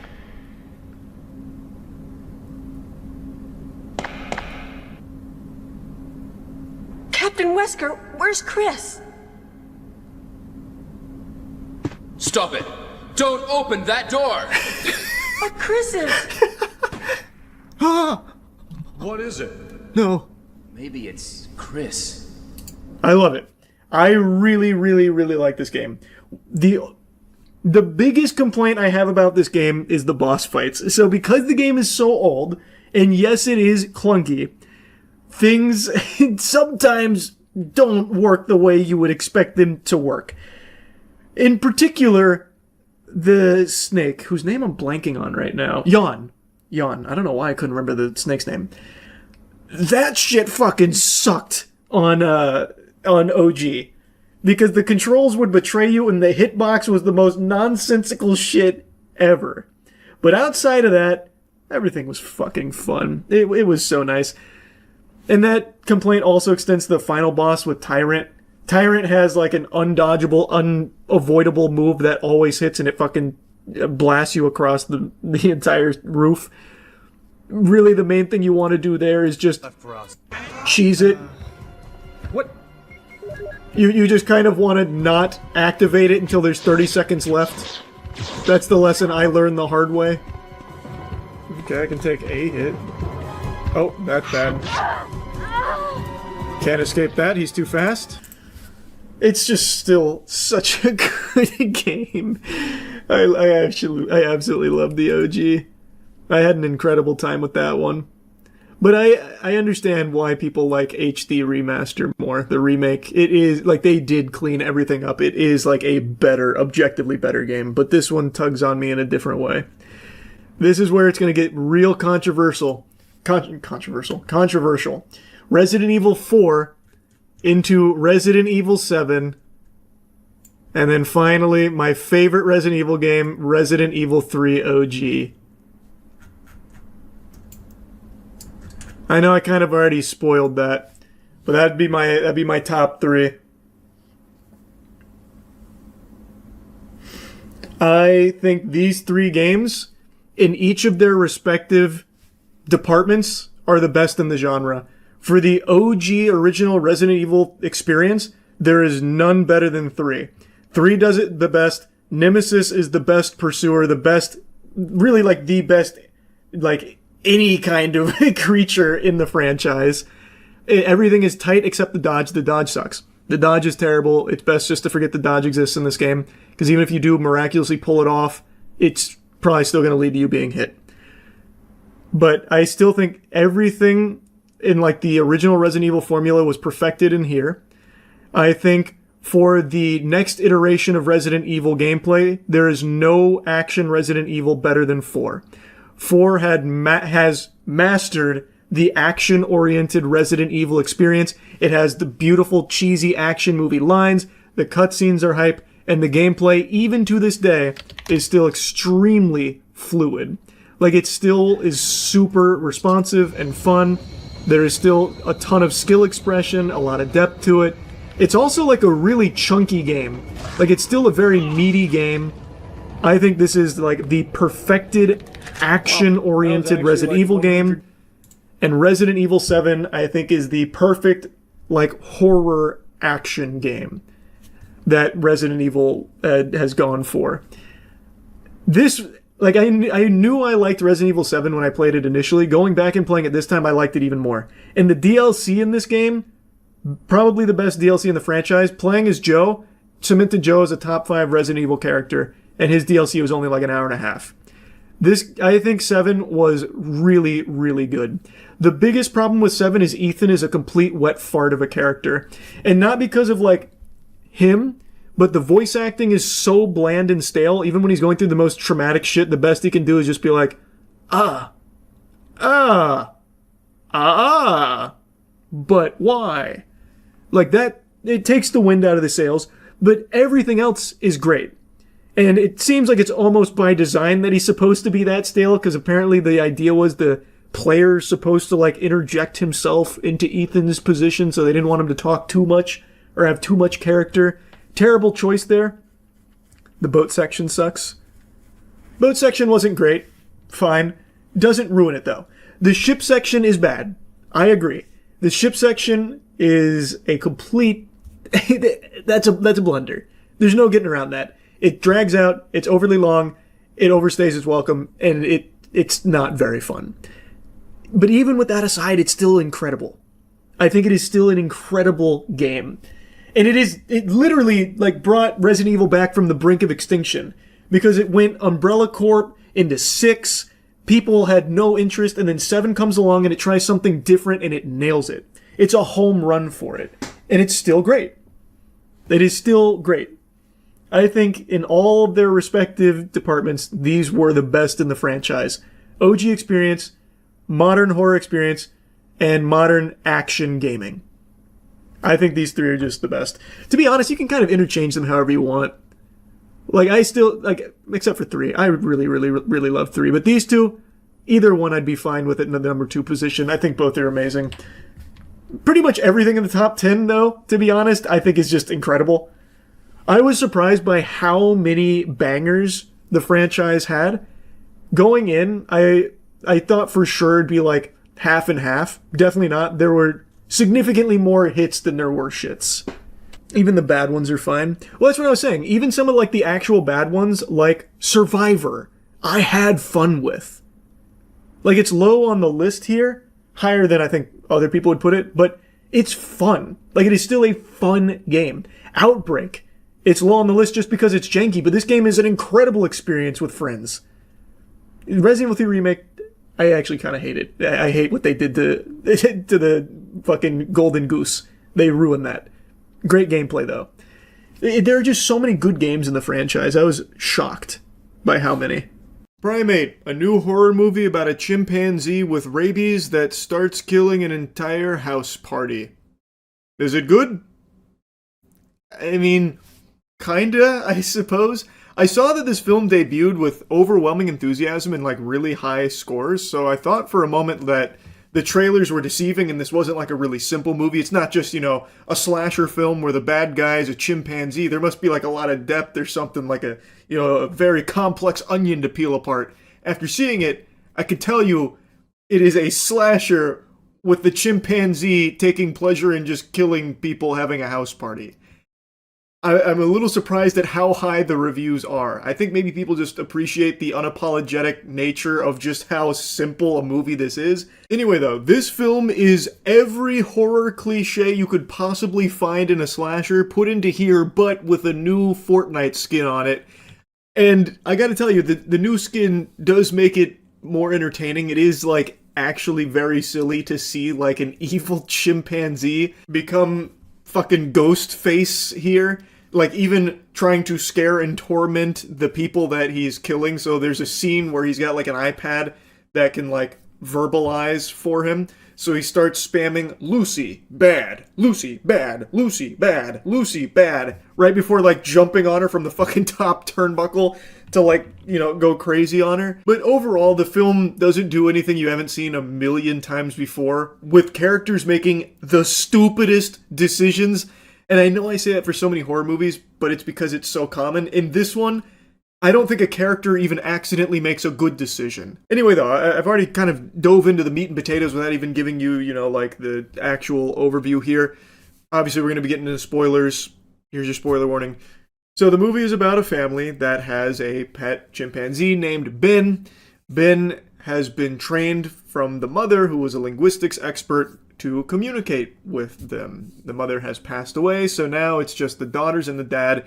And one of the daughters is finally coming home after a long time away, and she brings her friend, who brings her friend, and they meet two dudes on the plane who are like your quintessential frat douchebag party, like, titties, a beer, yes! That is all they are. And they meet them on the plane. Then they go to Lucy's house. She's our main character. And Lucy's father is about to go away because it's an important deal that he's got to do. So even though his daughter's finally home, he can't really stay and celebrate. So it's Lucy, her sister, and Lucy's friends. And they have a house party because Papa's not there anymore. So they said, it's time for beer and weed. So they have a house party because the house is all to themselves. We meet Ben, who unfortunately got in a little bit of a tussle with a mongoose. And the mongoose had rabies. Then Ben escapes from his enclosure after murdering one of the doctors that was coming to check on him. He rips his face off. The gore in this movie is pretty impressive. Like, I know it's a lower budget film, but it actually looked pretty solid. It's not just some like super lazy low budget CGI that you'd find on a CW show or anything. I looked it up. It's practical. It's an actor in a suit with an animatronic face for the chimpanzee. So it looks good. And it's not like, very cheap suit or anything. Don't be picturing that scene from SpongeBob where he gets him in the sack and starts beating the devil out of him. Like, it is a decent looking film. And the kills are pretty brutal. Like, Ben rips someone's jaw off, like, straight off their face. Like, and it doesn't look like, dog shit PS2 graphics or anything. And that's pretty much the whole movie. I basically described the entire story. It is, they were throwing a party because Dad was out of town, Ben's got rabies, and now he just wants to kill everybody. So they're trying to survive the night. And boy howdy, let me tell you, they do a fucking terrible job at surviving. They are worse at that than mosquitoes. And those stupid bastards fly into electric bug zappers. It is crazy just how many awful decisions these characters make. So, for example, when they first start to recognize something is wrong with Ben, he's getting aggressive. He bites one of the sisters, and she's like bleeding out, basically. They jump in the pool right afterwards because they correctly deduce that Ben can't swim. So they get in the pool, and then Ben gets his iPad out and he starts just saying, dead, dead, dead, dead, dead, taunting them. And like trying to like circle them, and they're just floating in this pool for a while. Eventually, Ben like ambushes them, so he climbed over the top of the pool and then dropped on the other side to like scare them and like try and grab one of them, but fails. And he's just sitting on that edge, and the edge of the pool is right by a cliff. So the only guy here at this party decides he's going to be the big shot hero, and he comes up with a plan to push Ben off the side. And when he goes to push Ben off the side, Ben basically just flips him over instead, and then he falls to his death and has his head explode on a rock down below. Then Ben comes up and starts laughing, like maniacal laughter, like a comic book villain. Why would the guy think that the best choice would be to push the chimpanzee? The chimpanzee is 1,000,000 times stronger than him. That was only ever going to end in disaster. I don't understand that plan, because they had just discussed that he probably has rabies, like that's probably what's causing this, and they know he can't swim, and they would probably know that water would frighten him, and he's on the edge of a pool, on the edge of a cliff. If he had instead just started splashing water at him, Ben probably would have freaked out and fallen off the cliff. But instead he decides to go for like a Goldberg spear on him, which ends with him dying. I don't know why he wouldn't just splash him with water first. But anyway, I don't need to get hung up on just how terrible the decisions were from the crew here on trying to survive. Like, every decision they made was counterintuitive to surviving. Like, if their goal was to be alive, they did everything in their power to ensure that couldn't happen. But I have to call out one inexplicable scene. So those two dudes on the plane that I briefly mentioned, the reason I mentioned them is because they did play an important role. While they were partying, one of the girls decides to give them a call saying, "Come fuck our brains out," like teasing them, and then leaves a message with her address. And we don't hear from them again, and then of course Ben breaks out and all hell breaks loose. And then randomly, after, there's been some death around the area from Ben killing them, not just the one guy, but also one of the other girls got pummeled to death. Well, then those two dudes show up. They're already like plastered, but they like break into the house. They open the door and they're like, "Whoa, it's time to party. Who's looking for penis delivery?" And they're just walking around this house that no one is there. There's shit thrown all over the place. And they're just like joking around like, "Yeah, dude, they're probably upstairs waiting for us to come bone them. I'm going to check upstairs, but you check downstairs just in case. We're going to get super laid tonight." And they're just walking around this house like drinking their beer. These are strangers, by the way. They'd never met apart from like the 3 minutes they spent hanging out on the plane. And they break into this house with all the lights off. It looks like there's no signs of life, but it looks like there was some kind of struggle. And they're just wandering around aimlessly. One of the dudes goes into the girl's room. Well, multiple rooms, actually. And then he's like just hanging out on her bed. Still, he has seen no signs of life in this house. They are actually just burglarizing this place. And he's just hanging out there, and then he looks at a picture that's on the nightstand. He's like, "Oh, it's a pet chimp. Weird." Puts it aside, and then, of course, Ben is there. And that's when he rips the dude's jaw out. And then he also kills the other guy who was still wandering around the house. And then he eventually saw all of the girls in the pool, like, passed out on a flotation device because they had been, floating there for so long they got exhausted and fell asleep there. And he's like, "Dude, I found the chicks." Mind you, in order to even get to that area to see the girls in the pool, he had to walk through a minefield of broken glass because Ben had busted through a glass door. Meaning, he walked through the broken glass, thought nothing of it, then saw them unconscious in the pool and was like, "Yeah, they're here, the girls." And then he gets killed by Ben. It's just so weird because, like, no matter how dumb, like, no matter how lobotomized or drunk you are, I don't think that would ever actually happen, which is why in this kind of movie, you have to suspend disbelief so hard. And I guess that maybe is, like, the big appeal, because it's very unapologetic with how stupid these characters are, and even the concept itself is so outrageously, like, over the top, like just a killer chimpanzee that just wants to kill for fun after contracting rabies. Like, it is wacky and over the top, but I had to mention that because I was sitting there stunned like, no way. No way we're watching this right now. And it's also really inconsistent with how strong Ben is. Like, I'm sure many of you have heard the stories of, like, chimpanzee attacks and how brutal it is and how strong they are. Like, the one chimpanzee that ripped the lady's face off and, got shot 6 times and still didn't even go down. Like, it is incredible how strong these animals are. In this movie, they showcase that a little bit with Ben, sometimes, but then other times, like on Lucy, there's like 4 scenes of him just like beating Lucy to death, and she's totally fine. There's a scene where he breaks her wrist, like breaks her whole hand and wrist, and then in the next scene, it's fully healed for Lucy. She even picks up a shovel and hits him with it, with no issue at all.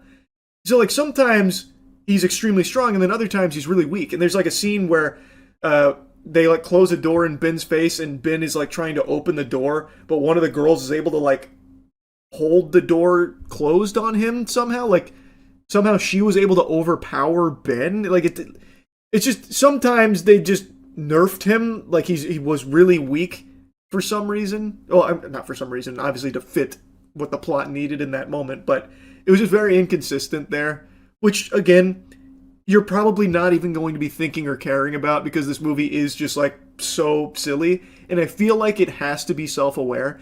I couldn't get like a full gauge on if this movie was self-aware or not, but I have to imagine that it is. Anyways though, there's no need to yap about it further. I don't think the movie's like good or great or anything like that, but it is entertaining. Like it is silly, it like unapologetically silly with how the film plays out in a lot of cases. So if you're just looking for like a really like, simple, fun movie where a chimpanzee kills a bunch of people, that is exactly what you get with Primate. There's no bait and switch there. There's no false advertisement. That is exactly what you get. So yeah, I mean, that's really about it. So yeah. This is just actually unhinged. This is crazy. I don't know what I'm going to call this video yet. I have no idea what to title this. It is just so bizarre. So to give you the cliff notes, today I was researching about a huge crypto rug pull that Stream Chat made me aware of last night. And I know crypto rug pulls are the most common thing on the planet, more common than a sneeze. Did the sun rise somewhere in the world? If the answer to that question is yes, then that means fucking 50,000 people lost tons and tons of money in a crypto scam, probably on pump.fun. That's the main hub for it, the main cesspool. And last night, Stream was telling me that there was a disabled man who was doing a crypto coin on pump.fun called 120 hours, because he claimed he had 120 hours to live. And when it reached about a $500,000 market cap, he rugged it and went offline and hasn't been seen since. Now, it doesn't seem like he was faking the disability based on all the available evidence that does seem to be true, but there's no way of knowing if he really had 120 hours left to live and this was his final oorah of just stealing a ton of money from a ton of people, or if that was all just fucking phony baloney like half of the other scams on pump.fun. Regardless, the fact is, tons of people got rugged, left with their dick in their hand there. And while I was researching for this topic, I stumbled across another huge story in the crypto space, also on pump.fun, but this one bucks the trend of a rug pull, and it is something far more sinister that I have not seen before that implicates Steam.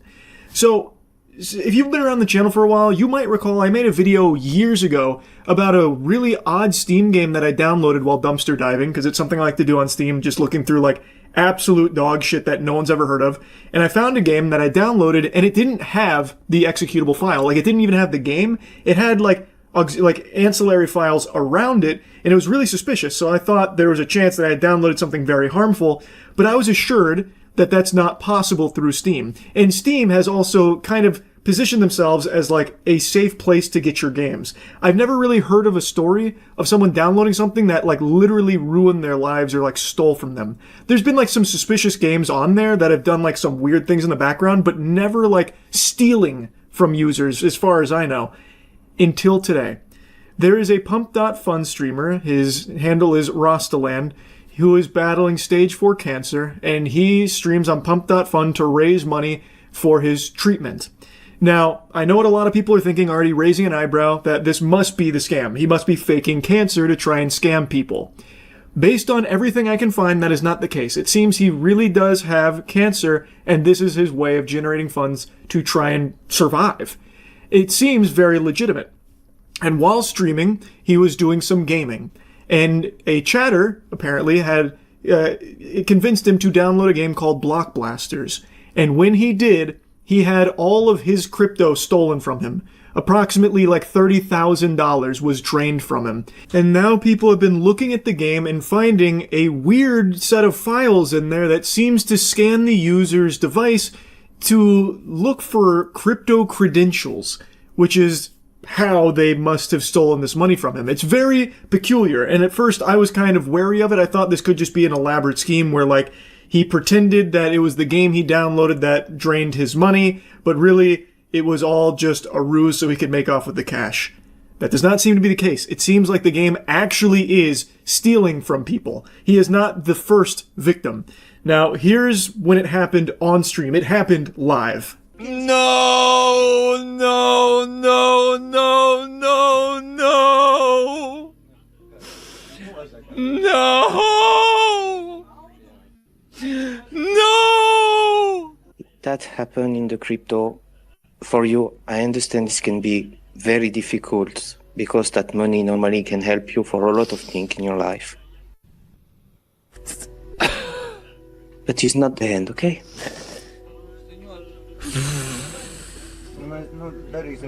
You're such a brave person.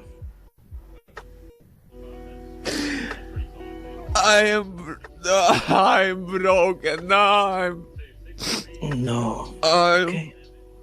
I'm sorry, guys. That is brutal. Now, there is no one more harsh of a critic on pump.fun than me. I shoot spitballs at that platform all night and day because it is 99.9% scams. I would have said 100% scams if not for this story. I really think that this is real. He's provided, like, receipts. He has proven that he is not faking the cancer diagnosis or anything like that. And when it comes to like the money being stolen here, it seems like it really did get stolen by this game. I don't think he has any involvement with the game. And someone I trust more than anybody else in the crypto space when it comes to scams, Zach XBT, has made a post about this, seemingly confirming that the Steam game is the culprit that stole this money stole this money from him as well as others. So Zach XBT kind of coming in here really solidified this to me as like a legitimate, like the real deal. That's fucking terrifying. I truly didn't think Steam games could have this kind of vulnerability. I've made jokes in the past about like a terrible game being a crypto miner, and apparently there are actually some games that do kind of do that to a certain extent, but I've never seen something to this level. This is a huge security like flaw, a huge danger on the platform. As someone who buys games that have like 0 reviews and 0 players, sometimes I am literally the first one to play a game that no one's ever heard of, planting my flag on the moon.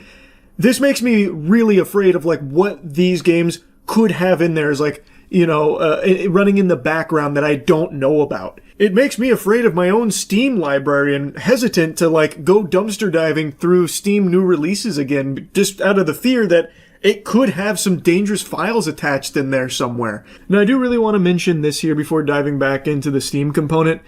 The community banded together to try and make Rostaland whole again, so someone named Alex Becker sent him $32,500 to cover what was stolen from him, and it's extremely wholesome. Everyone banded together to try and show support and try and help him out after something so devastating happened to him, and here's a post Rostaland made thanking him for it. That's super great. I'm really happy he was able to get the equivalent amount back. The scammers made off with the $32,000, and I imagine Block Blasters will be delisted.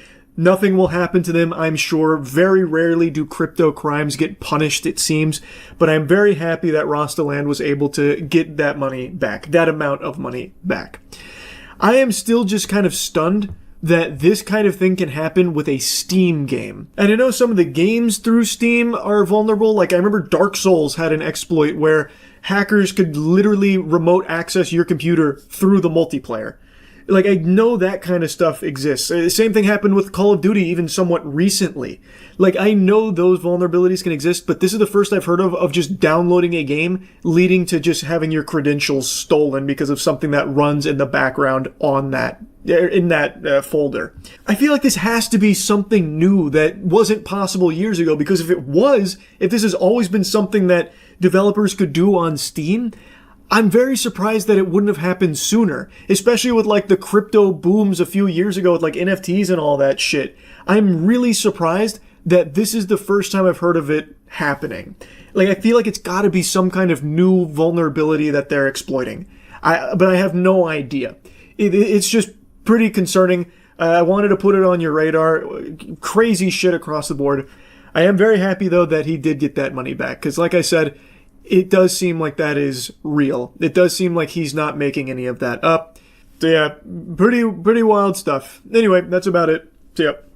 If you would have come to me 5 months ago and told me that potentially the best movie of 2026 was going to be a horror film, I would have poked in the eyes like Captain Insano and told you to get out of my house. Would have been trying to have you institutionalized for such a delusional idea. But now look at us. Farting and shitting in the reality where the best movie this year really might just be the horror film I just got back from. Obsession. A lot of people have been glazing it. I'm sure you've seen a lot of the hype around it, and I know I've been very vocal and you're probably tired of hearing me whine and squeal about how exhausted I am of this marketing tactic, specifically in regards to horror films where everything has to be the scariest movie ever made. Oh, no, it's run, don't see it, no, it's too scary, you can't handle it, it's gonna be piss all over the fucking seat, don't go see this new horror movie, it's too scary. Like with Long Legs. And I know every time I review a horror movie now, I can't help but make that mention, just always fucking shooting spitballs at Long Legs for the marketing around it. But point is, this movie had a lot of hype, and nowadays that makes me kind of skeptical, like, okay, might not be all that special. But in the case of Obsession, I think exceeds all expectations I could have had based on the early reviews, and even the trailer. The trailer looked good, but this is much better than the trailer led me to believe. I went into this kind of expecting something in the vein of Wish Upon, which is one of the fucking worst horror movies ever made, actually an insult to cinema. Like, that right there is why you could make a strong argument that we were never meant to have this technology, because what that captured is a fucking sin. Wish Upon is a terrible film, but there is something in Wish Upon that is shared in Obsession, which is a wish for love, which overwrites a human being's free will to bend to that wish for the person who made it. It's a fun concept that is ruined in Wish Upon, but explored beautifully in Obsession. And now, after having watched this film, I feel like I can say with confidence the best horror movies are being made by YouTubers. Raka Raka crushed it with Talk to Me, came back for the double whammy with Bring Her Back, which I thought was one of the best films of that year, and now this film, Obsession, is also a YouTuber-directed film. This comes from Curry Barker, and this is so far my favorite movie of the year. I really liked it. And I think what, elevates it, the concept is pretty simple. And like I said, it actually isn't the most unique concept ever. Making a wish for someone to fall in love. Fucking Fairly Odd Parents had something like that with Timmy and Trixie at one point. So, it's not the most unheard of concept, and you can immediately deduce where it will go, where it becomes an obsession, stalking, that kind of thing. But what really gives it that extra oomph is the performances from the main characters. So, Bear, played by Michael Johnston, and Nikki, played by Inde Navarrete. I'm sure I fucked the name up. I'm super sorry. But they both gave such a great performance. In particular, the actress who plays Nikki. Extraordinary. They are really able to sell everything in this film to you. And it does a great job of tiptoeing on the line of being, comedic at points, and also just being extremely unnerving. This movie does some great tension building. I just have zero complaints about this film. I also like that it unapologetically uses weirdness. It uses, tactical cringe, where it's self-aware of what it's doing because it's part of what's happening. He has made a wish to make the girl of his dreams fall in love with him, and now she is obsessed, but it's not her, and they make that point pretty clear that this is now basically just some kind of, demon that's piloting the body here under the orders of the wish that he made. And so they'll occasionally have the real Nikki come through at very rare instances, and it snaps from her being all over him and in love to then just freaking out help, it's not real, it's not me, that kind of thing. The film is not afraid to be weird. It doesn't just try and rely on the normal standard horror movie cliches you've seen a bunch, though there are a few cliches sprinkled throughout. It does try and just be odd. And I really appreciate that. So very uncomfortable scenes. One scene I know popped off pretty recently where they're at a dinner and he asks, hey, that thing about your dad dying, is that real? And then she just starts going no, freaking out. I thought we were having a nice date in front of the whole restaurant. It's really uncomfortable. There's also other scenes like that where when he goes to work and she's off, she just stands there and basically goes into low power mode and just stands there smiling at the door for 8 hours, and she's pissed herself, she's shit all over the floor, covered in vomit and stuff. It does just get weird and uncomfortable and unnerving, and I think that really helps sell the unpredictability of each scene as they're building all of this tension, because you don't know if it's going to go in a comedic direction where at a party she has to do something for a drinking game and it ends with her reading a really odd passage from a book that she's working on and everyone's all weirded out. She's completely ruined the whole vibe of the party. And then she just goes into wacky maniacal laughter. Just joking. No, I'm joking about joking. So what if I'm fucking serious? That kind of thing. And it's not afraid to slow burn these scenes. This is a horror film that actually does a good job of being scary and frightening without just using the standard demon jump scare or something like that. Again, there are jump scares, but at the end of the day, this is still a human being that you're watching. At no point does she transform into some kind of monster creature or anything like that. It's not even very violent or gory. There is some violence and gore in there, but it very, very seldom. It really is impressive just how effective it is at making you kind of tense up just by having a scene with a bunch of darkness in there and she's talking in the darkness. Like, there's a lot of scenes where they're showing her where you can't even really make out her face. So then you are sitting there trying to, like, figure out what facial expression she's even making. And it's really effective. Like, I have, like, no complaints about this film whatsoever. They also do a good job of making you not exactly the biggest fan of the main guy either. Because what he's done is fucked up. And even after he starts to piece it together that wish that he made on basically a fucking toy turns out to be real, he kind of just like, okay, so what if it's not real? I still get to have sex with her. So he's taking advantage of this. And one of his friends is like, hey man, it really seems like you're taking advantage of her and she's going through like a psychotic episode. So like, it does a good job of like actually making you kind of root against the main character as well. Like, everything this film tries to do, I think it does extremely well. I was blown away by how much I was enjoying this film. And like I said, it is self-aware. So when it is giving you like those cringe moments being very on the nose or giving you like really wacky over the top scenes of this, you know, like stalker type behavior and like, you know, crying like, oh, why don't you love me? That kind of thing. Or like even just something really over the top, like you cooked my cat, that kind of stuff. All of it works. All of it flows so well in this film. And I think a big part of that falls on to just how great the acting was. The performances really did complement it amazingly. Like I said, no complaints about this film. So far, it is my favorite film of the year.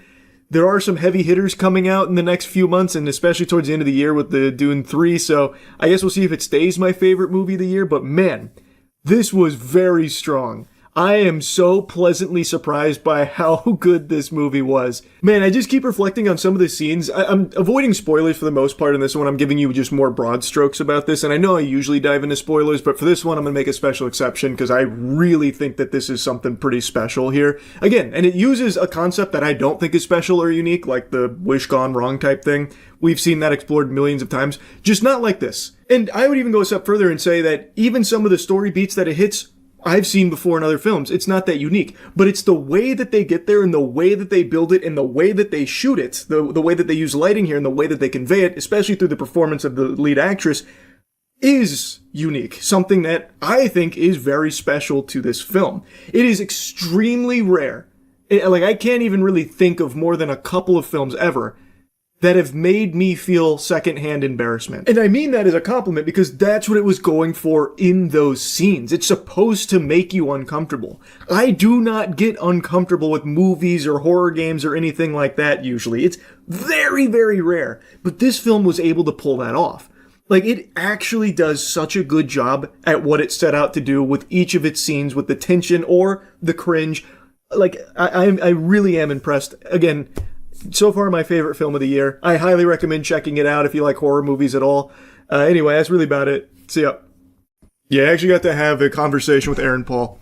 I don't think any of you have ever seen me, like, fanboy giggling and kicking my legs up in my chair, like, in nervousness and excitement, but you're about to. I've said this a lot. Breaking Bad, I think, is a perfect show. I followed Aaron Paul's work for the longest time. I am lucky enough to be in a game with Aaron Paul, but I never met him or anything. We recorded lines on separate ends of the country. So, Matt reached out through Dispatch to see if Aaron Paul would be open to just, like, shooting the shit with me for a little bit. And he was. And I think we had an amazing conversation. And not only was I, butterflies in my tummy, even my technology, I think, was nervous meeting Aaron Paul, because my mic, for some reason, set itself to, like, half power. So it actually is kind of hard to hear me, and I sound really, really shy and, like, quiet and timid, because for some reason my mic volume set itself super fucking low. So I want to just get that out of the way at the top of this video here, because it does sound like I'm doing, like, a little bit of ASMR sometimes here in this conversation. But trust me, I was bold and assertive with my intonation and everything, so it's just the mic kind of let me down a little bit on the recording. Now, to be clear, while we are in Dispatch together, this is not like a PR push for Dispatch or anything, but it is something we talked about because we're just both very hyped to be a part of the project. But I want to make it clear this is not a sponsored video or anything. I don't want that shit to get twisted. This is truly just, it was almost like a Make-A-Wish thing here for me, where because we worked on this together, we were able to at least ask if he'd be interested in, talking to fucking Cro-Magnon goober like me, and he was nice enough to take some time to sit down and entertain some really dumbass questions from me here. And so, now my plan was to let this, fucking rip here raw, no rubber condom off, like no cuts or anything. But because my mic was cutting out, for some reason, it ended up muting all the audio in certain segments, which now just leaves entire sections blank.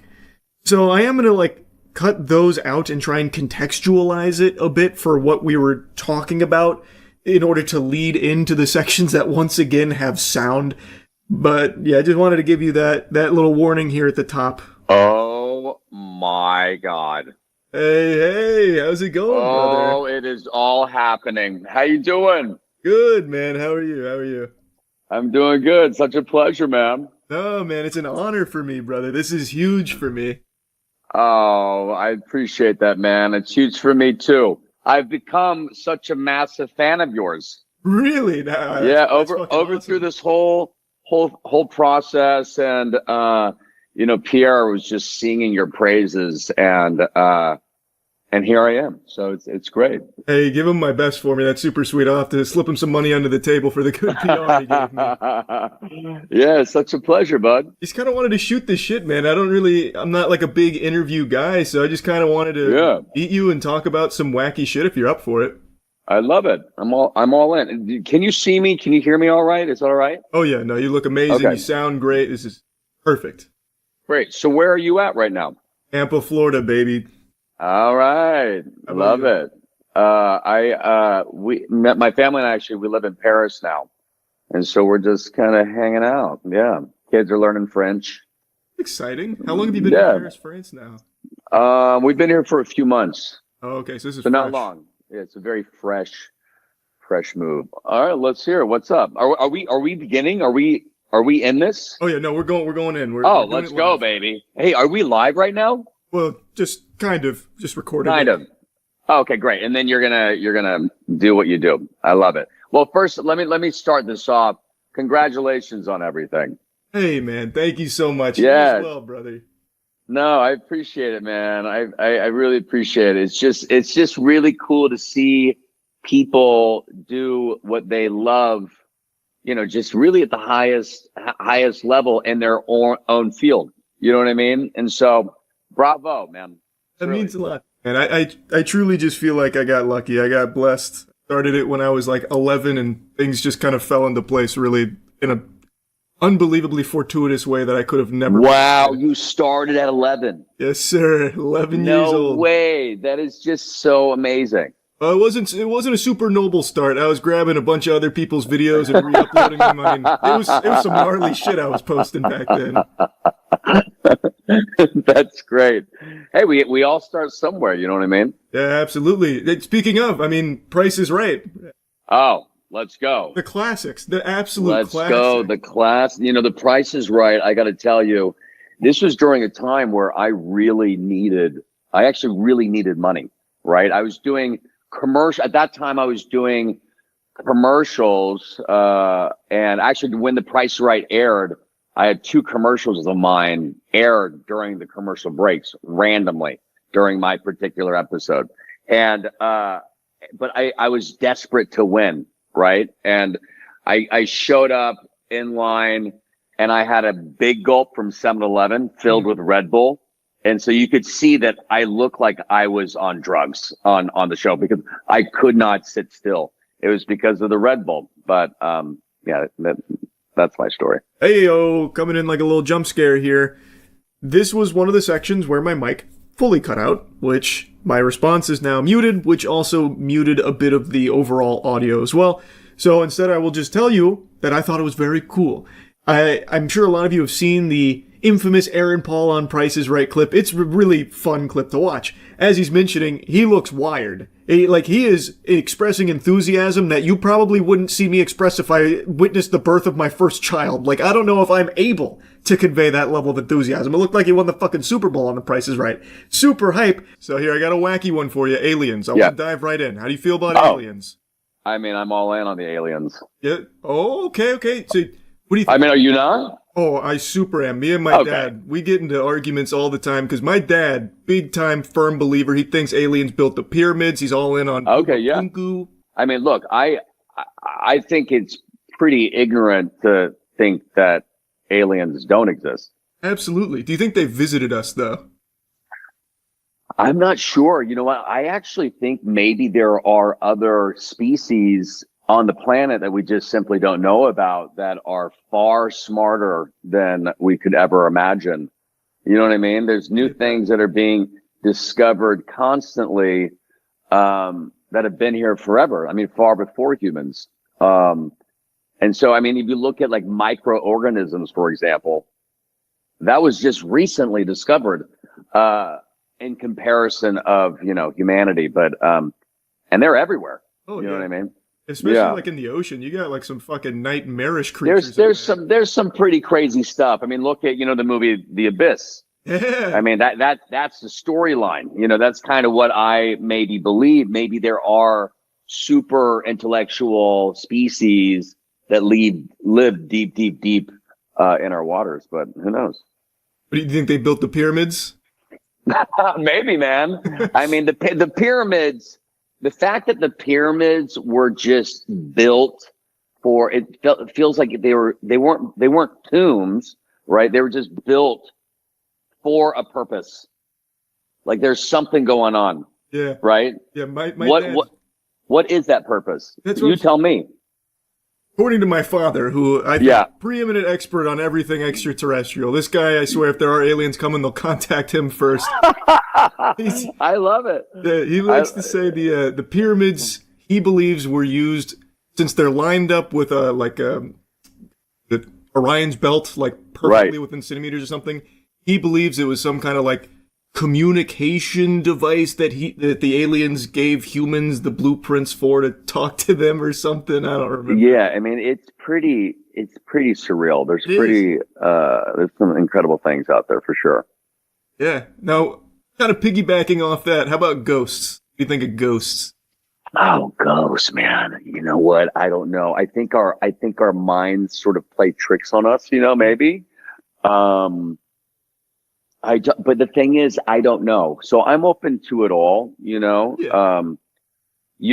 I always say you know what you know until you know something else, right? And so yeah, so I'm a big time Scrooge when it comes to the paranormal. I bah humbug it, but like you, I like to be very open. See, I like to be open, but I think I'm right on your level, buddy. You know what I mean? Yeah, I think our minds can easily play tricks on us, and we tend to, if we believe in that, we tend to just really lean in. But I've been doing a lot of ghost hunts recently to prove myself wrong, because I think it'd be really fucking hype. I love ghost stories, you know. I love like films with said ghosts, you know. But yeah, it's fun, man. Nothing's happened so far, but if I ever have a paranormal experience where I'm levitating and will you call me? Oh, for sure. Oh my God, yeah. Okay, I hope so. I hope so. I hope it's something truly horrifying, like I end up in a mangled corpse or something because a ghost just annihilates me. It'd be incredible. You're like, you never believed in me, and they're just coming after you. And now here's one of the instances I briefly mentioned at the start of the video here, where this whole section is a bit fucky because my mic wasn't picking up some of the audio, which ended up muting some of the audio just on the recording itself. So I'll just go ahead and intro what this topic here was that it kind of bounced to. Aaron Paul was mentioning about how excited he was about the response to Dispatch. So then we started talking a bit about Dispatch for a minute. Just really excited that the world has really responded to what you and I and the rest of the team have put so much love into. You know what I mean? Yeah. And I mean, for me, it took 2 years. I don't know how long it took you to, you know, finally from start to finish, but it took a long time for me. Yeah, no, it wasn't short. Yeah, it wasn't short. And I mean, I just got approached by a guy. I was picking up smash burgers last night just down the road, and he came in from outside and he approached me and said, "Hey, Mr. Paul, it's just so nice to meet you. I just want to thank you so much for doing Dispatch." You know, it was just, I've been getting approached from so many people on the streets about this game, and I just love that it really resonates with people. So you're the heart and soul of Dispatch, though, man. Dispatch does not hit as hard if it's not Aaron Paul as Robert Robertson, man. I'm telling you, you are like the catalyst to why that game is so good. Your performance is incredible. And I'm just lucky to be a part of it, man. The whole team crushed it. The writing is amazing. Animation's amazing. Isn't it true? I think it's really special, you know, and this is why I leaned in, you know, it was sent to me. I've been asked to do games in the past, and I've really wanted to jump into the gaming world just because I love gamers, and I love how it kind of just unites people, you know. And my brother is a gamer through and through every day of his life. He's in the game world, and most of his friends are people that he's met through gaming. You know, he's never met them in, you know, most of them in person, but it's just scattered throughout the world. And I think it's just such a beautiful thing to see how it really brings people together. I mean, this is your world, right? And it's just it's really cool. It's really cool to see. And I'm very proud to finally, you know, sort of be a part of it. Yeah, man, absolutely. It is a special game. Like, I think there's very few games that have this kind of passion that is clearly coming through I think they've done an amazing job. Yeah, we're spoiled, buddy. Yeah, absolutely. It's only downhill from here for me. Like this, I'm never getting another role like this. All right, well, we can hold hands as we are falling down. It's all right. We have each other. It's fine. Exactly. That's all we need at the end of the day. Yeah, exactly right. Exactly right. So I guess kind of speaking on the acting side of things, I have a bit of a big guilty pleasure, and I'm curious if you've got something similar. I love like horrible movies, like really bad movies. I love it. You do. Yeah. Are you kind of in the same boat at all? Do you ever watch anything that's like so bad? I mean, man, I don't know. I don't know. You know, I don't know if I'm in the same boat. Like, can you give me an example of something that is so bad that it's good? Are you talking like Sharknado? Yeah, is that sort of the vibe? That's kind of in the vibe, but And nothing against Sharknado or the people behind Sharknado. Right. You know, congratulations. But I don't know. I mean, I lean into, and you know, like the old school, like Adam Sandler type humor. I mean, I think he's so brilliant, but a lot of the humor is very dumb humor, right? And which is great, but I don't think that's in the category of, because I think his movies are perfect. You know what I mean? So give me an example of very bad. What movies do you consider very bad but you're in love with? So I think the classic go-to for most people is like Tommy Wiseau's The Room, but I've got a bit of a pinky up pretentious pick here from a few years ago called Moonfall. Have you ever heard of Moonfall? No. It is a beautiful disaster about the moon falling out of orbit and about to destroy the world. Oh, wow. And it is fascinating. Like, I don't want to spoil too much, but it goes in directions you would never, ever possibly expect with the most That's so interesting, because I always thought, you know what, that would be a great concept of a movie. There's always movies about asteroids coming to Earth and destroying Earth. Right. But what if an asteroid came to the moon and really just annihilated it? What would how would that affect Earth? So is that kind of similar to what? It's similar to that, but if you were like overdosing while writing it, like it is insane. Like in all the right ways, it is insane, which makes it so fun. That is great. Okay, I'll check it out. Have you seen? First of all, are you up to date on? Do you watch The Studio? You watch that show? Oh no! I've been meaning to catch up on. All right. Well, there's a great movie that Seth Rogen, he's a big studio head, and they're trying to create this movie about a zombie apocalypse that's sort of spread through diarrhea, and but there's a movie that was made forever ago. Maybe they got inspired by this movie for the show, but it's a film called Zombie Ass. Zombie Ass, huh? Zombie Ass, and it's just all about that. It's about a zombie apocalypse that happens all through your bowel movement. So when you have a moment, check out the trailer for Zombie Ass. Okay. And it's fascinating. I never watched the movie, but I saw this trailer 20 years ago, and it's something that has stuck with me my entire life. All right, I'll have to give you my letterboxd review on that. Maybe I'll be a big zombie ass. Yeah, you might. It might fall into that category perfectly for you. But I actually love the trailer. It's just so far down I mean, it is just so terrible.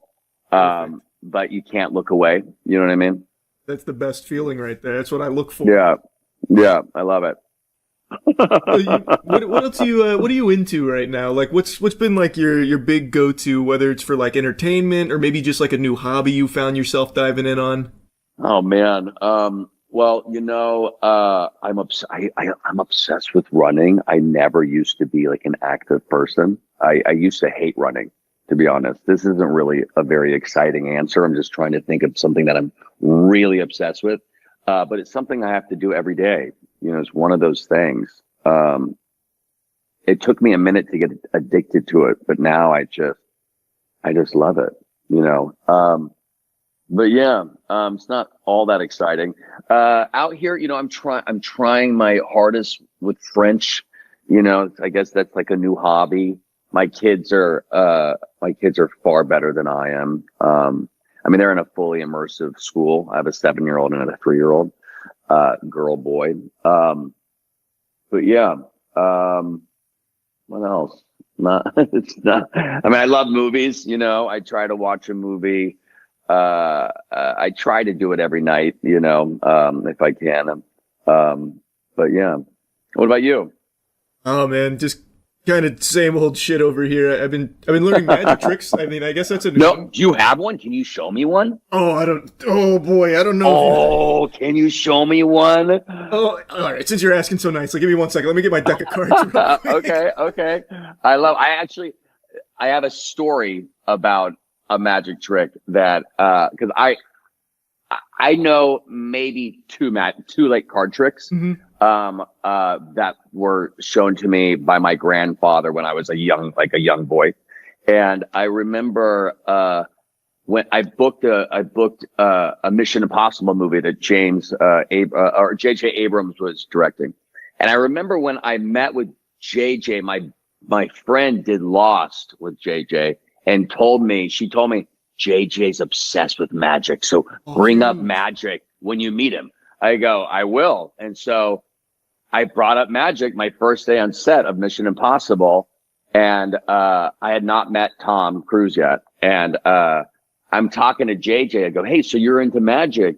And he's like, oh my God. He goes, wait, do you know magic? I go, oh, well, I started backpedaling. I go, oh, yeah, I know, maybe a couple tricks. He's like, you got to show me. Like, soon you got to show me. I'm like, okay. Yeah. So I was like, oh my God, what am I going to do? Anyways, Tom Cruise comes walking onto set with JJ. And the first thing out of JJ's mouth when he introduces me to Tom, he goes, Aaron's a magician. I'm like, oh, no. And this is in front of the entire crew. And they have a deck of cards to give to me. He's like, come on, show Tom a trick. I was like, oh no, this is not happening. And the first time I try the trick on Tom, it fails miserably. No. But in classic Tom Cruise fashion, he just shakes my hand and kind of laughs. And he's like, no, do it again. I was like, oh no. And so I just pull out like such a child magic trick that it's just such a no-brainer. And, I just do this kid's trick to Tom Cruise and it worked, but it's just so lame, but he was just so sweet about it. Anyways, that's all I got. That's awesome, but though. Isn't that such a funny and also kind of sad story? No, nothing sad about it. I think that's special. And now he'll always remember you as the magician that blew his mind. Okay. All right. Well, what sort of magic you into? So when I was a kid, I used to love magic. I used to buy like the DVDs for like illusionists to do all like the flourishes and all that. Yeah. and we were filming a video last week where we brought in a magician just for some fun. And I've just got the fucking bug again. So me and a couple of friends have been learning so many magic tricks. I love it. That's great. It's fun. It's so fun. It is so fun. It is so fun. I love creating magical worlds for my kids. So I'm very much on that same page, you know. Yeah. And so I should really learn. I should learn more. To like fascinate them, because I'm really into it as well. So I can teach you a couple of them that I've dusted off the knowledge of. Okay, you know what? I was just in New York. I was in New York twice over the last 2 weeks, and each time I went to this beautiful thing called Speakeasy Magic, and it's the theme of the bar is the Overlook Hotel from The Shining. But then you are told to go through this sort of like secret passage. I don't want to give anything away, but I recommend whoever's watching, if you happen to go to New York, go to Speakeasy Magic. It is the greatest magic show I think I've ever seen. It's just like brilliant magicians come to your little table, just like in rotation, and they just constantly show you close-up magic. So cool. But it's the greatest close-up magic you've ever seen. That's exciting.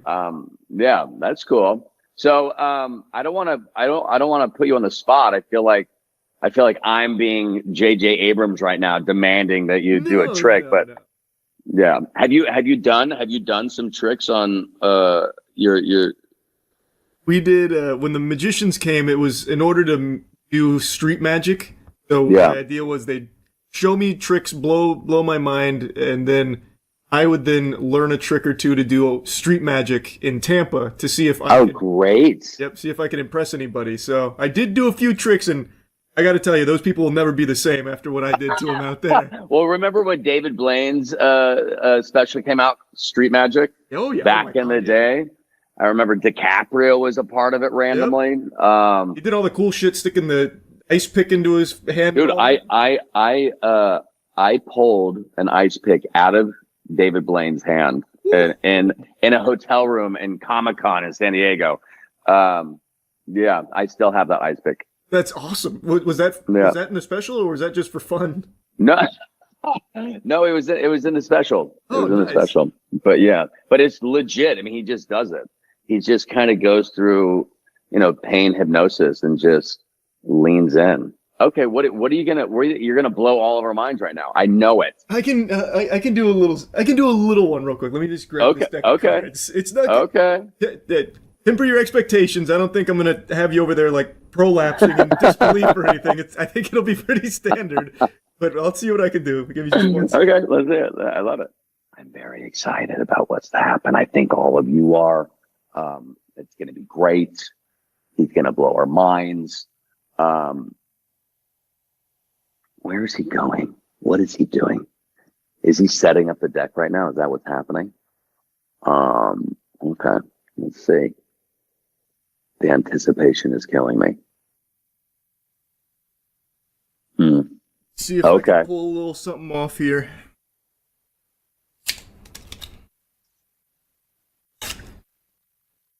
All right, I'm watching. Okay, this is a pretty simple one. So here, I'd fan out the cards. I'd say, all right, Aaron, Paul, J.J. Abrams here. Pick a card.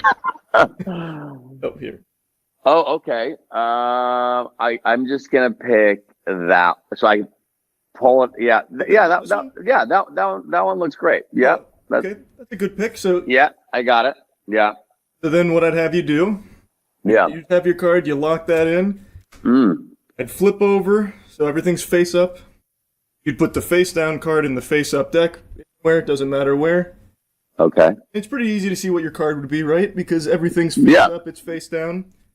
So then what I'd do, I'd fuck it up and I'd say, like, don't want to make a magician jump too easy here because I can clearly see what your card is. So you'd flip face up, face down, face up, face down. So now we can agree it's all mixed up. We've got face down cards and face up positions. Everything's all weird and cattywampus.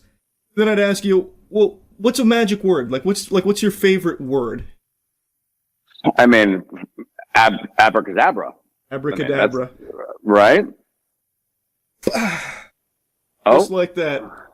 The whole deck is face up. Wait. Except, what's that little guy doing there? Whoa. Okay. That is very... Is that my card? I don't know. Is it your card? Oh, wow. There you go, buddy. Okay. That's very impressive. Come on. Do you think I'd get a Mission Impossible role for that? That's very, very impressive. That is so far superior to the one that I attempted to do. Wow. Thank you. Beautiful work. Beautiful work. The people in the streets of Tampa couldn't get enough of that when they were trying to burn me at the stake for it. That's great, man. I love it. Thank you. Thank you for humoring me. How long have you been growing out that hair of yours? Beautiful hair. Thank you. 2018, and I did it out of spite. Oh, good. You know what? Doing stuff out of spite is the best. It is, right? It just feels so good. Yeah. It's very spiteful of you. Yes. You know? Yeah. So, okay, what out of spite because you just wanted to rub it in everyone's face? No, so like I had just not gotten a haircut in a little while. I guess I just got real lazy, fucking full. And people online were like, "Man, you look like shit. Cut your hair." So I said, "Okay, you know what? Hold my wiener. I'm not cutting my hair ever again." Actually, I just never cut it. Excuse me. Hold my wiener just for a moment, and then you just let it go. Good for you. Exactly. That's That's right. great. And then now you're rocking it. Yep. And now I just actually really like it. So, are you going to keep it going forever? Probably, barring some kind of catastrophic change in life circumstances, or if J.J. Abrams contacts me for Mission Impossible and needs a man. Like I've watched a lot of your interviews. Like I've been a huge fan of yours for a super long time. Breaking Bad is literally my favorite show ever. I think it is perfect. Oh, thanks, man. So I pay attention, and I know that you're not like a big technology guy. And here again, this whole segment here had my mic cutting in and out, which was like muting the recording audio. So it almost seems like I'm saying like a slur or something here because the audio like censors me as I'm asking him this question. But what I was asking him was about his relationship with technology, because I have followed Aaron Paul for a long time. I have seen a lot of his interviews, and he's mentioned like once or twice that he personally doesn't indulge in a lot of the technology that we have glued to our asshole every second of every day, with all of these modern conveniences where most of us spend the vast majority of our times behind screens, or our days are based around a lot of these things, and always being online with unlimited access. Aaron Paul has stated like once or twice in the past that he doesn't subscribe to that. And there was even some articles I read a while ago where they were speculating to what extent, and they made it sound like he was living in a van down by the river, isolated from Wi-Fi signals with no electricity and no running water, and that's clearly not the case at all. So I wanted to just ask and figure out like what actually is his relationship with technology, because I think it is a very admirable decision to not be, perpetually consumed by, technology every second of every day, where you're like hypnotized by it and scratching at your neck if you can't check your phone or something. Yeah, I just, maybe I have a pretty addictive personality, and I used to own a computer. I've had two computers, two laptops, and they both got stolen. One got stolen out of my car, and one got stolen out of my place in Albuquerque when I was shooting Breaking Bad, and each time it felt like my world was just so invasive, and it's like I'm not going to get a computer again for a while. And I realized when I let go of my computer how much more time I had in my personal life. I found myself being outside more. I found myself just doing other activities outside of just sort of surfing the web. And then same thing, like I used to smoke back in the day. I quit like 20 years ago.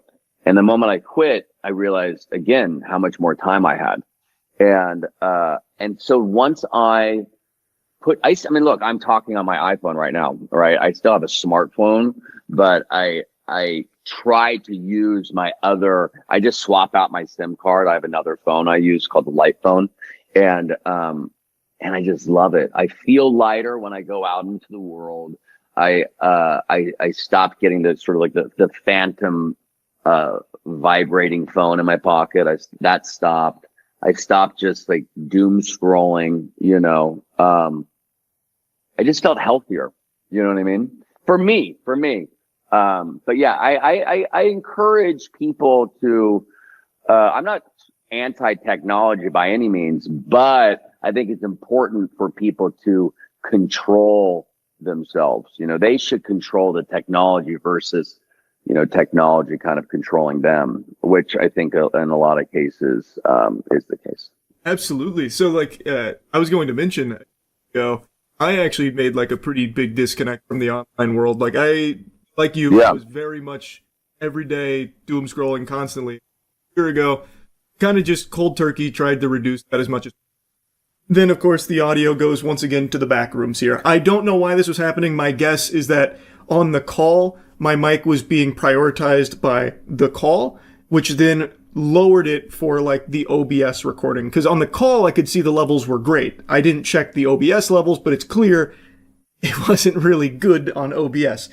But anyway, what I was saying there is that I definitely understand that perspective because I recently, over the last year, have made much more of an effort to disconnect from a lot of like the online stuff every second of every day. And unsurprisingly, it does feel better. I think pretty much anyone who like reduces the amount of time they spend online will probably tell you, preach the gospel, that they do feel better for it.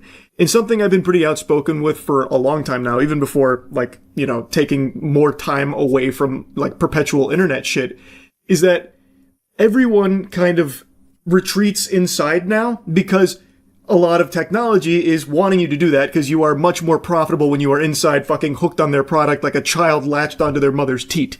When you are suckling from things like, you know, AI, if you're using AI as your best friend to constantly be chatting to them or whatever, and only talking to people through the internet, you're not making like powerful connections. Like, yeah, of course you can connect to people and it's great for that, but you miss out on so much of like a social experience of life by not being out in the real world for meaningful periods of time.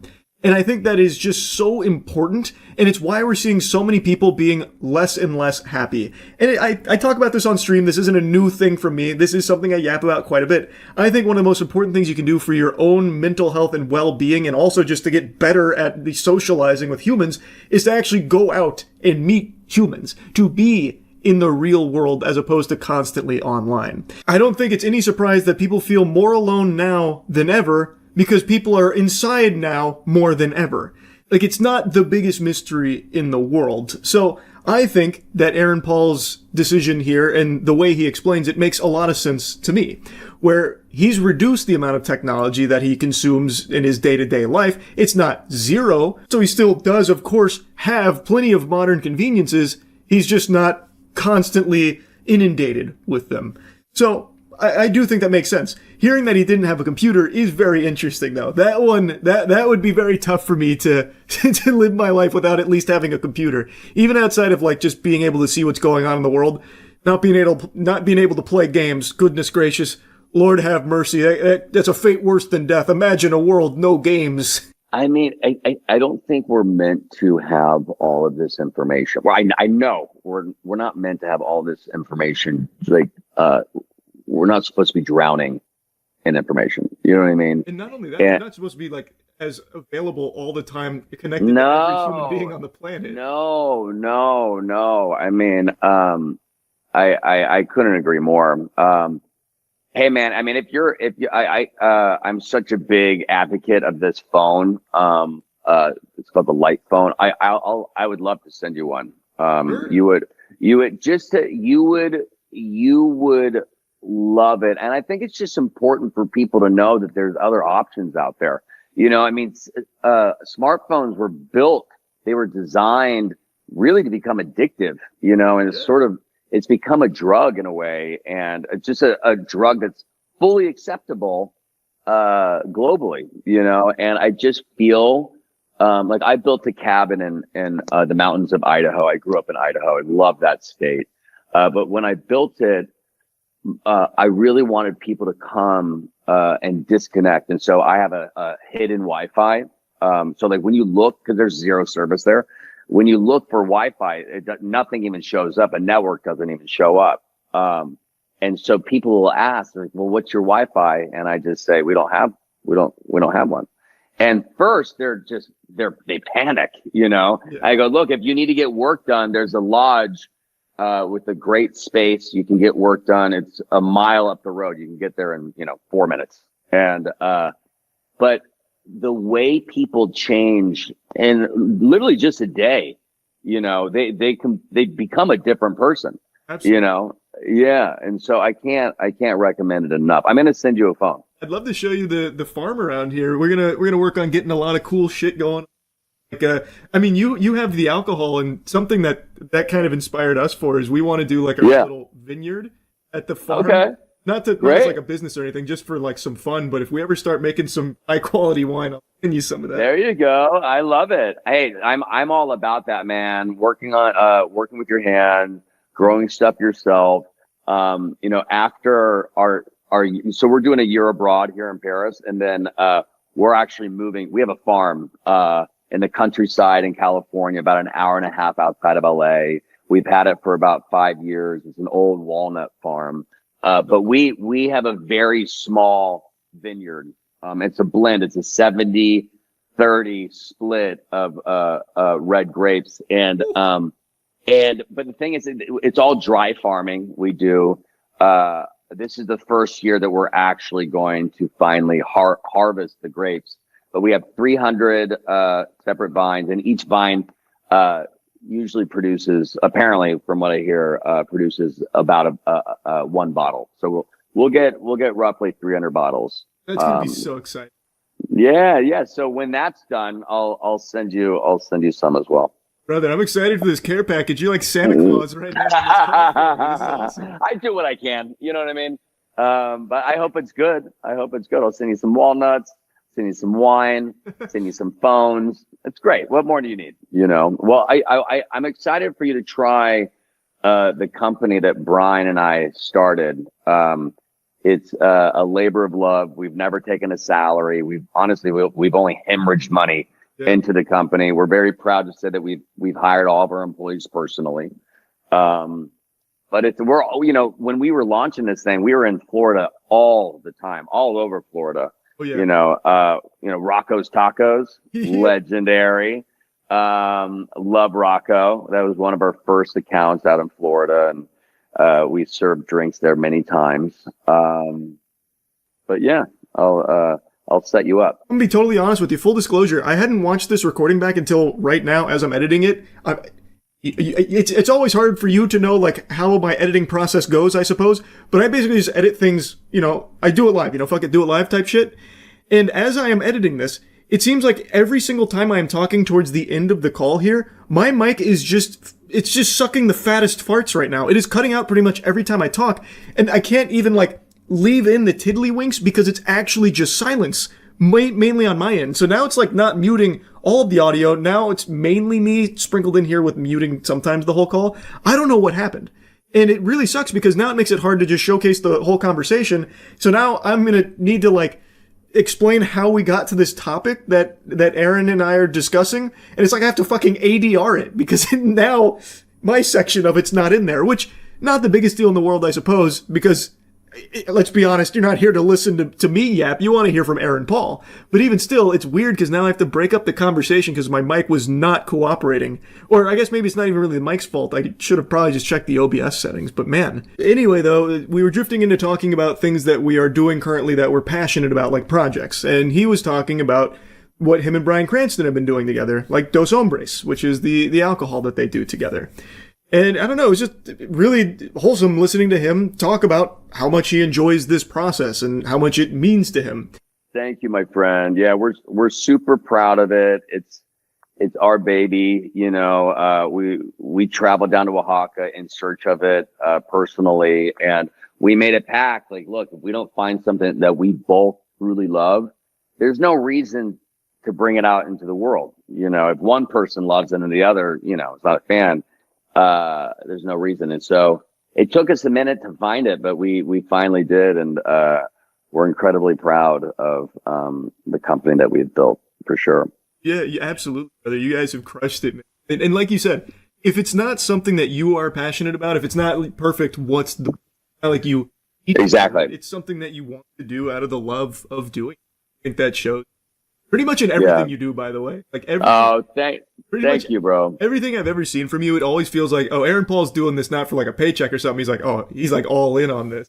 Yeah, I mean, look, I haven't made any money off of that. And same, I mean, I actually just started, well, not just, I've been working on it for a couple of years, but we've been on the market for almost a year. I started a fine food group randomly with a buddy of mine who is a world-class chef. But we wanted to bring out humane, sustainable products that, you know, companies and customers can trust. It's called the Only Fine Food Group. And so once I have a bunch of stuff to share with you, I'm going to send you a big gift basket. I'm going to wrap the bow myself. I might just hand deliver it to you. Would love that. But yeah. It's good, man. It's just fun to find stuff that you are passionate about, whatever that may be, and just lean into it. You know what I mean? I think a lot of people, not a lot, I think every single person on the planet has ideas, right? It's just all about following through with those ideas and just kind of marching forward, and don't let anyone get you down, you know? Absolutely, man. I think that's a very inspirational thing here too for those people that have ideas and don't know how to start or don't have the motivation. Right. Big thing, man, is you just gotta fucking rip it. You just gotta send it. You just gotta rip it, baby. I love it. You gotta send it. Exactly right. You know, and also throw a bunch of shit on the wall. Absolutely. See what sticks. You know? Yeah. There's so many options now. Like, while there is like an over-reliance on technology, a lot of what's happened as a result is a big barrier to a lot of things has gotten smaller. Right. So like now is a great time to start for things that you're passionate about, because you can find unlimited resources on like what you need to procure it or where you need to start, which is just great. Like I think it's just See, that's one of the things that I actually love about AI. I actually really do not like AI at all. I think it's very dangerous, but there's some elements of AI that I can get behind. You know, I can really get behind some elements of it. But one of those is advice. You know, there's some great advice on how to build companies. You know, what are the first steps, right? There's also a great book called 0 to 1. You know, some great books of learning how to really, what is the first step? And so, I love this conversation you and I are having. We're just so all over the place, from aliens to pyramids to business to magic. I think it's great. I hope it works out. Well, I personally think it worked out really well. I very much enjoyed this conversation. It is unfortunate that I fucked up the recording in such a big way, though. And I know there's a bit of a meme with me being inept when it comes to technology, but come on. Like, I feel like I'm somewhat blameless here. Like, how was I supposed to expect my mic to set its audio to only be communicative with whales? Like, I didn't expect it to just start, like, muting itself with, like, no, like, actual decibels or anything. Like, it was fine on the call, but the OBS audio, for some reason, was just set super low and just ended up muting and nuking a lot of the content. So, my response to this is not even audible, by the way, so that's pretty cool. But yeah, it was a very fun conversation where I am not an interviewer. I have never really done formal interviews or anything like that, but I love to have conversations with people. And I really appreciated how willing Aaron Paul was just to go all over the place with me here. Like, there was no through line or anything with our conversation. It was truly just shooting the shit, which is something I really like to do. It's something that's a staple on my streams where we just shoot the shit. And I really enjoy just that whole type of vibe. And it was a lot of fun to talk about just a bunch of things with Aaron Paul. So I completely share the sentiment. I loved the conversation. We did also talk a little bit more about Dispatch because we are both still pretty giddy over just how good the game has turned out to be and how much people seem to like it. But I want to make it clear again, This is not a sponsor or anything at all. Again, we are just all over the place just talking about things that we like. And like that, again, has just been a topic that we wanted to talk about together. So it is here. I hope that you and I get to do multiple seasons of this game. Me too. You know, I love talking about people that you want to cheer for. The team behind Dispatch are just all so great, so passionate about what they do. You know, the love and the care they put into these stories is truly blinding, and is what really resonated with me when I first got the scripts that were sent my way. I mean, it was a stack of 8 scripts, thick scripts, right? It was a daunting thing to kind of take on when it was offered to me. But I read sort of the clip notes of it. I saw a little teaser trailer and then a beautiful scene that was already animated. And I was like, wow, this game is really different, and I love the rollout. I miss that because, it gives you the sort of the water cooler talk at the end of the week or the beginning of the week, right, of the particular episodes or that you completed. It's like when Breaking Bad came out, right. It aired Sunday nights, right? So people would get together, at work on Monday and just, talk about what they just witnessed. It's very cool. So I hope we get to go, I hope we get to do more. Me too, man. I'm super excited about doing. I mean, I'm sure you've seen it's fucking crushing it, man. 1 million. Dude, it's crazy. How does that make you feel? Are you excited? Oh yeah, man. So, yeah. I mean, I'm sure you're probably familiar with me in the Hunger Games Mockingjay Part 1, but of course. I mean, everybody. Honestly, people in Paris still talk about it. Yeah. And yeah, it's true. It's true. I mean, you made a serious impression globally. So. Yeah, I was snubbed at the Oscars that year, but I know. I'm honestly still pretty pissed. I don't think about it much anymore. But like aside from that, this is like the first like real role I've had. So for it to be a banger like this is crazy. I just love to be part of the team. It's very, very cool, and I love your enthusiasm. Watched your videos, and you're like, your whole thing is like, I just hope I don't suck ass, and You certainly don't, man. You certainly don't. It's very cool. The unfortunate thing with doing this is it just takes so much time to do it. So it's hard to get people together to kind of really work off of each other, right? But luckily we were able to, in our cans, like in the sound booth, we could hear sometimes, the other performances. But it was cool, man. It was a fun ride. I'm excited for people. I'm not sure where I know the last run of episodes was like a pretty serious cliffhanger. I'm sure when this comes out, maybe all of them will have aired. I'm not sure. But I can post this whenever. The finale is on Wednesday. So Oh, great. I've been streaming it. Like, I am super invested in it. I think it is an extremely, extremely compelling story that I can't wait to see how they wrap up. Because I don't know. Like, I have no idea. Oh, you don't know? No, I have no clue. Oh, okay. Yeah. Yeah. So was it the last set of was it a pretty serious cliffhanger? Yeah. It was with Chase. Yeah. So you don't know what happens to Chase yet? No, I have no idea. Okay. Sonar's lines are, I'm doing coke looking at boobs. I don't know what happened.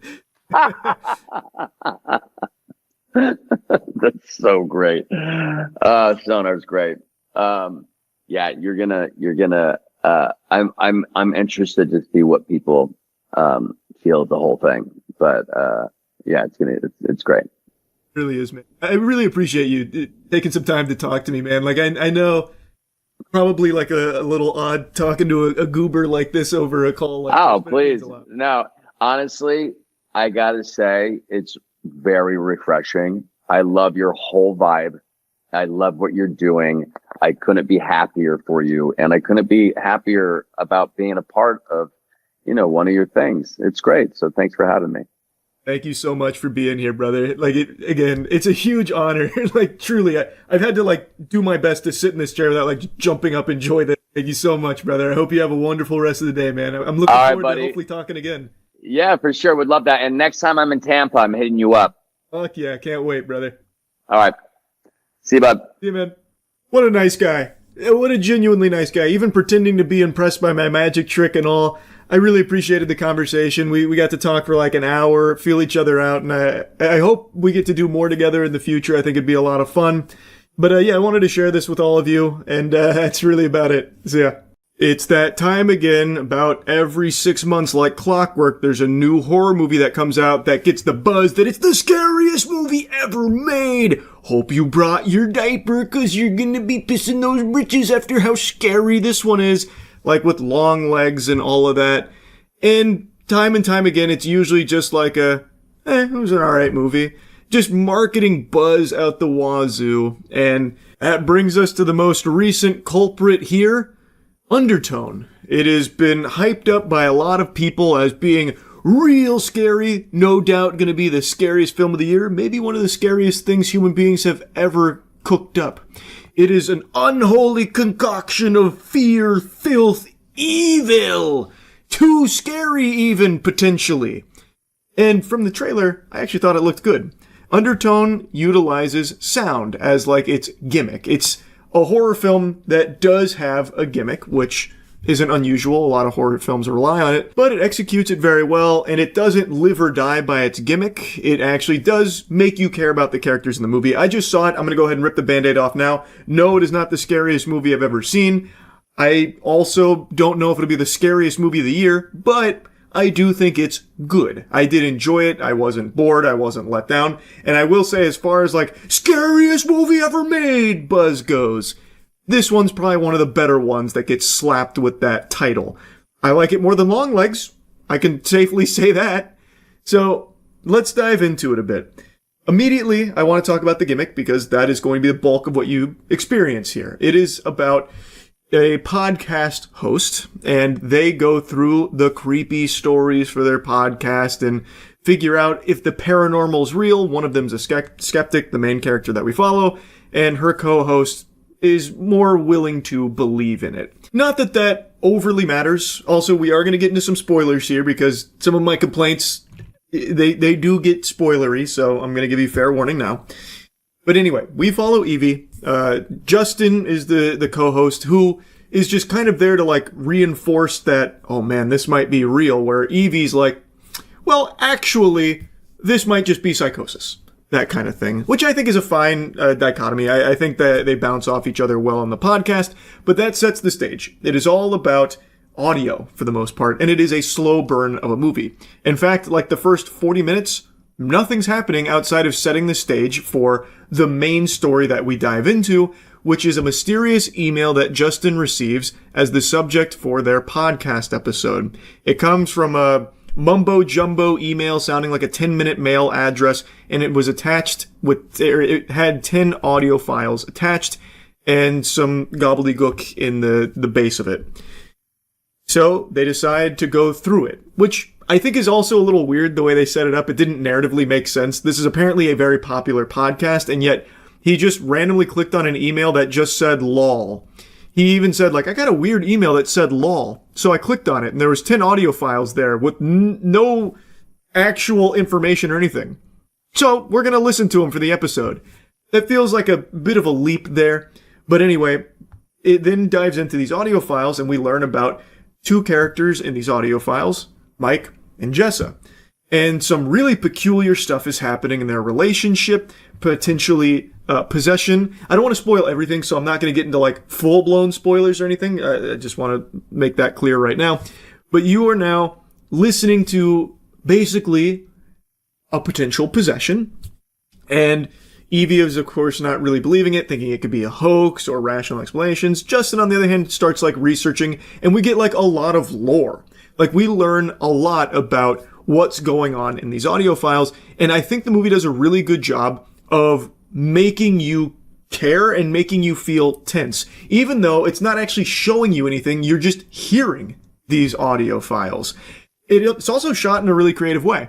It's not just static shots on Evie. The camera's always slowly moving, and you see like maybe some things in the shadows, or maybe like some of the things you're hearing in the audio maybe aren't in the audio file, but it's actually in the house Evie's in. It does a really good job of playing with audio as well as using some good camera shots that make things interesting and eerie. Like, I do think it's shot well, and I think they utilize sound very well, and I really wouldn't be surprised if they actually hid things in the audio that only certain people will pick up on, or if you like run it backwards, which was like a core component of this movie where they run certain audio things backwards and it tells them more of the story and more of like the haunted shit.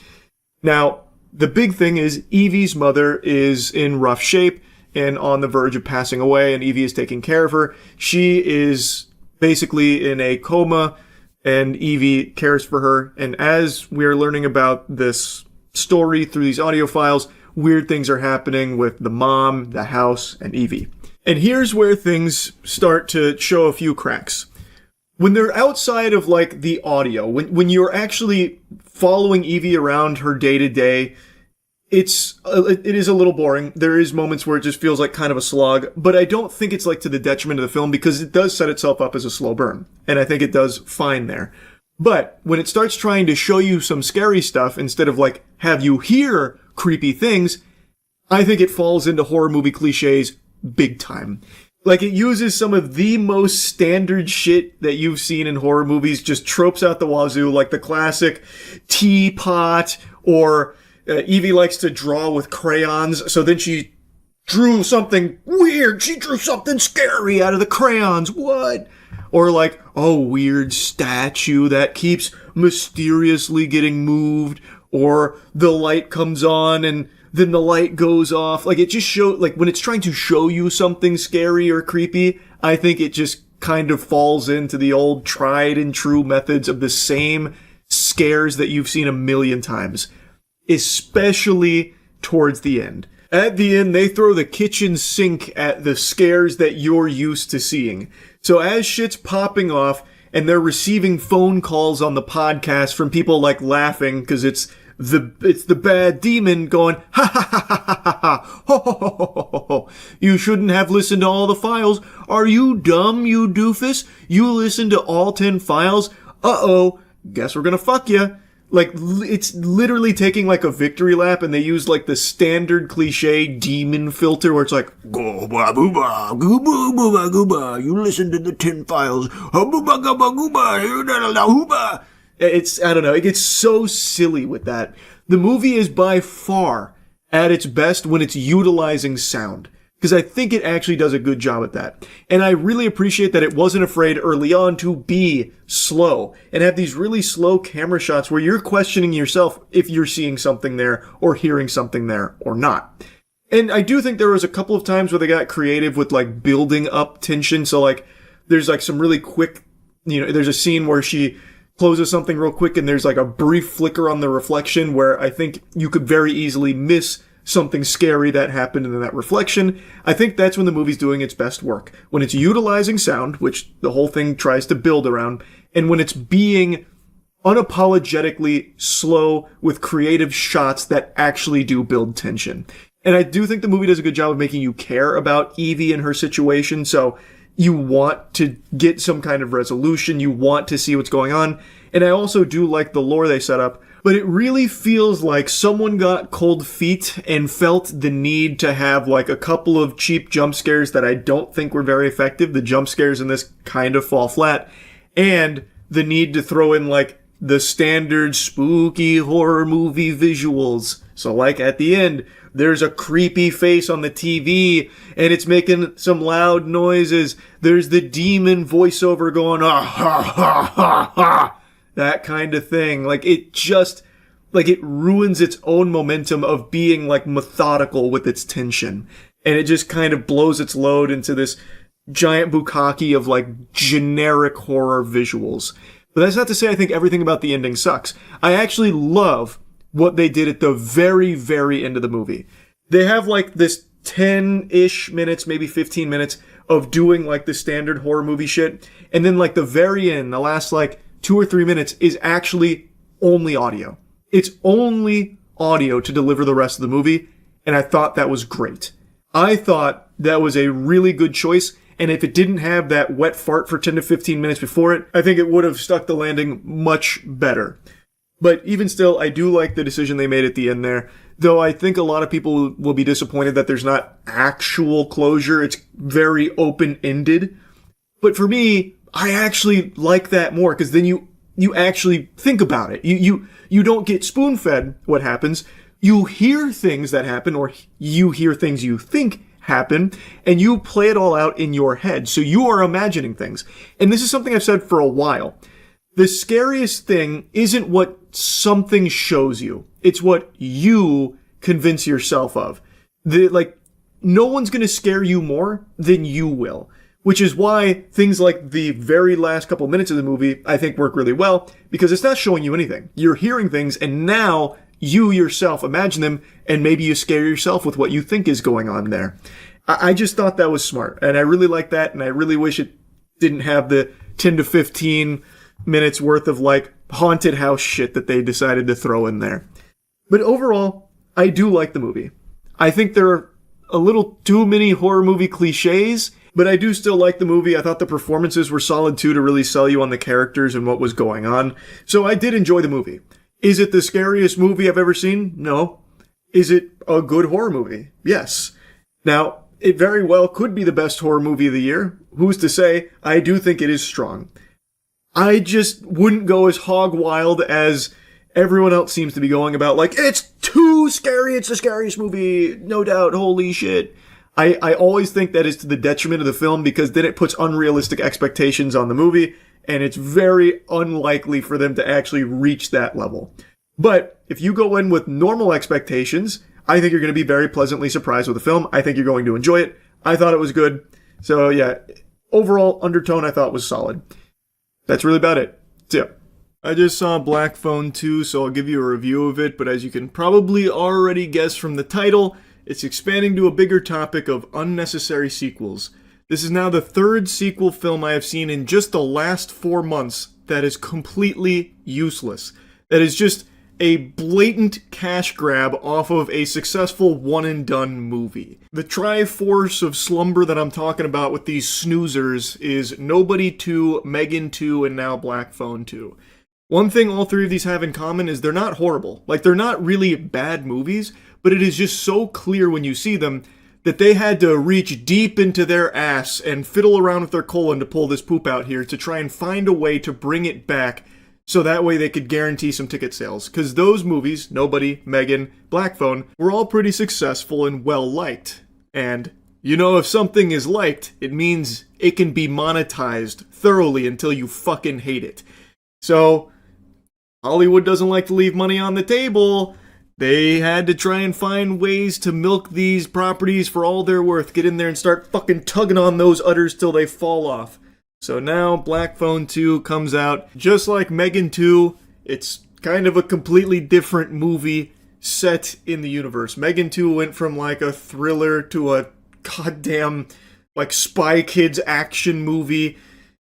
Black Phone, I actually just watched it again. Well, I don't even remember if I watched it the first time around, to be honest, because I didn't remember anything from it. But I just watched it literally an hour and a half before seeing the second one, so everything was super fresh. I think it's a really good movie. I'm guessing I just didn't watch it when it came out, because I probably would have remembered it. I watched it today. I liked it a lot. It is a missing persons thriller. It's not really a horror movie, but it has some supernatural elements that integrate a little horror to it. But more so than anything, it is a missing person thriller where a kid is kidnapped by the grabber, whom they're trying to make a horror icon now, which I think is so fucking cringe, trying very hard to ham-fist him into horror culture.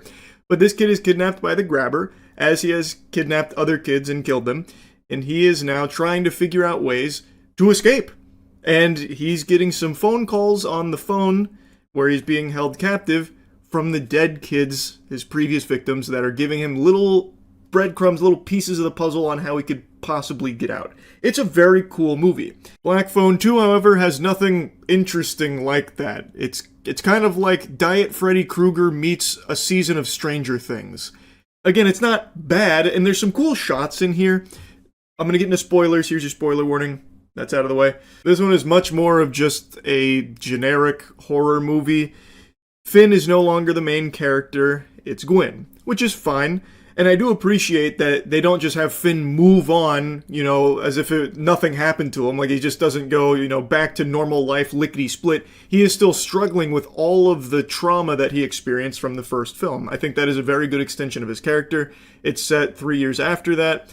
And Gwen is now getting these nightmares, these dreams, which she had in the first film. And these dreams have expanded into something far more sinister, where she's seeing these 3 kids that were brutally murdered at a camp that her mother just happened to work at. And she's also connecting to her mother through these dreams. And that's an interesting expansion of the character from the first Black Phone, the mother, who had the same abilities that Gwen had that apparently drove her mad and caused her to kill herself. And we get a lot more lore about her, which I do think is cool, but that's not the bulk of the film. The bulk of the film is, in order to try and solve the mystery of why she's dreaming of these 3 kids and what the mother's connection is, Finn, Gwen, and Robin's brother, Ernesto, they go to the camp to try and piece it together, and while there, the Grabber starts infiltrating Gwen's dreams, and then it is fully, basically just Freddy Krueger, except a really incompetent version of Freddy Krueger. All of, the fear and the eeriness and anxiety that the Grabber could cause in the first film, all of the tension that would build every time the Grabber was on screen, is just gone in this one. Now he's basically someone cosplaying Freddy Krueger. So every time Gwen sleeps, she's encountering these kids, which happen to be the Grabber's first victims. And I hate this direction that sequels like to go, because again, they have to scrape the bottom of the barrel, because, well, the movies that sometimes they're making a sequel on were movies that were fucking fully closed off and benefited from some mystery, some unanswered questions. This one, of course, does what a lot of them like to do, try and flesh out the evil presence, when a big part of what made that presence so effective was not having those details about them. This movie fleshes him out a little bit. He worked at that camp with their mother, and also another character that is now working at the camp in the current day and age. His name is Mondo. And we learn that the Grabber, he was nicknamed Wild Bill Hickok. So Bill killed 3 kids at the camp, hid their bodies, and now he's escaped hell and wants revenge. So he's going to kill Gwen to get back at Finn. And he also just wants to kill as many people as he can. Spoiler alert, he's very bad at killing people in this movie. He kills nobody at all. Despite having all that power and everything, basically what he does amounts to just picking people up and throwing them a little bit, or choking them poorly. He swings his axe a few times, but he's extremely terrible with his axe, so he doesn't kill anyone. He hurts somebody once, he cuts Gwen's arm with his axe once, and then he just gets fucking blasted with a spirit blast that Gwen is able to use, because she eventually realizes that she's dreaming, which means she can start to influence these dreams. So then she gets a huge force push on him. And this is why I say it gets a lot like Stranger Things, because now she's fighting him like that. It's just so much weaker than the first one, and it's so clear that this is a movie that was made solely because they knew people would go see it off of the goodwill the first one built up. Now, these dream sequences are shot very well. I actually love the style where they make it all grainy and foggy, where it does feel very ethereal, and it's got this really ominous noise going on. I do like the way they distinguish reality from the dream on screen. I think it looks cool. And I know this is directed by the same guy, so it makes sense, but it very much reminded me of those scenes from Sinister where he's looking at the tapes. It was, an eerie feel to what you were seeing. But I think it was just so undercut by having Gwen be like, you fart-knocking, shit-biscuit, fucking dweeb, loser pussy, as she's battling the Grabber in the dreams. I don't know.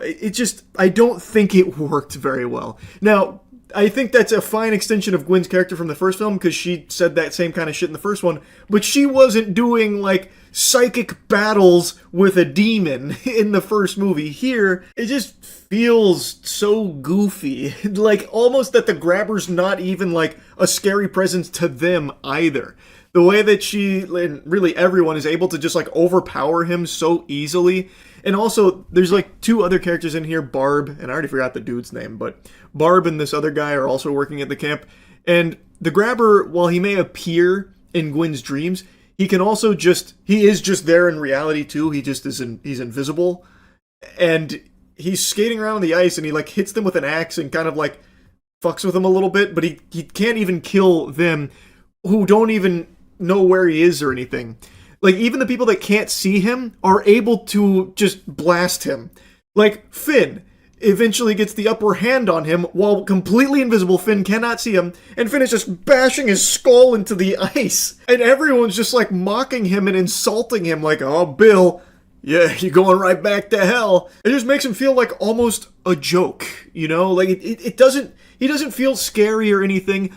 That everything in the first film that was built up for this guy, all of the mystery and how fucked up he was and how unnerving all of it was, when Finn does kill him in that movie, it felt like such a crazy triumph, you know, that all the pieces came together with everything that the kids on the phone were telling him, all of it he had to use to beat this guy. In this movie, all it took was Gwen realizing that she's in a dream, she can start to control things, so she fucking ragdolls this guy. And then Finn, once he like sees where he is on the ice because he got tripped, Finn just goes over and just absolutely just slaughters him like easily. Which, granted, that was like a core piece of what they were doing, is trying to free the souls of those 3 children that were the victims of the grabber that their bodies were never found. By freeing them, it would take away some of his power, so it made him more vulnerable. But a couple of things here. One, he was already being overpowered, like in the kitchen where he was going to like burn Gwen to death. 2 people were able to just rip Gwen away from the grabber, and then he just vanishes after she wakes up.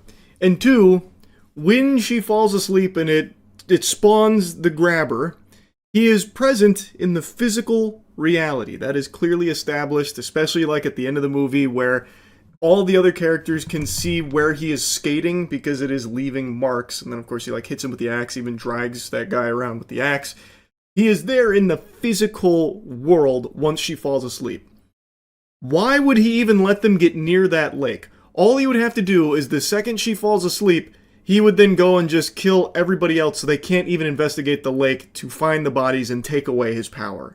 I don't know why he wouldn't just do that. Instead, he would rather like monologue to Gwen and like show her the truth about her mother. Instead of, and he did make a point of saying like, you're trying to take my power, which gives me every right to defend it. Like, he does defend it, but only after they like are uncovering a body. Even though he clearly wants to defend it, but has done nothing to do so until it's like way too late. I don't really get why he wouldn't just stop them from ever getting to the lake in the first place. Like, it's not like Gwen kept him at bay or anything. When she would fall asleep, that is when he would spawn in. It summons the grabber. And he is there in the physical reality, just invisible. He could have just killed everybody before they ever even got to the lake while invisible. It just seems to me like he's pretty shitty at what he was trying to do. But I just really feel like everything that made Black Phone 1 good, everything that worked really well for Black Phone 1, is just abandoned in the sequel. But it's not a bad movie. Like, it is still an entertaining film. I think there are going to be a lot of people that go to this and enjoy it. I'm not really one of them. Like, I think it's fine, but after seeing Black Phone 1 literally an hour and a half before this one, it is just night and day in terms of quality of these films. Anyway, though, I really hope this trend of forcing a sequel to movies that don't really have a lot of wiggle room for it, I hope that trend starts to dwindle soon, because I'm pretty tired of it now. This is the 3rd one in only 4 months. Anyway, that's really about it. See ya. Trump Mobile, the golden Trump phone, supposed to come out 2025 of summer. So now the beginning of 2026, still no phones, still no pickles. And you might hear the little Banjo-Kazooie backing track right now to this video. It's because I'm on hold with Trump Mobile support to check on my pre-order to see what's gone so awry that the phone still hasn't arrived. The Trump family's attempt to launch a new smartphone is off to a rough start. You may remember back in June, Eric Trump and Donald Trump Jr. announced the launch of a new American-made mobile phone along with a wireless service they called Trump Mobile. The release was originally slated to happen in August, but now it's November and people are still waiting. I've tried to get a hold of Trump Mobile's customer support for a little while now, a couple days, to no avail. So now I'm just on hold waiting to see what's going on with it. Because, I mean, it's, you know, the Made in America, well, scratch that, they actually got rid of that. It's no longer Made in America. They don't claim that it's an American-made phone anymore. It's just a proudly American phone, according to their website now that they've updated.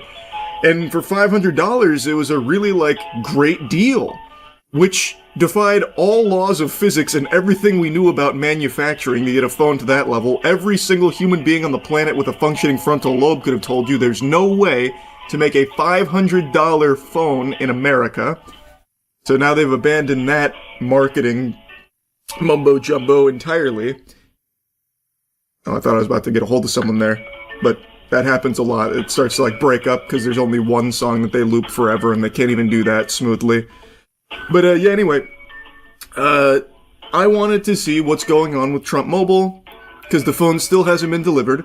There's no signs of life. There's no pulse at that company, if the company even exists in the first place. I'm starting to get skeptical now. And yeah, I'll just keep you updated as I continue to stay on hold endlessly in this fucking void, this purgatory that they've locked me in here. Alright, let's try again. Yesterday they were closed, so this is right in business hours and business time. Thank you for calling Trump Mobile. For English, press 1. Para español, oprima el número 2. Press 1 to open a new Trump Mobile account. Otherwise, press 2 for support with an existing Trump Mobile account. Thank you for calling Trump Mobile. Your call is very important to us. To ensure the highest level of customer care, this call may be recorded for quality control and training purposes. Please hold, and our next available representative will be with you shortly. You can also visit our website at www.trumpmobile.com to apply for a new account or access your personal account portal. Hey, I just wanted to check on the status of my pre-order. I'll be more than happy to go ahead and assist you, ma'am. Please have the telephone number your account is under. Now, interestingly enough, I gave them a bunch of phony baloney information. Like, the email and phone number I gave them are not associated with any Trump phone or Trump mobile pre-orders, yet somehow they found my account. I don't understand how, because it's not registered under anything I provided, but just in case that does end up being someone's actual phone number, I'm not going to put that clip in here. But what I gave them is not tied to a pre-order because, shocker, I didn't put $100 down on the Trump phone, but somehow they were able to locate my account. So, due to the government shutdown, there were some delays with the delivery process. Everyone who pre-ordered the T1 phone has secured their order for the phone. So what we're doing is that we are sending out the phones priority shipping. Soon as shipment resumes, everyone who did pre-order the phone will receive a confirmation email once the phones have been shipped out. Okay, wait. I mean, it was supposed to come out in the summer, though. That was before the government shut down. I thought there was just some kind of... I'm sorry, go ahead. I was just saying I was expecting it in the summer of 2025 when the shutdown wasn't till after that. I guess I'm just a little confused on how that affected the manufacturing. Well, the phone was scheduled to come out in December, which is around the time that the government shutdown did happen. And like I said, the reason why it was delays on it was because we needed to get the approval from the FCC, the Federal Communications Commission, before the release of the phones. And so That's why we are doing priority shipping to get the phones out to the customers as soon as possible. Is there a time I should be expecting it? Like, is there an ETA? As of right now, we don't have like an exact time frame. We were just told just to update the customers. Once shipment resumes, we will be communicating with all of our customers via email. Okay, well, but I'm sorry for the skepticism. I'm just getting a little concerned because it's been a while. The phone is real though, right? Have you, like, you've held one? Honestly, me, myself, I have not actually held one in my hands, but they are real. You can also go to our website at trumpmobile.com. And like I said, it does have all the information about the phone as well. Well, yeah, I see it on the site. It's just me and my family were kind of expecting it by now. Do you know anyone that has held one? Like, do you know anyone that's using one currently or anything like that?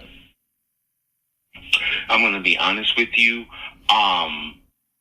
No, because like I said, everyone pre-ordered the phone, has not gotten their phone as of yet. So, from my knowledge that I know of, no one has received their T1 phone as of yet. And we know that, like I said, the customers haven't, been waiting on it. And we do value our customers. And like I said, that's why we are trying to, expedite the process to get the phones out as soon as possible. Okay, well, I appreciate the honesty. I guess I'll just sit tight then until I get that email. I really appreciated how honest this guy was. It would have been super easy to say, oh yeah, I'm actually holding a Trump phone right now. But he didn't do that. He just said, yeah, I've never held one. I don't know anyone that ever has. Like, I appreciate that he was willing to be that open. He seems like a good guy.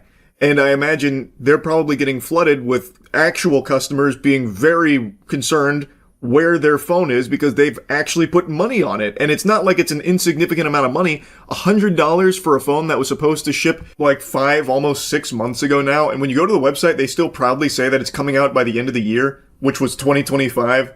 That year is now past. That year's in the books now. It's done and dusted. And they still have it on their website that if you're pre-ordering now, you are going to be getting it by the end of the year.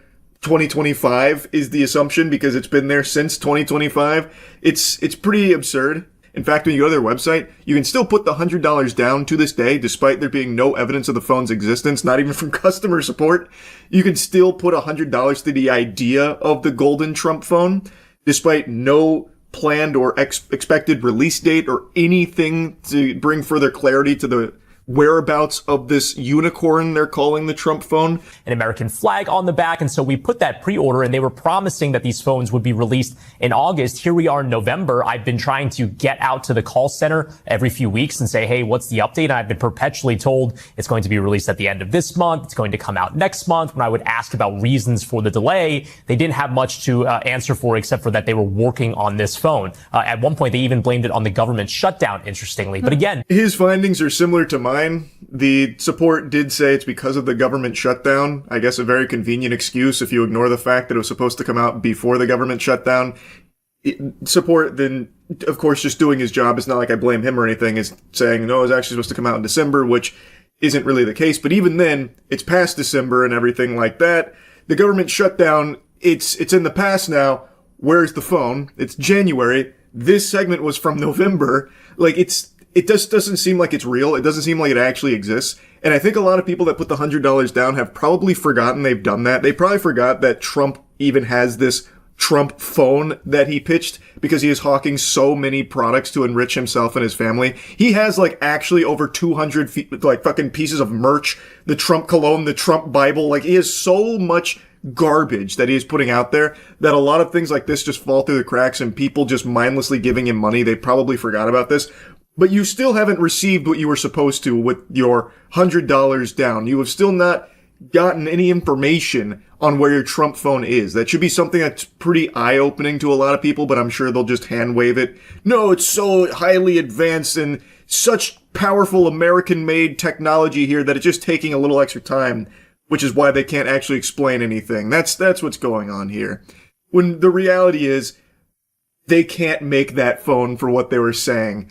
Like, you could probably go to Temu and start drop shipping a golden Trump phone, I guess, but their initial claims were that it was American made, and even on their website, they still have, like, the nomenclature that tries to mislead people into thinking it's American made by saying it touches American hands during production, as opposed to being entirely American made, because you cannot make that here for that price. You can't. You literally cannot. So it is going to be probably made in China, and if it ever comes out, will not be what it was advertised as, if it ever comes out at all. Even a phone being made in the U.S.? Do we know? And I know you've been looking at their website and noting that there are some changes there. Yeah. So again, this was branded as a made in the USA phone. In fact, they said so on their website. But interestingly, as I've been trying to follow the development of this phone, they tweaked the wording on their website. And now the mention of the made in the USA is completely scrubbed. You can see the original image on the top there. It says in that text, made in the USA T1 phone. And now all it says is, you want to be the first one with the new T1? Here's how. Elsewhere on the website, they describe it as an American proud design. And January 2026 checking in, it's still in that state. They are, like I said,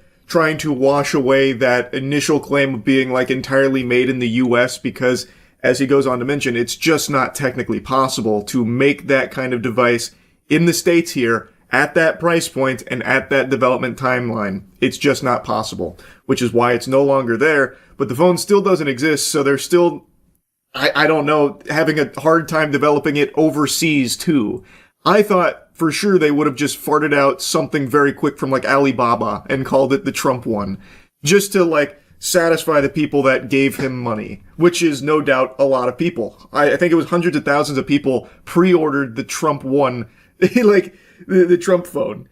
And they are still getting nothing. There's still nothing there with no answers and no expectation on when it's arriving.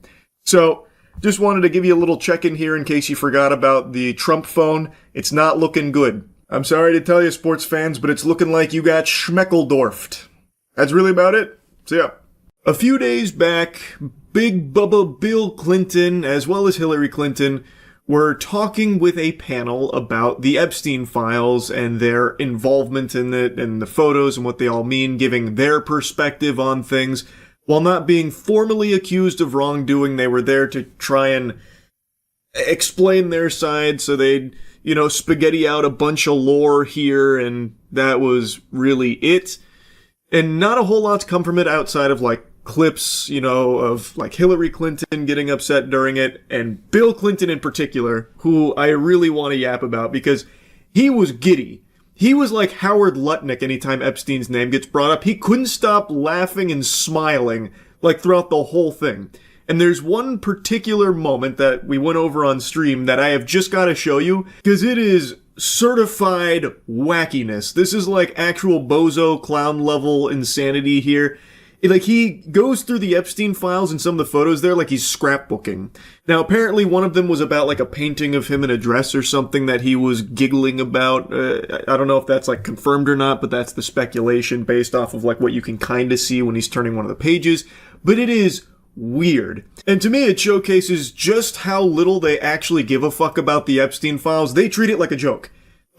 Bill Clinton treating it like a joke. The entire fucking administration, Howard Lutnick in particular, actually busts a gut every time Epstein's name gets brought up. The powerful people know they're going to get away with it. And I really think this whole hearing is just a farce. I think this is just a little song and dance for the plebeians to enjoy. Look, we're doing something about Epstein files. Look, here's the Clintons. No, we're not actually accusing them of doing anything wrong, but we're pretending that we might. Even though the administration has reiterated multiple times to just drop it, move on, and that there probably won't be any real investigations henceforth. And Perjury Patel likes to keep lying about it out the wazoo till his whole anus falls out, till he full-blown prolapses on his lies. So I don't have a whole lot of faith in this, a committee here that was asking the Clintons questions. I think it's just a sham. I would love if they really did investigate them and everyone in the Epstein files, but I don't think that's coming, and based off of Bill Clinton's attitude here, I think they're also pretty confident that nothing like that's on the horizon anytime soon. Did you see the Did you see the clip of Bill Clinton smiling while looking at old Epstein photos while his lawyer was trying to take them away? Oh my god, yeah. And for the record, what is happening in this photo? He's smiling at me. Looks like he's talking to me. Can you describe the circumstances surrounding this photo? Are you asking if he recalls this? I do not. I have no idea. You appear to be comfortable with Mr. Epstein in this photo. What do you disagree with? I'm comfortable with a lot of people. I'm comfortable here. I'm not happy, but I'm comfortable. Let me see it. Damn, they don't have the whole thing. So in the whole thing going up to this, he looked at it, he started smiling, his lawyer took it away, and he goes over with a big smile on his face. He's like, give me it, give me it, give me it. And then he reminisces. But they're cutting out all the bits. It's so shameless. Just look at the way he follows it. It's like a dog when you take their toy and they're ready to play fetch. It's unbelievable.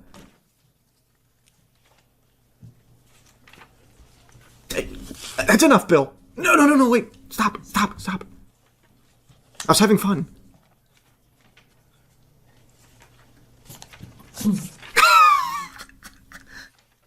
You wouldn't believe the story behind this one. Mr. President, we have about 5 minutes remaining in the majority's first hour, so I just want to ask you some questions related to crazy. The crimes. It's crazy. Epstein and Miss Maxwell. Unreal. Bill being nostalgic is crazy. I know, man. And his lawyer is like, okay, this, come on. That's enough. Those were the days, off face, yeah. Can I get a copy of that? Like, the way he starts pointing at it actually makes me feel like he's asking for, can I check out some more of these? Okay. He's having so much fun. I think this is the happiest Bill Clinton has looked since he got the fucking Blowjoptimus Prime from Monica Lewinsky. This guy is glistening. He is like radiant with glee going through these Epstein files. And I've seen some weird defense of this where people are claiming that the reason he's acting that way is because he's taken aback by the comical attempt to pin bad stuff on him with the Epstein files here. So he's not taking it seriously because they've done such a poor job. It's actually a galaxy brain chess maneuver from Bill Clinton here to show that he's not guilty. It's like, what the fuck are you talking about? This makes him look significantly more guilty, at least to me it does. And I imagine this probably is pretty poorly put together. I imagine they haphazardly threw this committee together without any real teeth or any real drive for justice, probably just as a way of trying to, appease the public, showing that there is movement on this front, since most sane, sensible people aren't dropping this. But what Bill Clinton's doing here doesn't show like he's not guilty. It shows that he doesn't take this seriously as if it's a big deal, when it is. The administration keeps trying to hammer home the point that you shouldn't care about this and that it's not a big deal and we need to move on, which I think is the most unhinged shit imaginable, because this deals with the largest sex trafficking operation in this country's history. Like, the abuse, the trafficking, the potential murder, of children at the hands of Epstein and Epstein's clients, and nobody has been arrested outside of Maxwell, who again gets to just go to a fucking summer camp instead of a prison because of this administration. It's absurd. You should care about this. And then you have people like Bill Clinton here, who in front of this committee is now just giggling about it and looks like he can't wait to keep reminiscing going through these files. He's probably excited to get back in that chair to look at more photos. And even in the slightest, literal tiniest iota of a chance that Bill Clinton isn't guilty of any wrongdoing, the behavior that he's showcasing here, I think, is still completely unacceptable because of the severity of this case. This is a child sex trafficking operation that went on for so many years, implicating some of the most powerful people on the fucking planet, and nobody's taking it seriously in the government here. It's unbelievable. And Bill Clinton can't stop laughing about it. And people in the administration can't stop laughing about it. It's just crazy to me. And I don't know how anyone could watch this and defend it. Now, throughout the deposition, both Bill and Hillary maintain that they didn't do anything wrong. There was nothing sexual or anything like that ever happened. When Bill was pressed about some of the photos in the files, like him and Maxwell in a pool with an unidentified woman, he said, that was actually at a hotel, nothing sexual, nothing freaky, nothing weird. And I imagine that's where the investigation stops. I have no confidence, no faith in anyone actually pursuing real justice against the evil co-conspirators, the fucking heinous, vile monsters, the clients of Jeffrey Epstein. Like, I don't believe anyone's actually going to seriously try and get anyone thrown in the slammer for it. I really do think, like, this committee, this little hearing here is just a performance. See, we asked Bill Clinton the hard-hitting questions, and then he said, that's a bunch of fiddlesticks. And we said, well, if Bill says so, we did all we could. Hands are tied. Because that's kind of been the whole attitude about it. That and making a mockery of it. A joke out of the Epstein files. You know, Bill Clinton laughing about it. Administration constantly giggling about it. You know, they're slapping their knee every time Epstein's name is brought up.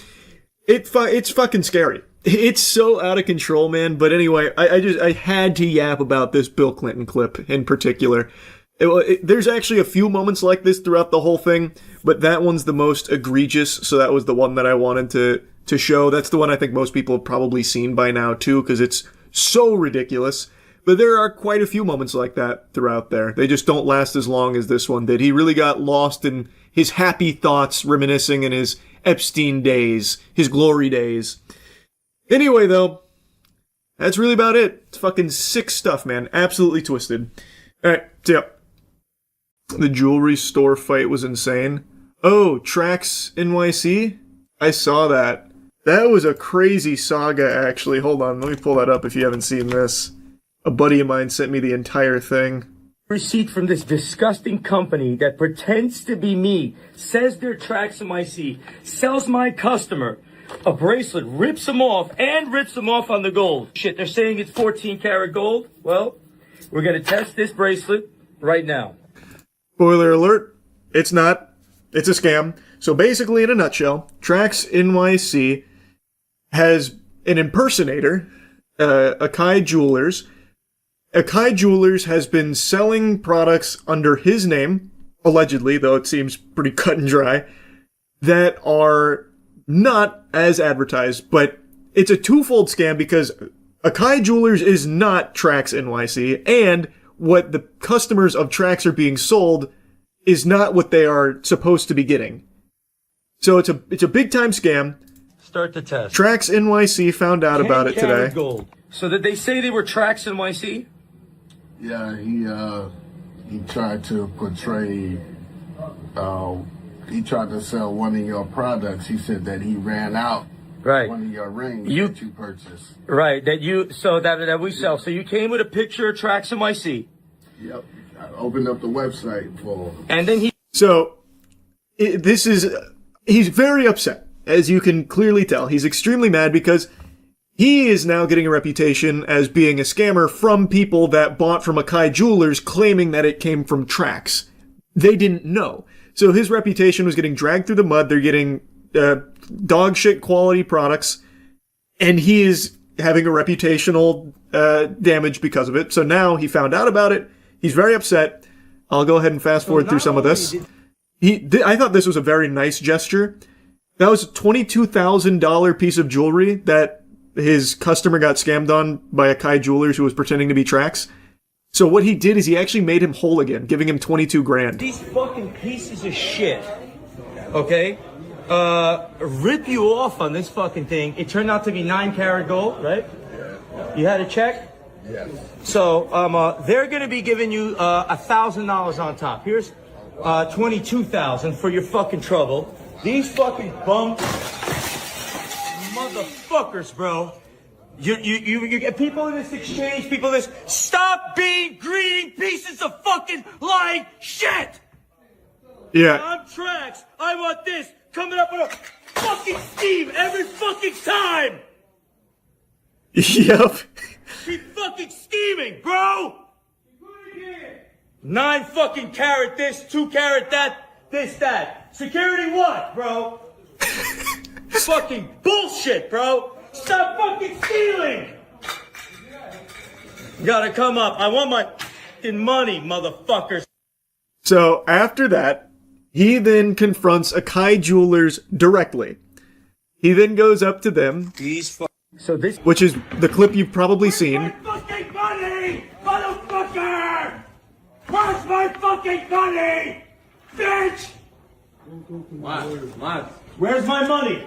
I got this fucking bracelet. Where's my fucking money? What are you gonna do, bitch? What are you gonna fucking do? Doc, motherfucker, you say VVS, high 3, 14 carat, and you're using my name, you bitch! Yeah, 6447. Thief! You fucking thief! Bitch! Yeah, in front of everyone here, every customer, in front of God and anime, he's going in. He's going hog wild on his ass right here, airing it all out. Also, I didn't learn this until, like, looking into this more. He was in Uncut Gems. Tracks. He had, like, a small cameo in Uncut Gems, which I thought was fucking awesome. Stop, take it. No! Get the fuck your hands off of me, bro! Take your fucking hands off of me, bro!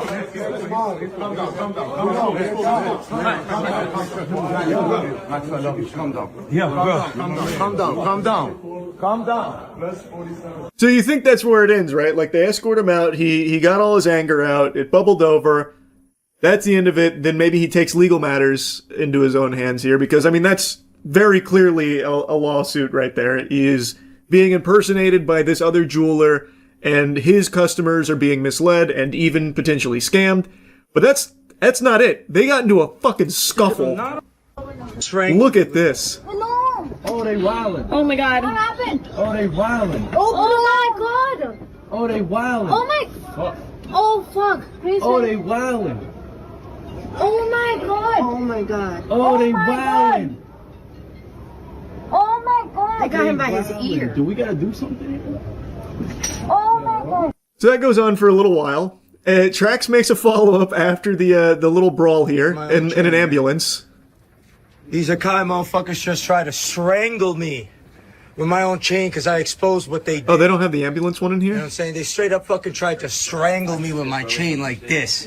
That's how angry these motherfuckers got because I showed what thieves they were. So, Akai tried to kill me, it's here. choke me with my own chain like this, strangle me, jump me, I'm in the hospital. If you're a lawyer who could help out, please DM me. All right, everything they did was so horrifying. So please send me a DM if you're a lawyer. I'm in the hospital. Going to the hospital. A crazy saga. A crazy saga. Watch the other angle of the fight. He literally slaps a bald dude's head. I didn't see that angle. Where's that one? I didn't see that. I've only seen that angle of the fight from like the top-down aerial view, like the football cable cameras, basically. He got spit on, and that's what started the brawl. Oh, is that what started it? Okay. I've seen a lot of his content before, and he's always super passionate about his work, so this is super valid. Full disclosure, I don't know anything about Trax. I learned everything about him today.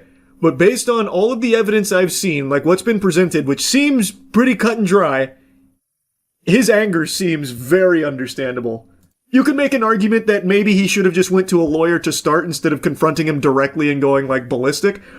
But I mean, if your reputation's being dragged through the mud without you even knowing about it because another company or another jeweler is copying you and selling fraudulent products, you're probably going to react pretty passionately.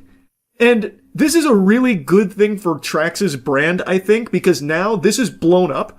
Now everyone sees Trax like fighting for the customers that got scammed. He gave him 22 grand of his own money out of pocket to make him whole for someone else scamming him. Like, overall, like, it's a really good look for Trax.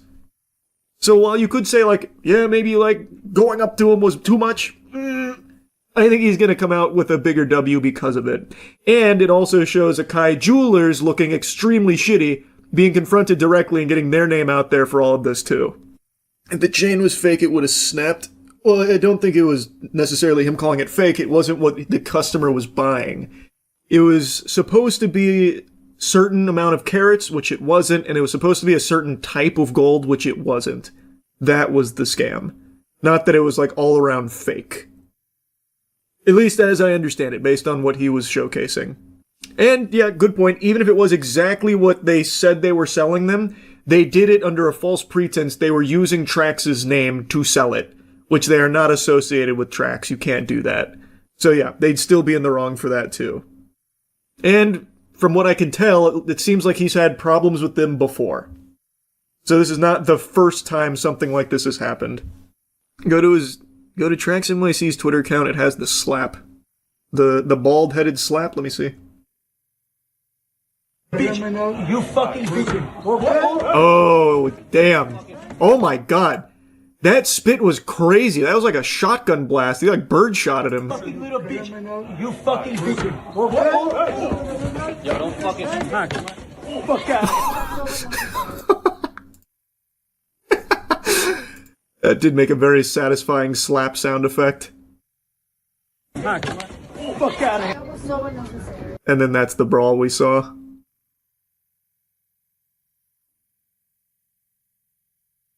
Damn, man. You don't spit on a person. No, I mean, spitting on someone is literally the fucking assault off rip. So, I mean, to be fair, Trax didn't... He was not the one that started that. The guy spitting on him was. Yeah, it was crazy, man. I saw that earlier today. This whole saga was nuts. I'm very curious what Trax is going to do next, though. Like, I imagine he has to take it to, like, court now, right? To sue them? Because they're not going to give him, like, any of, like, the money or anything. And even if they did, that doesn't fix what happened, right? So I imagine he has to take it, like, through the system next. Will he get in trouble now for physically fighting them? I don't know, man. I'm not a lawyer. But spitting, you can't spit on a person. It's assault. Or battery. I can't remember. Here, I'll just look it up. It's one or the other. Battery. Spitting on someone is considered battery. It is legally classified as battery, not assault. I knew it was one or the other. I couldn't recall. Damn, I didn't know that. Really? I thought most people knew that. You can't just spit on someone. Like, that's fucking disgusting shit. And that is literally... If you get spit on, you're starting a fight. No one is just going to take that spit and walk away. Well, I guess I wouldn't say no one. I guess in some circumstances people would, but for the most part, when you spit on someone, that is you starting a fight. Would have leaped that counter. He almost did, man. When he got spit on, he fucking threw that thing up, but the bodyguard pulled him away. He's literally ripping it up, and the bodyguard pulls him away. That man, he was about to get Goldberg speared by Trax. Play the clip one more time. Oh, for the slap. Yo, don't fucking That does make such a nice, satisfying little donk sound there. I think it's staged. Oh, no, I don't think so either. At first, I could maybe seeing... When I first saw it, like, the first couple of clips, I thought maybe being performative. But once I saw him, like, actually approach him, this is genuine anger. This is 100% genuine anger. It's a real brawl. He is in an actual ambulance. Like, I do not think this is staged by any means. Plus, what jeweler would agree to playing the scammer? That is a business ruiner. That just wouldn't make any sense. That crash out breaking shit behind the counter is a tell too. True. Vince McMahon. Yeah, I'm sure this goober from Akai Jewelers is playing Vince McMahon right now. I'm sure that's what he wanted. Oh, what's the matter? You can't sleep either? Yeah, I know the feeling. Look at us. 2 peas in a pod. Unfortunately, I can't deploy a tactical breast with some warm milk for you to suckle upon. These puppies aren't spec'd into that build. Best I could do is maybe lactate a bit of gamer subs out. So, we're gonna have to settle for the next best thing, which is a little lullaby, which hopefully will serve as a nice AoE and hit us both, making us sleepy. I see you a little bit, alright? Yeah, see you soon. Hello. You want to clip this on? Sure. Oh, you're a streamer? Yes, I am a streamer. Well, that's the vlog. This is our last game. I believe it closes at 7 today. So. 6, actually. 6? There's only half an hour left. This is a clip that blew up a few days ago, but it has a brand spanking new development here where the gentle sir, Fedora Tip, in the video has decided to double down on his cringe embarrassing behavior. So we're going to give you the whole kit and caboodle here. So this is the genesis. This is where it started. The woman in this video is a streamer. Her name is aka Nimsco on Twitch, but she is a grandmaster in chess. Her name is Nemo, and she's doing this at a convention where people sit down, they play chess, and she's streaming all of it. This is the last contestant of the day. She believes that there's still quite a bit of time left, thinking that it closes at 7. He hits her with the classic, actually, it's 6. So there's even less time than she thought, but she's more than willing to accommodate and play through this game with him because he waited for it. Take your queen. Oh shit, I forgot I can do that. Yeah. Take queen. This game's hard. Yeah. You're running out of time, Bill. What happens if I run out of time? You lose the game. But it's okay, you can use some of mine. I do have to run though because I didn't realize the con is closing at 6. Oof, that's a big-time blunder right there from this prodigy that stepped up to the plate. He hung his queen out to dry, and she capitalized, taking the free piece.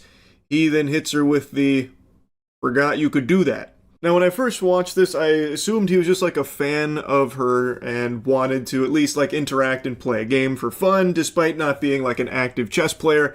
Him being unaware of how the knight can move, to me, was evidence of that game theory, but turns out that's not the case at all. He actually takes this extremely serious. He's treating this like it's his fucking Super Bowl here. So, as you can see, he's starting to run out of time. She mentions that, saying like, hey, you're running out of time, but, you know, don't worry, you can use some of mine. That's time. Yeah. Okay. I'll pack up while you make your move. You know what? I surrender. Are you sure? Okay. GG's. Zoinks! Jinkies! The declined handshake in anger. That's fundamentally a rage quit moment there over the board. But very unsportsmanlike. That's a 5-yard penalty, no doubt. And again, she was willing to let it go on even though he did lose on time. He was taking oodles of time here coming up with his moves, and then still ended up just giving away a free queen. So it's not someone who I think actively plays chess, so I don't know why he's getting so heated about it. It's pretty fucking embarrassing because this isn't high stakes here. This isn't a game of life or death. It's not a goddamn shadow game from Yu-Gi-Oh! Or anything. It's just supposed to be entertaining and enjoyable, and you get to hang out, you play a little chess. She's a grandmaster. You were never going to win. So I don't know why he's getting his ham so steamed about it. Alright. It took forever. Okay. Oh shit, he took the mic. Oh, hello. He took the microphone. It's alright, he forgot about that. So, he wanted it, yeah? I feel like you really wasted my time. Oh, I'm so sorry about that. Waiting. You told me after this person, and then another person comes in. I'm so sorry about that. That guy, you're like, oh, I'm gonna see you at dinner later. Yeah.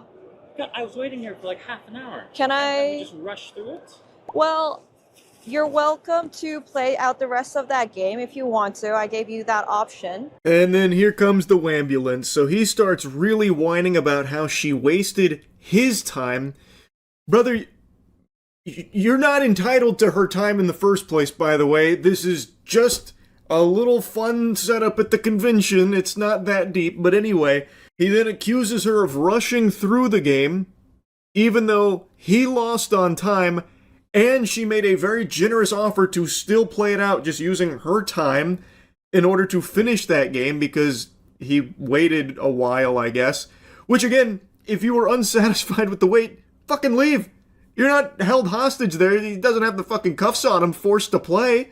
Like, what? Just go. Just leave. Why? What? It really feels like he wasn't there for chess in the first place. It seems like he was there to try and, like, have this be some kind of pseudo date or something. So when someone else was in front of him, or someone else that she knew, like, stepped in to play a quick game, it, like, deeply offended him in that capacity. And again, I don't think he was actually there for the chess itself, because he's like, oh, I didn't know you could do that. What, move the knight backwards? Like, what the fuck what? So, the whole thing just smells very fucking fishy, and it's really weird. And his behavior just continues to deteriorate about it. Okay, I'm so sorry about it. Is there anything I can make up for it? I can give you chess.com diamond memberships or anything like that.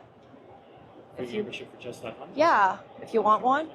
Okay, take a picture. I'm gonna give you a second one as well. And heck, since you're the last person for tonight, take a picture of the third one. So then if you redeem these, you'll just have like 3 months free membership. There you go. Take a picture of that one too. Sorry about that. I'm really sorry if you feel like you wasted your time. You did waste my time. Okay. So, fuck you, but I hope you have fun with the convention. Okay. The guy there was so like, fuck you, gave me the middle finger off. She is going above and beyond to accommodate this loser, being extremely nice, offering him 3 months of premium membership, again, for a complete non-issue. This guy feels like his time was wasted. Why? Because he chose to wait in that line and then sat down fucking drooling and blue screening in his brain, blundering his queen, and then just sitting there idly with the Orb of Confusion in his pocket and then losing on time before surrendering. How is that her fault? If you wanted a longer time with her at the chessboard or you wanted to, like, prove yourself, fucking play chess. Learn how the knight moves, I guess, bro. Like, what? Why is any of this her fault? Like, she didn't do anything wrong here. All of it's streamed, by the way, so you can see it all. There was nothing strange or underhanded. She didn't go up there and put her hand on this guy's head like, no, stay back, you swine. Everyone else is coming first. You will be the last one today. Learn your place, plebeian. Like, nothing like that happened. She didn't disrespect him or anything. So, but he still feels so slighted that he wraps back around, gives her the middle finger, and says, fuck you, while getting to reap the benefits of 3 months worth of premium membership that she's given him because she's just, I guess, very nice. If anyone's time was wasted, it was hers for having to interact with you for this long. And now, like I said, this blew up a couple days ago. He got clowned on, and then he wanted to give his side of the story. So I read an article that apparently he is now doing his tell-all here about what actually happened. Against this person, I have no idea who she is, but there it is. First off, I was just laughing at how ridiculous the video is because it didn't offer any context. So there was no line there. I have no idea who this person is. It just says like, hey, let's play some chess, you can win a prize. Cool. If you want to let people know that everything that's happened bothers you greatly, try and pretend that it doesn't. Well, I actually couldn't stop laughing about the whole thing. People just don't understand the full scope of the situation. And I can't help but giggle.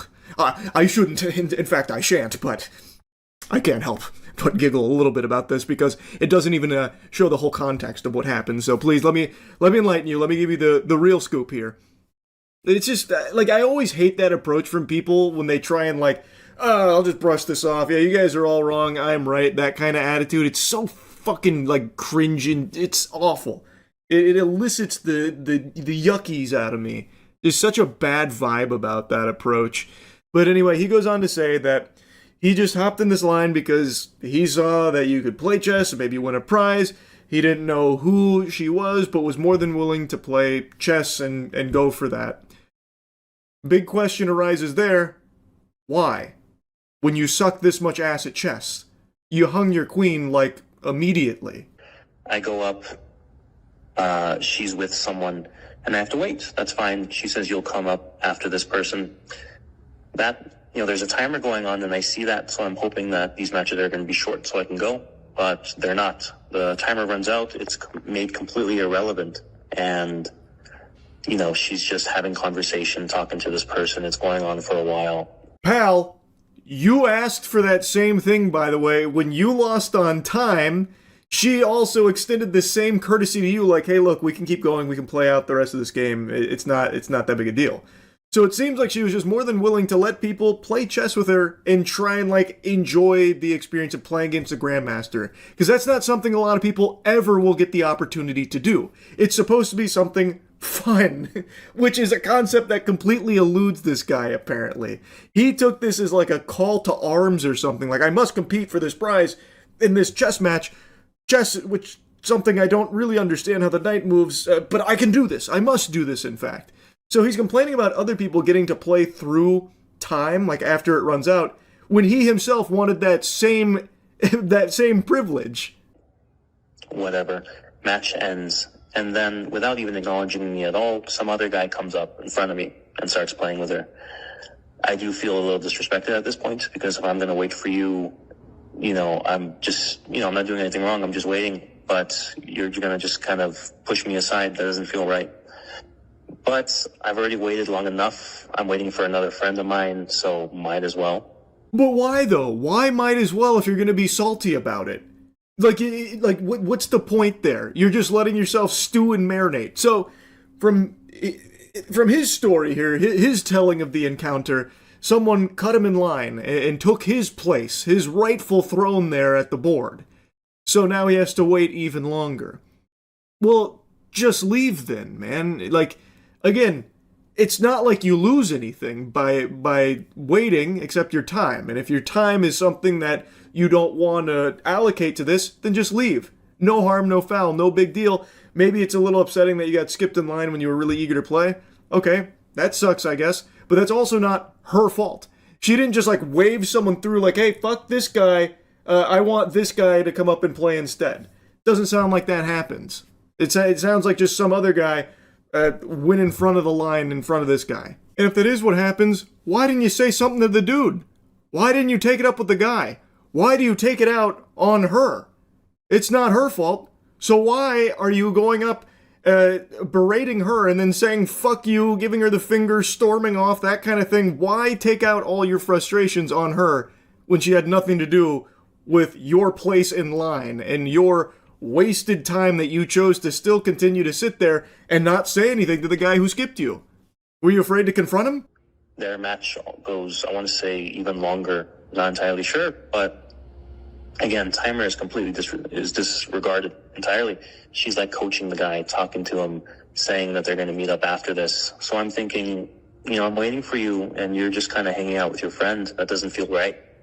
It feels like my time's not being appreciated. What do you mean your time wasn't being appreciated? Brother, the only one not appreciating your time was yourself. If it's that important, the time that you were losing in there, you should have left. It is not her responsibility to be conscientious of your time, of you choosing on your own volition to just sit there and just fucking bake in your own anger. She had a little event. You sit down and play chess.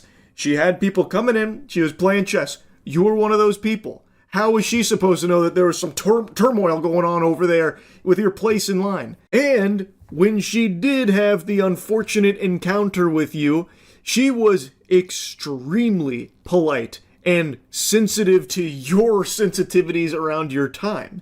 She let you play out the game past time, offering to keep it going, letting the game continue because you did wait and you were the last person there at the convention, so she was more than willing to be accommodating. And when you wrapped back around fuming, taking out your frustrations on her and getting upset, she was extremely apologetic that you felt the way you did, and then even went way out of her way offering you 3 months of premium membership, which you should not have gotten under any circumstances, by the way. That was very undeserved. All just because you fucking ordered some french fries here about your wasted time that you wasted yourself. She did nothing wrong, and he is still doubling down on this as though people just didn't understand the full story. Brother, the thing was live streamed. Everyone knows everything that happened because it was all on stream. You can't even fall back on that missing context excuse. So, match finally ends. I come up. I'm a bit frustrated, but I'm trying to keep it together. We're playing, and time runs out. And I can tell, she had a mistake with when the convention is ending, so she wants to go. Timer ends. You know what? I can tell, and I feel like she really just wants me to go. I feel like she's already kind of been disrespectful to me before. She clearly just wants me to leave now. So I get and I go. And I am very frustrated, right? I'm very upset with the lack of time management, the fact that there was no line, there was no people there, and yet I'm still having to wait for so long. Then don't. No one is forcing you to do that. You even said you don't know who she is. Why are you waiting that long for this then? I don't get it, man. Make it make sense. I don't understand. And again, if you wanted more time there playing chess with her, get better at chess so you can play out a full game without just getting steamrolled. Like, you were never going to win in the first place against a Grandmaster, but maybe you wouldn't have blundered so quickly and had everything go tits up right away. Like, it's very peculiar what this dweeb is even so upset about. And he's still upset about it. He's still frustrated. He is defending his behavior, where, again, I don't think there's any justifications for it. He's just a jerk. Like, he's just mean. He was just very upset at her for nothing. And yeah, I was very upset and I left. I wanted to come back because it just didn't feel right. It really just didn't feel like I was treated properly. So I wanted to make my case. I was like, hey, you wasted my time. I wanted to be upfront about that and say, like, I don't appreciate it. No, you wasted my time. And I was angry. And she tried to respond in a very nice manner, and I acknowledge that. But that doesn't change the fact that I was wronged and I was disrespected. No, you were not. You were not wronged. You were not disrespected. She did so much more than any other human being on the planet would have in this situation, with treating you with respect and being very apologetic over a complete non-issue, just an issue you've made up in your own noodle. This is absurd, man. What a crazy response to have to this. Like, it's shocking to me that there's no self-awareness. There's no realization that he was in the wrong. There was nothing disrespectful that happened here on her end. If he was cut in line, yeah, it's disrespectful. Why didn't you take it out on the guy who actually disrespected you then? If that actually happened, why are you targeting her for that? She had no control over that mishap.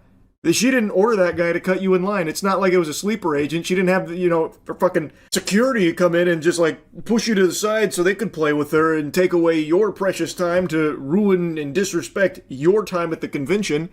So why are you taking all that frustration out on her when she did nothing wrong and did everything she could to be respectful and polite and even apologetic, even though there was nothing to apologize for in the first place?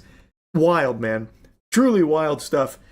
Anyway, that's really about it. So, yeah.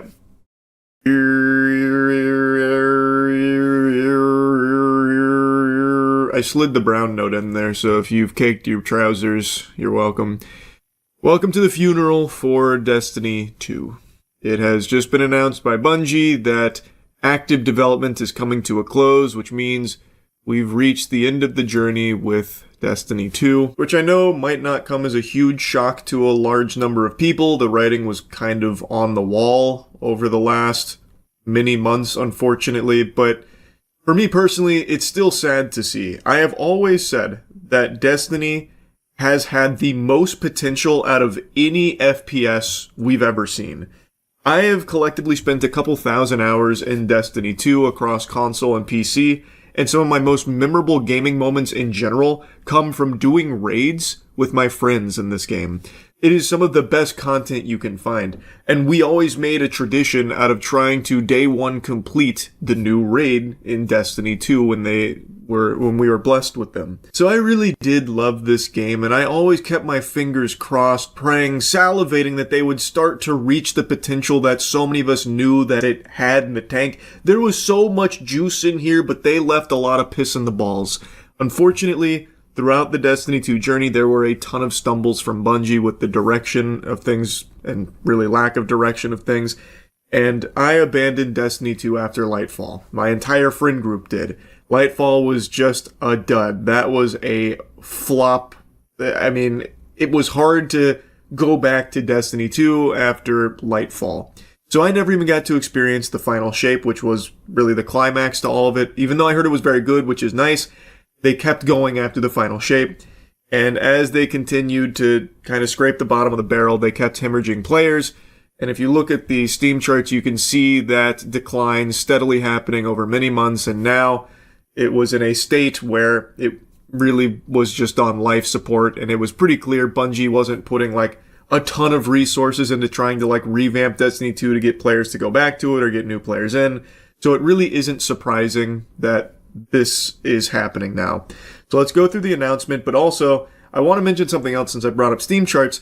Bungie's other game, Marathon, is actually doing worse than Destiny 2 by player numbers, by raw player numbers on the Steam charts. So it makes me wonder, how is Bungie going to stay afloat in the meantime because it doesn't look like Marathon has a strong enough player base to support them. Like, they're right now teetering on fucking high guard numbers. Is that enough to allow Bungie to press forward? Like, maybe, and perhaps I'm overthinking it, maybe it really will just be Sony with more infusions of cash. Maybe they're able to just still run off of everything they built with Destiny. I don't know. But to no longer have Destiny in like an active development state, it will continue to hemorrhage. And then they only have Marathon, which is starting to tread water, like dangerously fast. So what keeps them going in the meantime while they work on their next project? I guess that remains to be seen. For almost 12 years, we have had the joy and honor to explore the Destiny universe with you all. Through all the ups and downs, surprises and triumphs, building Destiny alongside our players has been a monumental privilege. While our love for Destiny 2 has not changed, it has become clear that after the final shape, we have reached the time for our shared worlds and Destiny to live beyond Destiny 2. As our focus turns toward a new beginning for Bungie, we will begin work incubating our next games. To that end, on June 9th, 2026, we will release the final live service content update for Destiny 2 to begin that new journey as a studio. Though active development may be concluding, we will ensure that Destiny 2 remains playable, just as the original Destiny is today. Many changes in this final update will aim to ensure that Destiny 2 is a welcoming place for players to return to. We're proud of Destiny 2, the places it took us, and the legacy it has created. Because of you all, our universe is vast, built on years of shared stories, adventures, and victories. From the Cosmodrome to the Pale Heart to the Lawless Frontier, we have forged lifelong memories and friendships with you all. We are incredibly grateful to everyone who made that journey with us. From the deepest part of our hearts, thank you, and we'll see you in the stars. A pretty nice send-off message, to be honest, and they're dropping a final content update to it in order to try and leave it on a high note, which I think is commendable. I also appreciate that they are going to keep it in a state where it is playable. That's extremely nice, especially when so many other games just close their doors when they're done with active development. So it's good to see them put resources into ensuring that players can always still go back to Destiny and experience it. But speaking of that, one thing you can't do in Destiny, and one thing they made a habit out of doing that I was very vocally against, is the rabid sunsetting of content. For example, you actually cannot play the original Destiny 2 campaign anymore, Red War. That's been gone for a long time. So when Destiny 2 launched, the campaign that you played, that I played when it first came out, has been inaccessible for many moons now. And there's plenty of other examples of content that has been sunset that you can't access as a player anymore. So a lot of like the shared stories and shared experiences that are mentioned here in Destiny are already just fucking relics of the past. They're already extinct. You can only see them in YouTube videos or when you close your eyes and have a wet dream. Which is just something I've always felt is sad when it comes to Destiny 2, because there's a lot of content that you played and maybe really liked that they eventually just poof out. But the biggest, saddest part of all of it is just, again, how much potential was left on the table with Destiny 2.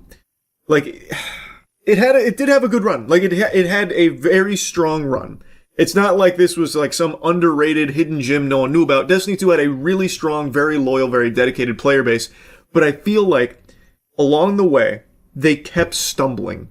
And they kept going in directions that the community didn't want, and then they have to reel it back to try and win them over again. So it always became this like tug of war, this push and pull, where, you know, you take 2 steps forward, 3 steps back, and then you take 2 steps forward, and then 3 steps back again.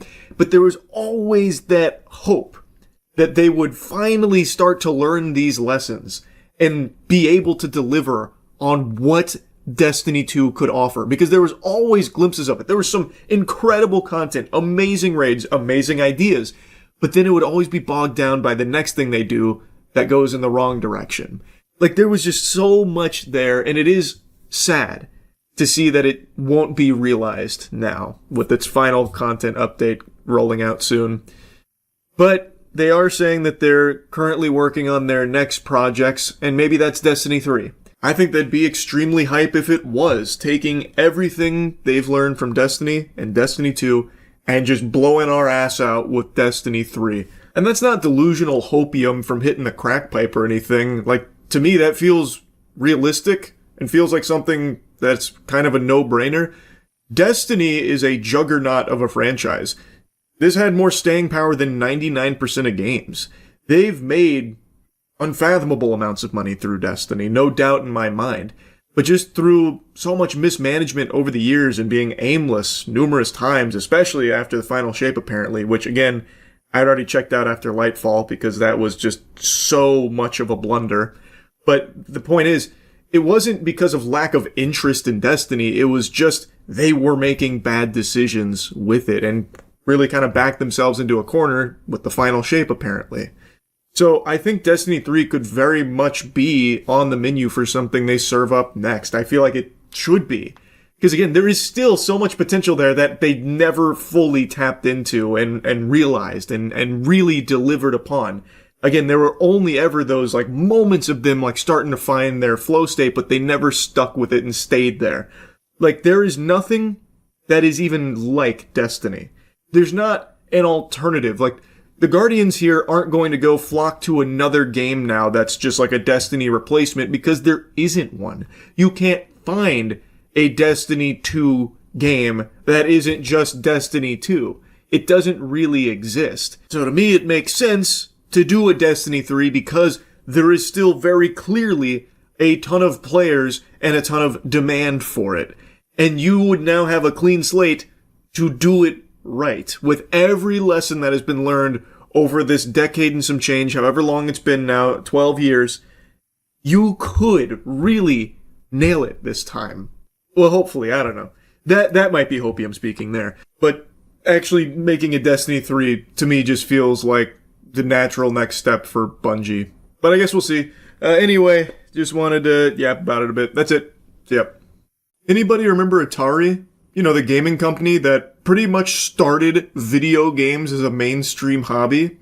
Well, they are embarrassing now. I don't know if any of you ever keep up, because I know you don't hear about them, because they don't really do anything, and when they do, it's a catastrophic failure from all that I can find. But the most recent thing that they're peddling is an Atari hotel, which is apparently some kind of licensed partnership with some developers where they're going to be making a gamer hotel, and they used an AI video to showcase it. It is a blatant, obvious, fake thing that even as a concept piece, I think kind of falls flat on its tits, where it basically wants to be an all-encompassing gamer utopia where you have RGB rooms and you have an esports venue, a concert venue, a sports venue where you can bet on sports and watch the big games, and arcade cabinets out the wazoo. And they have this AI-generated video that probably took them like 45 seconds to make to show all of this. And my God, does it look like shit. Everything about it is terrible, but the most shameless part is they're using this as a pitch piece to try and get every Joe Schmo out there that happens to stumble across it to give them $500 as an investment so they can be an investor in Atari hotels, and they have it structured like a Kickstarter thing where you can go all the way up to like $50,000 where you give them 50 grand and you get a brick. It's so fucking stupid. This company has to have one of the hardest fall-offs in corporate history. Like, at least Blockbuster, when it fell off, it had the dignity of dying with its boots on. Atari has just existed in a pitiful state for decades now. And despite not doing anything like meaningful for decades, their brand is still extraordinarily recognizable. That's how big they used to be. Yet they can't do anything good with it. So now they have this shit slapped on there for a hotel project that I think absolutely is dead on arrival and will crash and burn if they ever even get it off the ground. To be e-begging as Atari hotels is so laughable. Seeing the latest gaming scam, the Atari Hotel. They have Atari Hotels Official. We're building someone no one else has, the world's first Atari Hotel. This sounds familiar. Something bold is rising in downtown Phoenix. You love to hear the immediate AI voiceover. Very cool. That inspires confidence. Atari Hotels launches regulation offering inviting fans and community to own a piece of the future of hospitality. Well, maybe I was too quick to judge. Maybe this is awesome. The world's first Atari hotel. Can't Become even say an the owner name for right. as little as $500. Set in the heart of the city's arts and entertainment district, where culture, nightlife, and creativity collide. Rising at the intersection of Roosevelt and Central, with a walk score of 95, this will become Hell is the a pulse walk of downtown. score. Picture yourself on our rooftop pool deck, surrounded by music, energy, and skyline views. Step inside, every space tells a story. An immersive playground built for gamers, dreamers, and creators. Nice. This is already looking really cool. You had a bunch of fucking mutants in here. Nothing tells me surefire success quite like having nothing to show besides AI-generated renders. Yes, I can't wait to book my $500 stay right now. Here's an article written about it. Let's see. Atari Hotels, a first-of-its-kind immersive entertainment and hospitality venue, today announced the launch of its Regulation A Tier 2 equity offering, giving fans, gamers, and community a chance to become true owners. Yep. Throw that in the wastebasket right away. That's a load of fucking barnacles. Scam! Scam! Atari Hotels recently acquired over 1 acre of land in Phoenix's arts and entertainment district, Roosevelt Row, seeking between $35 to $40 million to fund the development of its flagship location.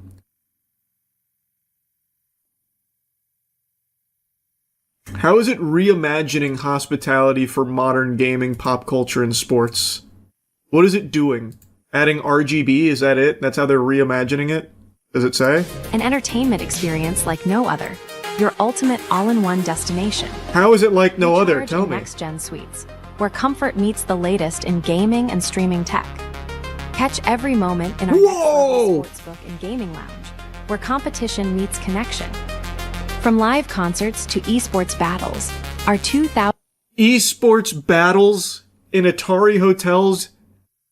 How stupid do you think I am? Yeah, I'm sure. 1,000-plus person event center is built for unforgettable nights. Here, nostalgia collides with the future. Classic icons. Damn, look at this arcade! Holy shit! They got like a whole closet full of cabinets. Reimagined fun. Be a part of it with as little as $500. You can own a piece of Atari Hotels Phoenix. Atari Hotels. Play, stay, live the game. Brought to life by Intersection Development. With over $350 million of projects built right here in this neighborhood. Designed by Rack House, where architecture becomes emotion, and every space is an experience. Masterpiece designs by Top Rank Original. Design tough, built tough.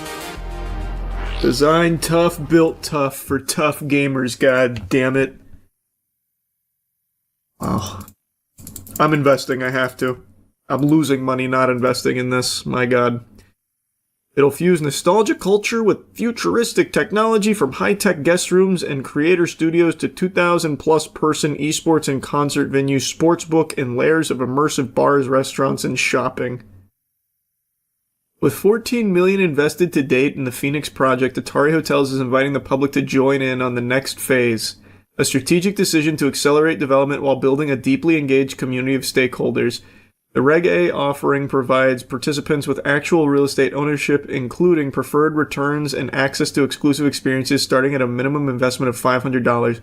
So they've invested $14 million and are looking for $35 to $40, even though this is backed by apparently fucking Goliath companies here like this, responsible for $300 million worth of developments across their resume, and the most they can fork over is $14 million here.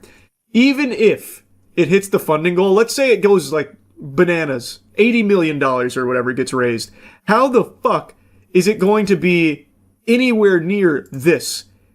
$80 million is not going to get you a facility like this with state-of-the-art reimagined technology rooms, a fucking immersive bars, restaurants, shopping, concert venue, and esports arena.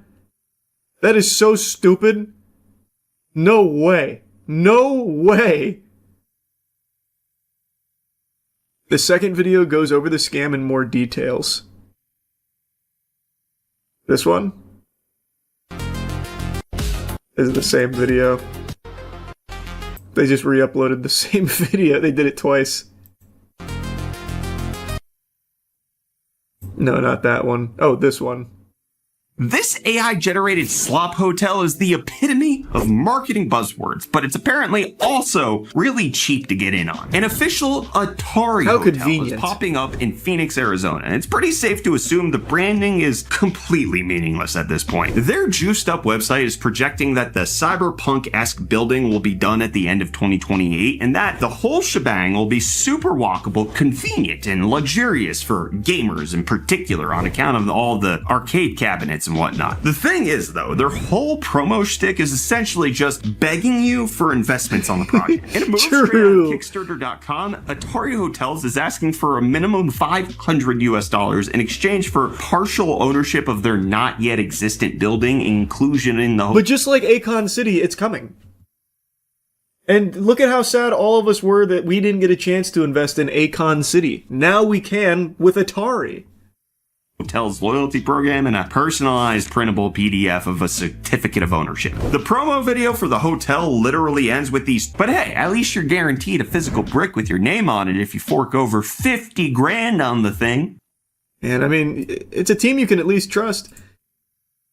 They have a combined track record of creating and structuring over $500 million in real estate deals and $4 billion in successful tech exits, blending a strong financial track record with creative execution. With deep roots in Phoenix's Roosevelt Row, including the successful launch of 15 hospitality and residential projects, this team boasts a rich understanding of the local neighborhood, which is why they're so confident in it. They only invested $14 million of their own money, but want $40 million of your money. This is a grand slam waiting to happen.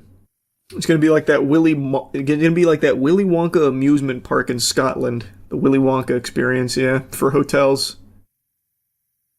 Unbelievable, man. That's crazy. That's so shameless. Well, it's coming pretty soon. It's starting in 2026. We'll get to see it from the ground up. I can't wait. The people who get nostalgic about Atari are all in their 50s and probably fall for AI, so who knows. I mean, that's still kind of a stretch, though. Like, I don't think people in their 50s are going to be like, $500? Alright, I'll give it to Atari Hotels. This is exactly what I want. A place where I can watch esports events. Like, battles.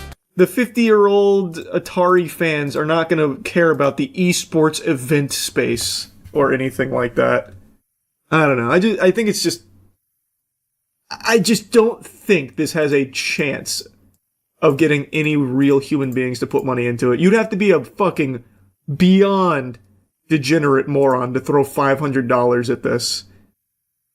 Like, they couldn't even do the bare minimum of AI generating something that looks realistic. Like, just look at this. You can stop at any single frame, and it is just a disaster. Like, everyone's fucking face is melting. This guy's arm has fallen to the back rooms. Like, every single thing here. And they're all just like, these hills have eyes like mutants everywhere. They're not even using, like, the newest AI videos or anything. It's whatever the cheapest, fastest shit they could churn out was. And even just as a concept, the hotel has a terrible idea. Yeah, it doesn't even have a strip club. Well, not yet. That's if you donate the $50,000 to it, you get a brick and a lap dance. And a free 1-year subscription to Sohids. Would have been better in Vegas, like a gaming casino hotel. I guess. I don't think this is a hot take. I think this should be a pretty obvious take. But the thing is, if you're trying to market to gamers for a social experience, you're fucking stupid. Like, the last people that would want a gamer hotel would be gamers. They're not gonna go. If this actually gets built... Oh, yeah. I mean, you can just stop it right there. If this actually gets built. It won't. Here's what I think. I think they will start construction on something. I think whatever they end up finishing construction on will not be Atari Hotel. It won't be a gamer hotel. I think it'll end up just being another one of their endless hospitality projects, and this was just going to be a fucking failed concept. They'll just pivot. Wait to hear about the Atari's next project. Atari airline that takes you to Atari cruise. Genius. I know you're making a joke, but it actually is incredible to me how Atari was so early to video games. They had such a stranglehold on it, and they floundered. And now, all they coast on is their once powerful name. Despite not having any real, like, products or anything of value for the last, like, 2 decades, almost 3 decades, they still coast with this name because it's so recognizable, but they won't do the bare minimum of just trying to make good games or anything again. Like, they are just totally content to do nothing except try and cash in goodwill on the Atari name. It's crazy to me. No, it's the actual Atari business. As far as I can tell, this is the actual Atari business, yeah. This isn't like a knockoff or anything. This is an Atari partnership, from what I can tell, based on their website here. Though, I did just Google something that came up with a Reddit post from someone who's been looking into this. So, I'll take it with a grain of salt for now. According to this post, it's a hotel with the Atari license and branding, but totally unaffiliated with Atari. Which sounds very par for the course if that is true. Atari just, they probably got a cold call and an email like, hey, for like $50, can we like use the Atari name for a little something we're cooking up? And they're like, yes! Yes, God, please! Anything. Basically like Nickelodeon Hotel. They just use the brand and IPs, but it's actually run by Holiday Inn. God, the Nickelodeon Hotel is a classic. Oh, it's so good. These new-gen scammers don't know how it was back in the day. They actually had to work to scam people. All you need now is AI. Isn't that crazy? Yeah, like, you're making a joke, but it's actually super true. You actually had to try to scam back in the day. Now, AI does it for you. It's such a shame. There had to be some level of intelligence to a scam. No longer the case. Bernie Madoff with AI would have been unstoppable. Yeah, they would have never caught his ass if he had AI in his tool bag.